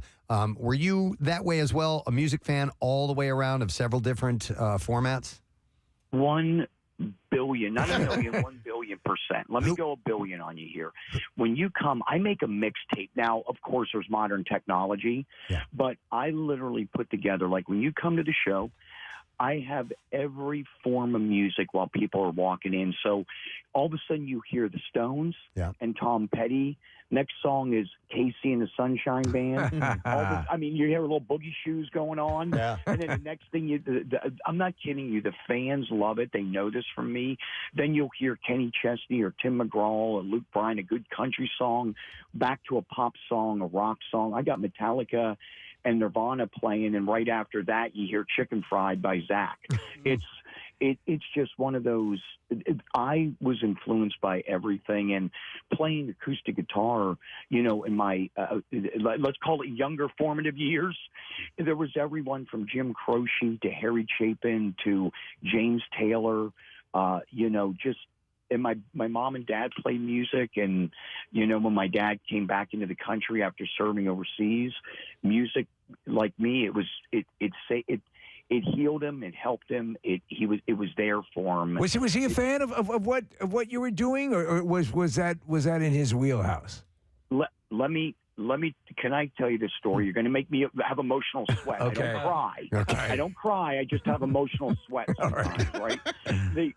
So my dad, who had recently passed, right? He, I just want to say this. He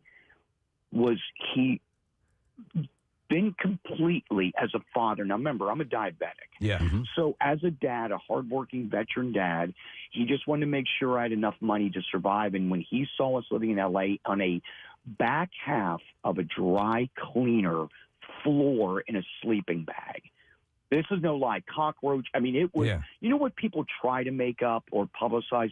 It happened. I literally had to lay my speaker cabinets down as a bed and hope the cockroaches couldn't make the climb. When he saw it, it's the first time I'd ever in my life, except when I was diagnosed as diabetic at the age of 6. I never seen my dad cry much. He's always a good guy, but not a crier. So he was really just concerned for me, but he believed in me. And he always told me, bet on yourself. He always said, be victorious, not a victim. Right? Don't be a victim. It's tough, but don't be a victim. Be victorious. Right. And my mom did too. I want to be very clear. But his big love, where the blessing I have from my dad and mom, he would walk to every member of our road crew, even back when we were started out playing the arenas, the stadiums, whatever. You know what he was most interested in besides the music? He goes, how many semi-trucks do you guys got? Let me look in there. My dad would be taught, like every driver, he'd go get him pizza, buy him lunch. You know what I mean? That's honest to God. That's great.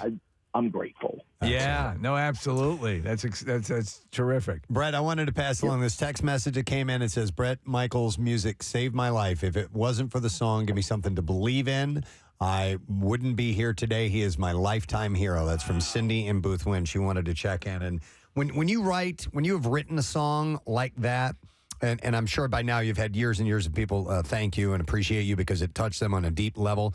When you are creating a song like that, do you have an idea that might touch people like that, or is it just a bonus as to after you put it out there into the world? First of all, I want to tell you both, thank you for a great interview. I jones for these questions where it goes deep dive, for real. And first of all, to Cindy, let's take good care of her. If you have a way for us to reach her, tell her she gives me something to believe in. I want to set her up with tickets and backstage passes. All right, we'll text her right now. Wow. Excellent. If you can make that happen, I don't say stuff I'm not going to do. If you can help me, it will happen. All right, absolutely. We'll facilitate that. Yes. And then I want to say this. Are you ready for this? When you're writing something to believe in, it sounds crazy, right? I wrote that after losing a best friend at Christmas. So this guy was my best buddy, saw him every day of my life for 5 years, every day, in and out, took a break at Christmas. He passed away. It saved my life writing that song. So I'm writing something to believe in just out of pure pain. But this is the craziest thing I'm going to say to the listeners and to you. The toughest song to write is a party song. Really? So when you're partying, everyone's like, oh, what a simple song. It's a party song, no brainer. It isn't. Because when you're partying, having a good time, it's tough to sit down and reflect. You're like, well, hell, I'm having a good time. Right now, I'm like, thump, thump, thump, thump, thump. I'm out here having a good time. I don't want to sit down and necessarily jot that down. You know what I mean? But I do. Yeah. But the songs that are the easiest to write are the toughest moments in your life. Heartbreak, losing a good person in your life. Right. So Something to Believe In came to me, like the lyrics poured out of me, the music poured out of me, and then you have One More Mountain to Climb. Marrying the lyric to the right guitar chords. Can you imagine Something to Believe In, but I played the wrong chords, or Every Rose didn't have that GCD that makes you reflect. There's a sound in it. If I would have married that to the wrong chords, it's a disaster. And then it comes to you. Thank God you played it, and the fans related to it. Do you keep a book or a legal pad or something that's got a number of songs in progress, or is each one like born anew? You complete it and then it's out of there. So this is great. When I come in, one day we're having a day. We go in and we're going to talk sports, life, everything, writing. I'm bringing my phone in. So if I get an idea, I'm like, oh, God, I'm going to forget this. I'm like, then I get the beat going. I'm like, I have more crazy. You'll be like, what's wrong with this? And that's you literally singing these chord progressions. I do it into my phone because I love it. I'm not going to ever say I have a little extra energy or ADHD. I'm never going to say that. But things slip away, right?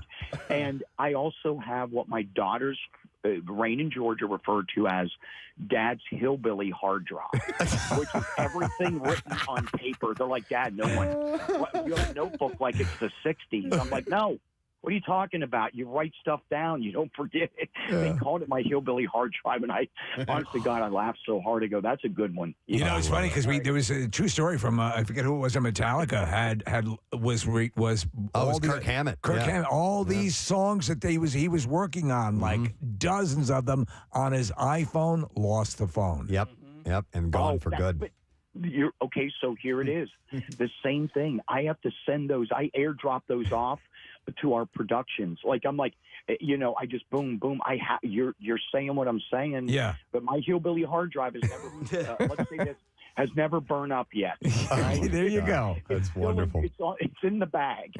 By the way, that's a country song waiting to be written right there, Brett. Hillbilly hard drive. Oh, you do? Okay. Very We're good. going to do it together. I'm going to come in there, and when I play you some of the stuff on this phone, the fans will be like, someone get him some medication or something. Oh, my God. That's the best. I love it. All right. Well, listen, Brett, it's going to be a blast. It's Sunday night at Freedom Mortgage Pavilion, and not only is Brett playing, but Night Ranger, Starship, Steve O'Gary is doing Journey songs, and Mark McGrath is doing Sugar Ray stuff, and he and Brett are going to be interchanging and playing Poison and all these artists in a huge monster set. Yeah. Which is going to be so much fun. Sounds great.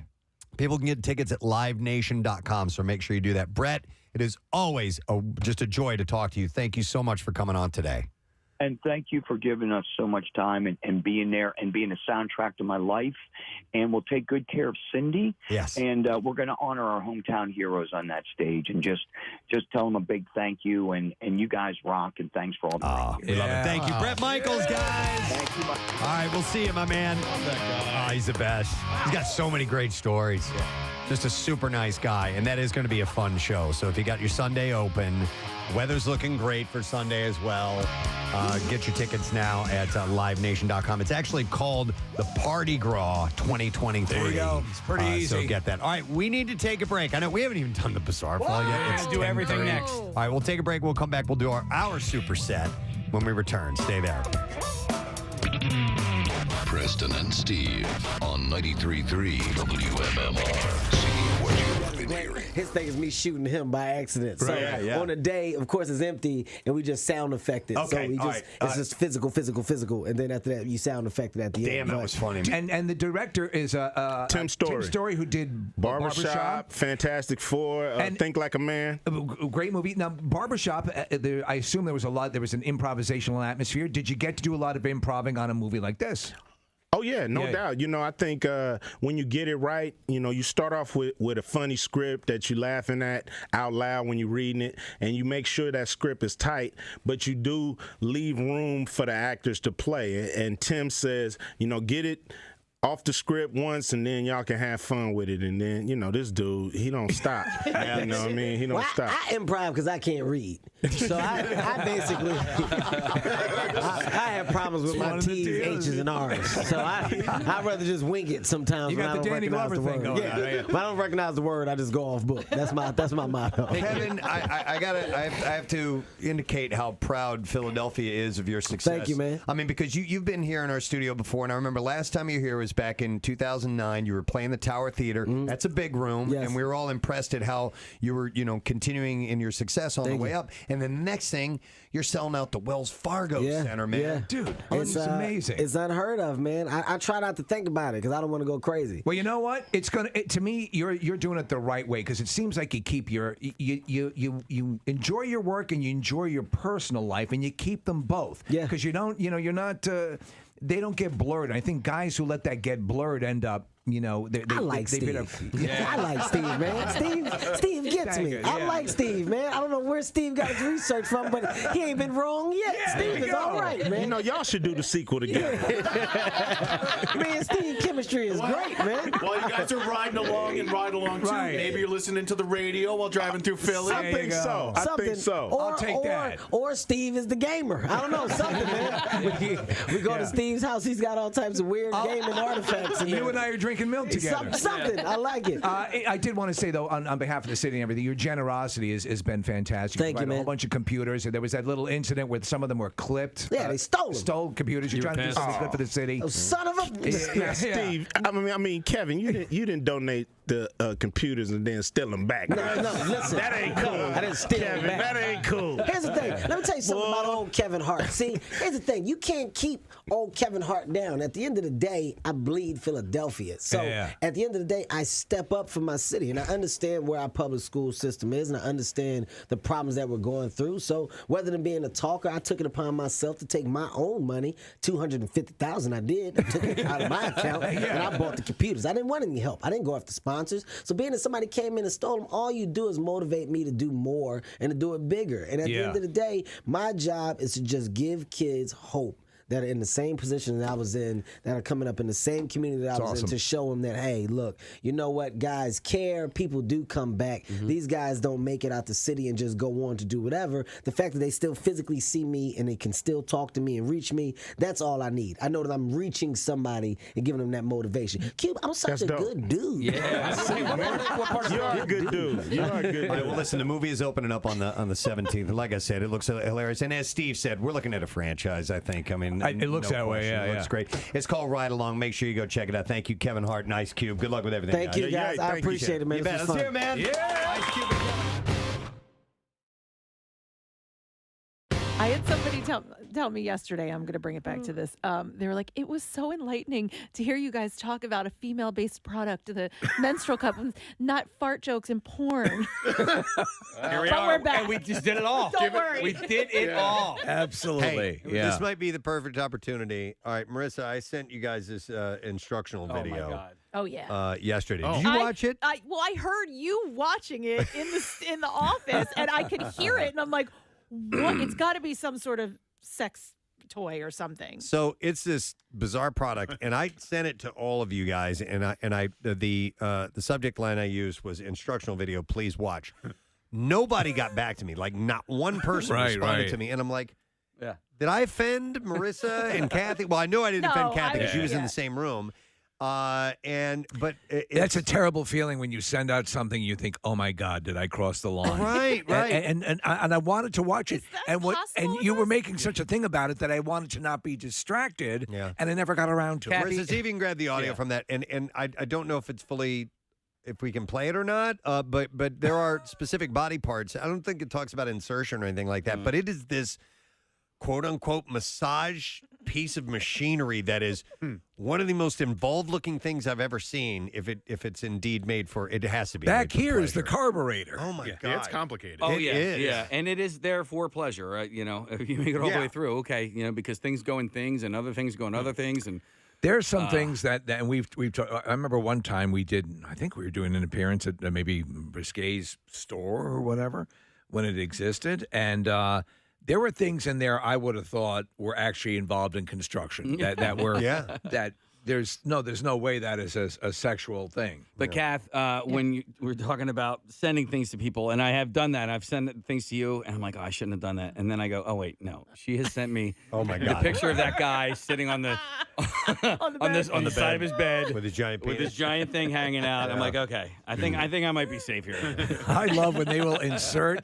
They will have like a dignitary at some meeting, like in Parliament, and they will insert that picture in one of the frames behind him. Dude, the latest one, it was a COVID test. Yep. And I sent it to Kathy. I'm like, dude, I think I came back positive, and she's like, dude, I got this like 3 days ago. I didn't say that. I sent you a screenshot of the text that Preston sent me I had already said, said I think it to I her. tested positive. There was only one person I wanted to send that to, and that was Kathy. Yeah, listen, I bought Kathy for one of her birthdays, like a butthole polisher one time. Right? Yeah, I thought it was nice. Right? Yeah, so you can't cross the line with her. No. I don't think so. No, there's. I don't. Yes, I don't get offended by anything. I don't think it's all funny, but I don't. Right. You know what I mean? Yes. But I don't get offended if you get me a butt plug. Like I've lost. I traded in, and I've always said this. I say of offensive things all the time. I do not have the right to get offended. You know, it's just it's my deal. Right. If I dish it out, I have to be able to take it. Right. But if Kathy ever wanted to like get us fired, oh my God! Jesus. Oh yeah, there's so much ammo. It's not even. I mean, then all you have to do is show the text from her on the phone. You'll be reinstated. I will also think of the time that you put a Sharpie in my butt crack, and you don't remember that, but I do. No. I'm like, yes. Did I draw on your butt? No. I was like bent over, and my crack was showing, and you were like, bloop. Wow. Okay. Do we have it over the audio? No, I don't. Are you editing it? It might have. Yeah. We don't need to hear all of it. It's just I want to get the tone of this guy that is doing the narration for it. That is actually the instruction. It's like he's being as serious as you can possibly be about it. I love that. And talking about this stuff that's just like it's like these things. We never play these fully, but Dad, can I talk to you for a minute? Yeah. There's a much longer piece of that, but I love. What is the exact product? I don't it's even like a know. pleasure device. It's something you buy for, and it's got to be extremely expensive because it's super complicated. I was curious as to what the cost was, but it's for the front and the back and the underneath simultaneously. Yes. Yeah. Okay. Yeah. So is it like a Sibian? The thing that goes in the back? No, it's like nothing you've ever seen before. Is it a revolution in home entertainment? I can't even explain it. Okay, so remember when we were talking about packing a flounder before? Yes. Okay. So there's essentially this thing that packs a flounder for you. But it's there to stimulate things. Oh. So it, okay. But it's just wild that, like, Press, you talk about the narration, but, like, somebody also had to animate this, Yes. Like, There's a professional animator with it, too. Here, I'll play some of it. Before using the Shinfly full coverage men's massager, all body parts in contact with the massager and the massager itself shall be fully cleaned.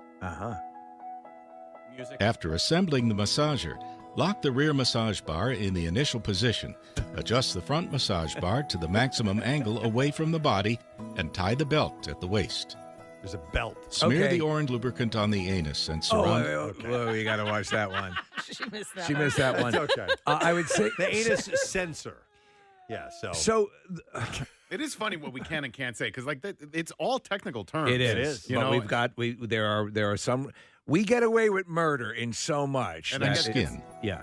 The surrounding skin of the perineum, thigh, inside, and all surfaces of massage head in contact with the skin uniformly. Okay, that's all we're going to play. So initially when I saw the picture of it, I thought it was one of those office chairs that you sit in that doesn't have a back to it, but it's actually a device that you wear. You can wear standing up. There's a pin on it like a grenade. I would need the instructions for this device. On September 16th, so get set for that. You can get the details WMMR.com, Preston.com. There's a lot of great things on the website, by the way. Casey's jersey design reveal for Team WMMR and the Rock and Rollers is up there now. That is for the Bend to the Shore Bike Tour, which is on Sunday. And it's also the entire history of your jerseys, right? Yeah, because, this is actually my 10th ride. We started this. Your 10th? This is our 10th. Yeah, I didn't realize that. But, we started in 2014 where I awarded our team with absolutely nothing. Yeah. And then the next year, I did T-shirts, which sucked. And then I was like, I got to start making jerseys. So I started making jerseys in 2016, and I just... It's a passion of the entire team. I love that. Yeah. Real quick, I want to mention a couple other things on the website. Some charity events, some butt plugs. I want to make sure that I get these mentions in before we vacate for the weekend because they are this weekend. There's an event coming up on Sunday from 1 to 4. It's called Pores for Parker B. Parker's 4 years old, and his mom sent me this information. Ryan did, and Parker was diagnosed with TSC before he was born. It's a rare condition which cells basically don't know when to stop growing and cause benign tumors to continually grow throughout one's vital organs. That's the heart, brain, liver, eyes, stuff like that. It's a serious condition. Yeah. So they're raising funds for the foundation that offers support and I assume medical research and so on for TSC. So that event is going to be Sunday at Dewey Beer Company. The Harbison location, and it's open to the public, and all money raised goes to the TSC Alliance. They're raffling off a bunch of great prizes. Casey, they even have a Blackstone griddle they're going to be raffling away. Winners don't need to be present to win either. That's always good. So the event is open to kids and adults, and I believe we have this. Yes, we should have that on the community page. There's another one I had mentioned the other day. And this is coming up. Actually, it's Monday, August 7th. So you know what? We're short on time, so I'll mention that again next week. But this one, I believe, is this weekend. Yes, Sunday as well. There's an event at the Turkey Track Farms in Millville from 4 to 9 p.m. Nicole Roche, she's a former Preston and Steve intern. She has stage 4 cervical cancer, and in the tragic thing you can't even imagine that you're already going through that. Her son, Wes, passed away from pediatric cancer. It's just a horrible story, and this family needs your help. All proceeds are going to benefit the Roach family. So it's Sunday, Turkey Track Farms in Millville, and it'll be from 4 to 9 p.m. And that information is on PrestonandSteve.com, and you can Venmo and donate money if you want to. If you can't make it to the event, you can do that. But please help out if you can. But check the community page of PrestonandSteve.com for that information. All right, we do need to do the bizarre file. We're going to do B file. We're going to do trash and music news all in this segment. WMMR presents Preston and Steve's Bizarre File. Brought to you this morning by the Valley Forge Tourism and Convention Board.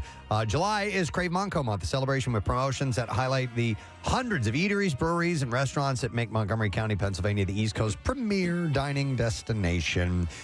The sighting of great white sharks off the coast of San Diego prompted the local fire rescue department to issue urgent warnings to locals and tourists considering visiting a famous regional nude beach. Oh, yeah. And they say you need to enter at your own risk at this point. 3 juvenile great whites were spotted. Oh, my balls. Friday, about 100 yards away from the shore, man. That's close. At Black's Beach, a popular destination known for its impressive surf and nude visitors. The sharks were 6, 8, and 9 feet in length and were feeding on a carcass of a sea lion, but they weren't exhibiting any aggressive behavior, they said. They're just eating a seal. Yeah. Signs announcing the sightings were posted along a beach, a mile in each direction from where the sharks were seen, warning visitors to take care while swimming. So there's footage of surfers in South Africa, and there are 3 of them, and they're riding up in a cresting wave, and you can see as it comes up, a great white shark passing right between 2 of them. Wow. Wow. The Union Police Department arrested the assistant manager of a Burger King because she served dirty fries to customers. And I saw that. Yeah, so officers were called to the restaurant. They heard that 2 women were arguing with staff. The officer arrested the women on disorderly conduct charges, but 2 days later, police received a complaint with accusations of French fries from the trash can being served to customers. Oh. Is that a way to prepare them? Officers said 39-year-old Jamie Christine them trash fries. Major took fries from the trash, put them in the fry dump with freshly cooked fries on top. All right, admit it. Have you ever eaten French fries out of the garbage that you've thrown out? No. Of my own trash can? Yeah. I've eaten stuff I've thrown into the trash can real quick. Yeah. No, never. Never, Nick. Not once. Not once. Not even. Nick's eaten out of my trash can. Not even this morning. Major was arrested and charged with malicious tampering with human food. And we'll keep this short. We'll just do one more quick one. A woman in France recently enjoyed coffee with her friend and was struck by a small meteorite in what is considered an extremely rare event. Sacre bleu. The woman was chatting with her friend outside on a terrace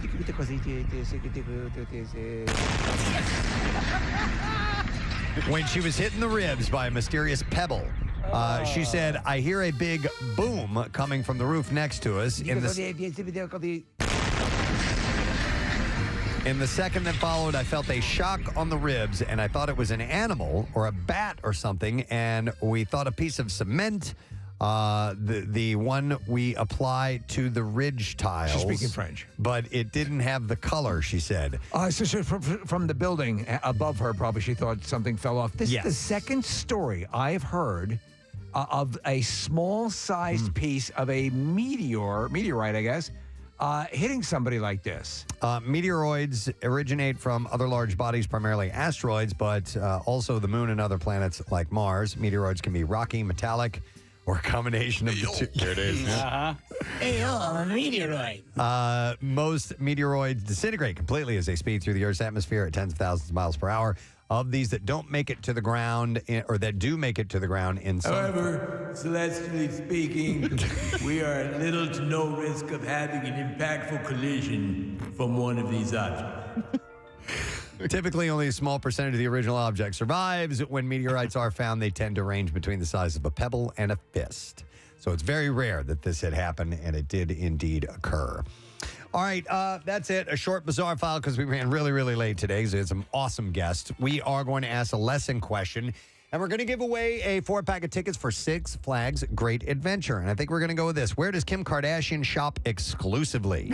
215-263-WMMR is a really quick blurb around 7 a.m. Where does Kim Kardashian shop exclusively? 215-263-WMMR. If you were listening and you heard, then you need to call us because we got a prize over here. We'll do the trash while you're calling in. The trash business is a gold mine. 93.3 WMMR with Preston and Steve's Hollywood Trash.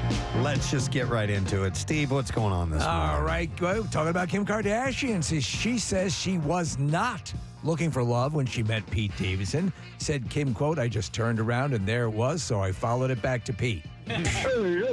Hallmark Channel revealing the sequel to Haul Out the Holly will kick off their 2023 lineup. The movie which once again stars curvy Lacey Chabert, is titled Haul Out the Holly, Jingle Jugs. Oh my God. And finally, there's a rumor circulating that Renee Zellweger and Ant Anstead are engaged after 2 years of dating. Anstead has told friends he wants to wake up every morning, look into Renee's face, and see if he can find her eyes. Yeah. All right, we're looking for an answer. We need to know where Kim Kardashian shops exclusively. 215-263-WMMR. We'll go to Nick and see if we can get an answer. Hey there, Nick. Sucking on a chili dog. Yeah, Sucking buddy. on a chili dog. All right, Nick, where does Kim shop exclusively? I think it's Kroger. Kroger. Yeah, right. Hang on, buddy. Tickets to Six Flags Great Adventure, and you can celebrate summer at Six Flags Great Adventure. Come early to experience the thrills of your favorite coasters, and then stay late to enjoy the spectacular fireworks every Friday and Saturday night. Or you can bring your appetite to the park's newest festival, Flavors of the World, featuring tasty cuisine, and that is from 7 different countries. Now, Preston and Steve's Music News on 93.3 WMMR. Hulk Smash! Brought to you by your local sports and by Sports and Social. You can cheer on the Fightins just steps away from the stadium at Sports and Social in Live Casino and Hotel Philly. And you can watch the game on a 52-foot big screen with Budweiser, cocktail specials, giveaways, memorabilia, and more. We'll start with Alice Cooper. He's got a new single. It's called White Line Frankenstein. It actually features Rage Against the Machine's Tom Morello on guitar and backing vocals. The song will be in his next album called Road, which comes with a bonus DVD Blu-ray of Cooper's full 2022 Hellfest performance.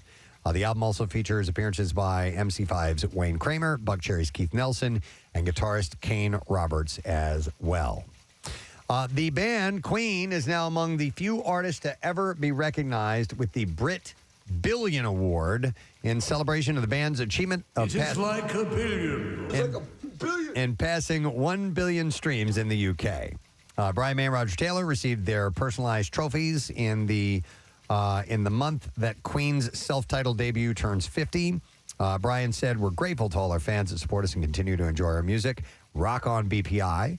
And Taylor said, "I would like to say thanks to everyone who has extracted a morsel of enjoyment from our music. We are still around, and we hope to entertain you a little. Thank you." You know, they are talking about doing a sequel to Bohemian Rhapsody. I'm curious as to where they would go with that. I think they kind of ended the right way. They did. Yeah. So we'll see. Speaking of Queen, Sir Brian May, has decided that it's about time, since he has a knighthood, maybe he lived a little bit like a king. The Queen guitarist, who celebrated his 76th birthday this past Wednesday, has shelled out nearly $40 million for a palace of his own, a sumptuous 3-storied property with 5 grand reception rooms set in an estate on more than 200 Surrey acres. It's Surrey. It's gorgeous, and it has an indoor pool. Yeah, it was so beautiful. Yeah, gorgeous. I saw that. It was built in the 1920s in the William and Mary style. The mansion, which stands on the site of what was a 16th century farmhouse, has been owned by a series of tycoons who've had the money to indulge themselves in any way that took their fancy. So while its 10 bedrooms may seem rather paltry when compared to Buckingham Palace's 52 royal bedrooms and 188 for staff, May's mansion has idiosyncratic treasures all on its own. These include an Art Deco bathroom, one of 10 bathrooms in total. The East Wing, a comparatively new addition, houses an indoor swimming pool, studio, spa, sauna, and gym. But it is outside that King Brian and Queen Anita can really count their blessings. 2 years ago, the couple suffered the loss of carpets and childhood memorabilia when their house in Kensington, West London, flooded by sewage, prompted May to warn London is in danger of drowning in its own effluent. So they had a big water issue, kind of like you guys did, Kathy. It smells like poop. But there's a viewing tower, there's all kinds of stuff. So Brian, what was the creature that he was involved in? Badgers. Was it badgers? Yeah, that he was involved in saving and rescuing. Right. Because they're hunted in England regularly. So he wanted to save badgers. Yeah. And, now he has sort of a preserve for them, right? There you go. And that's it. That's all I have in music news for you. Hey, I do want to mention this. We have our big friggin' deal at MMR. You're going to love this. It's for Big Kahuna Water Park. Nice. And you get 2 tickets. It's half price. 2 tickets for Big Kahuna's Water Park for $30. Oh. Sweet deal. They're in West Berlin, New Jersey, and it's an indoor and outdoor water park. It's got a wide array of state-of-the-art water slides, attractions, and a whole bunch more. If you want to get this, and like I said, this has a 50% cut on this. Use the keyword deal at WMMR.com. You should check it all the time because we are always having these half-off price. Sorry about that. Half-off price specials. Yes. So, the keyword is deal. Use it at WMMR.com. All right, we're going to take a break. We will get back. We'll wrap up the program, give away our Word of the Week prize as well. Stay with us. Preston and Steve on 93.3 WMMR. Do they have a price? No, but I'll bet you it's a few $1,000s. Look at this. So Wait, I'm sorry. See, that wraps around. Is that supposed to go over your Johnson? There you and then it goes up and there down. You go. Watching the animation. But what I can't figure out is the seat part of it. The seat looks like a ski boot. It does. It looks like a ski boot. So you sit on a ski boot. Hey, while it. Without looking behind you, Steve, who do you think is in the studio now? Bill? Yes. He just came into the studio. He's shaking his head. He's not happy. He has one of these. It was his birthday on Sunday. came in to clarify. He's looking to let us know the price. What do those things cost, Bill? You should get one that instead of a motorcycle seat. Bill, honestly, have you ever seen anything like this in your life? You know, I'm in my office last night, long after you've gone. Right. I listened to the Kathy Menstrual Cup segment because I missed it live. Right. What'd you think? It's pretty straight ahead, right? No, there was look. It's like, well, I actually looked up. It's been so long since we've talked about FCC and the liability of obscenity and all of that stuff. It hasn't been a conversation. I looked up the definition again, and I think you guys are dancing on that line because it has something to do with sexual or excretory activities and organs, which is what There's nothing sexual about it. I mean, it's all it deals with biological, if anything. It deals with a sexual organ, right? Yeah, like a Wurlitzer. By my by Kathy's very apt description of what that does. Anyway, and you're doing this today. I'm like, I dumped the lubricant on the thing. Yes, which we would only. I gotcha. Our agreement with you is always we'll swing for the fences and you excise what you think is appropriate. People are wondering what the name of it was. Again, I'll play the beginning. Just it says the name of this. Before using the Shinfly Full Coverage Men's Massager. Shinfly Full Coverage Men's Massager. So I need to imagine, because so much of this is written and appears to be in Mandarin, right? Yeah, I don't know. It's definitely an Asian product, I believe. But it's got subtitles, which brings us full circle to the conversation we started. Says great for dads and grads. Oh, jeez. Okay. All right. So today's discussion just kind of brought me back to those good old days where we're really working the dump buttons. But good. Yeah. So By the maybe way, Bill, a Preston Preston and Steve logo in the merch shop, in the rock shop. We could make some money on this. Yes. Right? Yeah. Okay. Again, and you could be the narrator. Bill's a great narrator, by the way. Yeah. He does wonderful narration. I get all. Wait, hang on. Let me All sell. body parts in contact with the massager and the massager itself shall be fully cleaned. I think you're better than this guy. Yeah. I don't know what you want from me. Santa's got to go. All right, I'm gonna go. Santa's got to go. All right, so you need to see this thing. You need to do a search on the. Hold on, what was the name of it? I mean, it'd be easier to go out and get a girlfriend. Yes, by far. Just putting this thing on, just all the straps and hooks and various things you need to put together to put this thing on your body is more work than going out and trying to get an actual relationship. And what do you think? It's like, you're at the office. Can I come in? No! Before using the Shinfly Full Coverage Men's Massager. Shinfly Full Coverage Men's Massager. Marissa? We're sharing it on all of our social media. Okay. accounts, All right. so You can got to find the see link this there. thing. There's nothing full-on graphic No, about everything the is- animation, but I mean, it's suggested. It's certainly suggested, but I've never seen anything like this product before. I mean, there has to come a point about 3 minutes into using it where you just feel like the lowest scum on earth. Or you finally found the euphoric. greatest thing Yeah. that's been created by man. Honey, I want a divorce. Wow. Okay. All right. Eddie Vedder is heading out on the road tomorrow night in support of his new solo set, Earthling.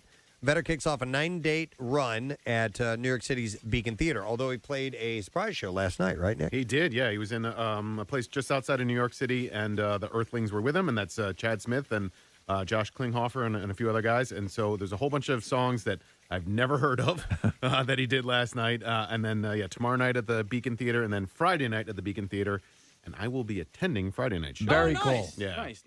While chatting with the New York Times, the Pearl Jam frontman recalled discussing his and the band's career with U2's Bono, who had very specific opinions and advice for Vedder. What do you think about baloney? He does. I like it. He recalled saying, I've had a conversation with Bono back in the day. He was suggesting that we needed to work harder and that you didn't want rock and roll to become a niche. And he said that when U2 makes a record, it's like they've got a racehorse and they don't want the horse to in the race. They want to win the race. And I said, we race the horse and then we let the horse run free. He said, I wasn't trying to be honest, I don't know what you're talking about. He said, I wasn't trying to be clever. That was the truth. And he was frustrated with me. Do me a favor and put this device on. I think you're going to what is it? This part here goes over your manhood. This thing that looks like a ski boot rests just behind your nutsack. Now do a deep knee bend. Oh, yeah. Oh, yeah. Oh, my God. I see what you mean. Isn't that great? Yeah. His voice gets even shakier.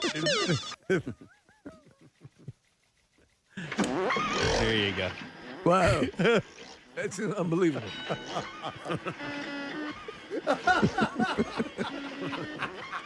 Isn't that something? It's crazy.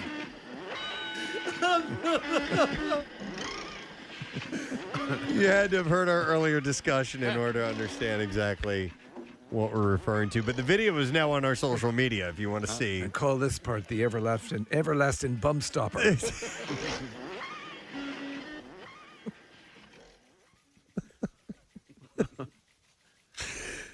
Oh, my God. Hang on. I can't see the copy here. And the video's back up again. It's just such a clunky looking thing. It is. There's no way to describe it. Okay.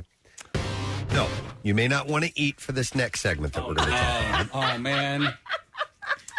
Okay. Kathy told us last night on a little phone call, and she prefaced this by saying, I want to share something with you guys. And she says, because we're family and we can talk about these things. By the way, Casey was not on the call at this point, so this is going to be a surprise for Casey. I go, what did I just walk into? And you guys said, you just wait till tomorrow. Yeah. I said, okay. Yeah. So you want to try something out, I believe? Do. Yeah, okay. I want to try something out. And when I say we're family, I mean us in the room and everyone that listens to the show. Exactly. Right? Yes. So I'm going to try a menstrual cup. Oh, man. A menstrual cup. Wow. Yeah, a cup. I'm so surprised. A cup. Me too. And in no small part, because your reaction anytime Preston has ever brought this up is just complete revulsion. And That's so, what like, we thought. The fact that you're coming around on it, and I've heard a lot of people rave about it, I'm proud of you. I think that's like a step in the right direction. Yes. I didn't even know they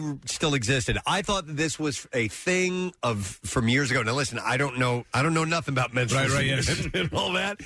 But it seems antiquated to me.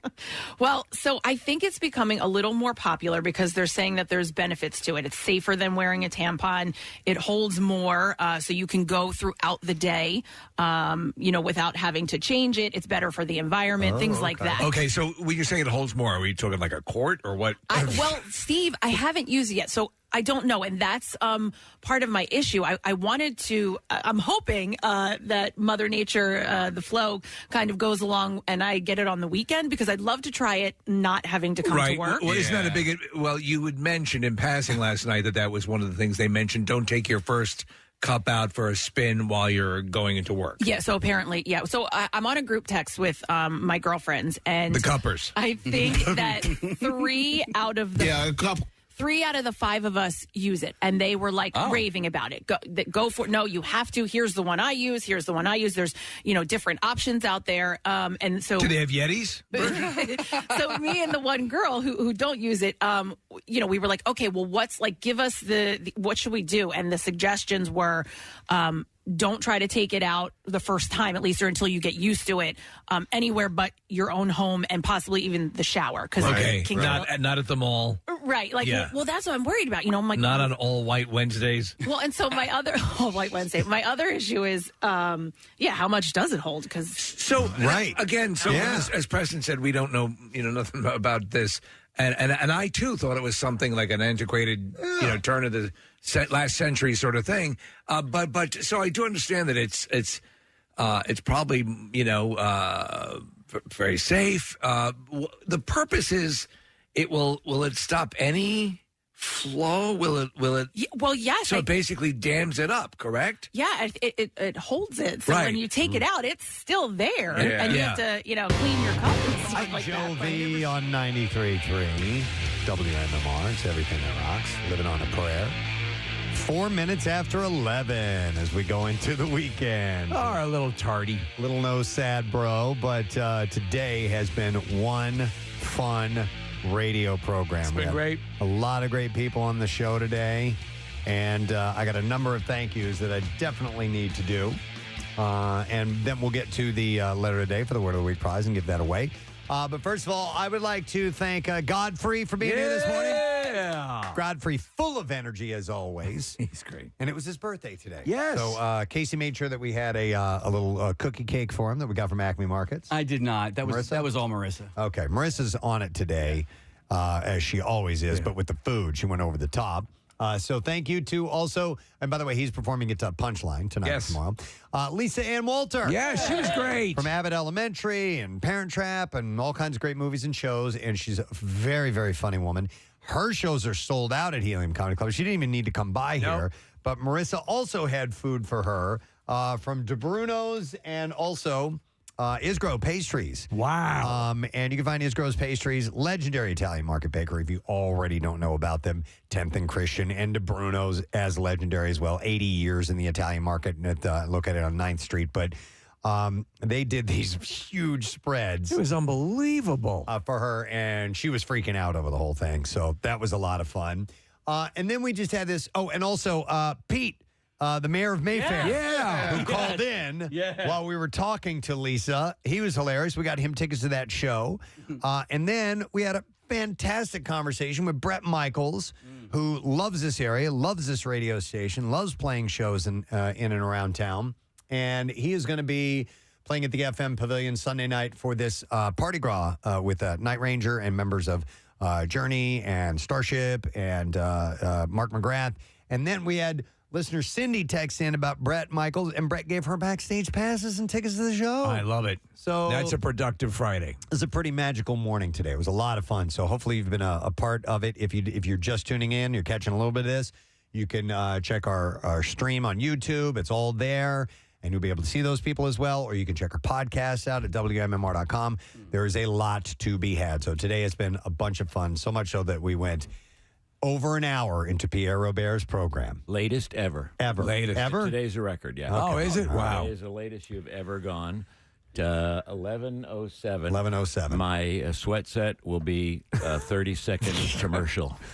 Well, we have it'll just be a glowing set, not even sweat. Drink. Yeah. Well, we have some sweet treats here for you to say sorry. Trying to bribe me with... It will work, though. Then I guess we should cut to the chase and get the letter. You ready, man? All right, here we go. Preston and Steve on 93.3 WMMR. Now, the Daily Letter. All right, the Preston and Steve Show is brought to you today by The Letter. D as in dog, you dirty dog. All right, we'll take caller number 4 at 215-263 WMMR. If you can give us what that word is, you get this very cool prize that we will reveal in just a moment or two. So go ahead and give us a call. So short sweat set, 30-second sweat set. Yeah. Anything else interesting? I got to get Tony into the sweat set. Yes, for sure. Tony Bennett. We didn't really get to speak much about it because it happened in the middle of all these interviews we had today. There's one really salient point, which is Anderson Cooper from CNN also does a side gig on 60 Minutes. And a couple of years ago, he interviewed Tony, went to his house or his magnificent apartment on overlooking Central Park. And Tony was pretty deep into the throes of Alzheimer's. And they have a grand piano in the giant house or condominium, whatever it is, apartment. And he couldn't really carry on a conversation. But when they brought him over to the piano, he sang brilliantly. He sang all these songs, no teleprompter, no anything. And then shortly thereafter, Lady Gaga, God bless her, she loves him, and he loves her. And they had done one album together, which was gigantic, a huge hit. Second album they did together, same thing. And they did 2 nights at Radio City Music Hall. Yeah. And that whole thing is available as a special. And brilliant, sold out nights. And then Anderson interviewed him a few days later, sitting in Central Park. And he had no memory of the concert. Oh, my goodness. It was so wonderful to see Lady Gaga become this kind of caretaker for him in that regard and making sure that everyone still understood what an important individual he has been to music throughout all these years. So true. I saw them together in Atlantic City. And he came on and did about 7 songs. He goes, "All right, ladies and gentlemen, will you welcome? There's nothing like her. Lady Gaga. Yeah. And she came out, and she didn't do any of her own songs. She came out and did about 7 costume changes, all in various late 50s, early 60s, cocktail dresses, Marilyn Monroe kind of looks, and sang classics, standards, and She's did duets great. with them. Yeah. It was stunning, amazing. Wow. So a great loss, but a great man and a great life he had. Yeah, and a once-in-a-lifetime talent. Amazing. So on the program, we'll have blocks of Dave Matthews for the big shows tonight and tomorrow. Struts are tomorrow in Camden. We did a big block of Poison the other day for the big show on Sunday that you talked with Bret Michaels. Great conversation, by the way. And we got Cake on Sunday at the Man. Quirky, wonderful, marvelous band. We'll get to a block of them. Excellent. Let's see if we can give this away. We're looking for caller number 4, and it's Jake who's on the line. Hi there, Jake. Gadzooks, guys. Gadzooks to you, Jake. What is our word of the week? Weird. Great day in the morning. All righty, Jake. You, sir, have got the hookup for the Pocono 400. We're going to give you a pair of Terrace Club tickets for the event on Sunday at Pocono Raceway. Tickets include a nice shaded seat for the race, pit paddock passes to get up close to the cars in the pit and area pre-race, and we're going to give you food and beverage on top of that. So you, sir, are going to get set up. You're going to have a great time. All right, my man?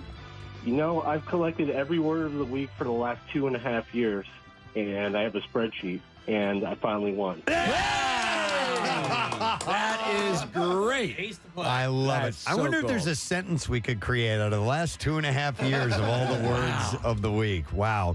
I'd be interested in seeing that, Jake, if you had a chance to send that to us. All right, bud? Yeah, I will. All right, thank you so cool. much. Congratulations. Hang on the line. We'll get your information. Don't forget NASCAR weekend at Pocono Raceway now through the 23rd. And you can get tickets at PoconoRaceway.com. I'll take a moment to thank our sponsors, Preston and Steve Show. Brought to you by Duncan, and the Preston and Steve Show runs on Duncan. Also brought to you by Trinity Rehab. Locations all over and now open in King of Prussia, trinity-rehab.com. Next week on our program, we're going to have our buddy Chef Brian Duffy on. Our very good close friend, Mr. Mark Summers, will be joining us. Great. And comedian Rodman will be in our studio. So it's going to be a good week. Rage on. Have a wonderful weekend. A safe one, and we'll see you later, gang. Bye-bye.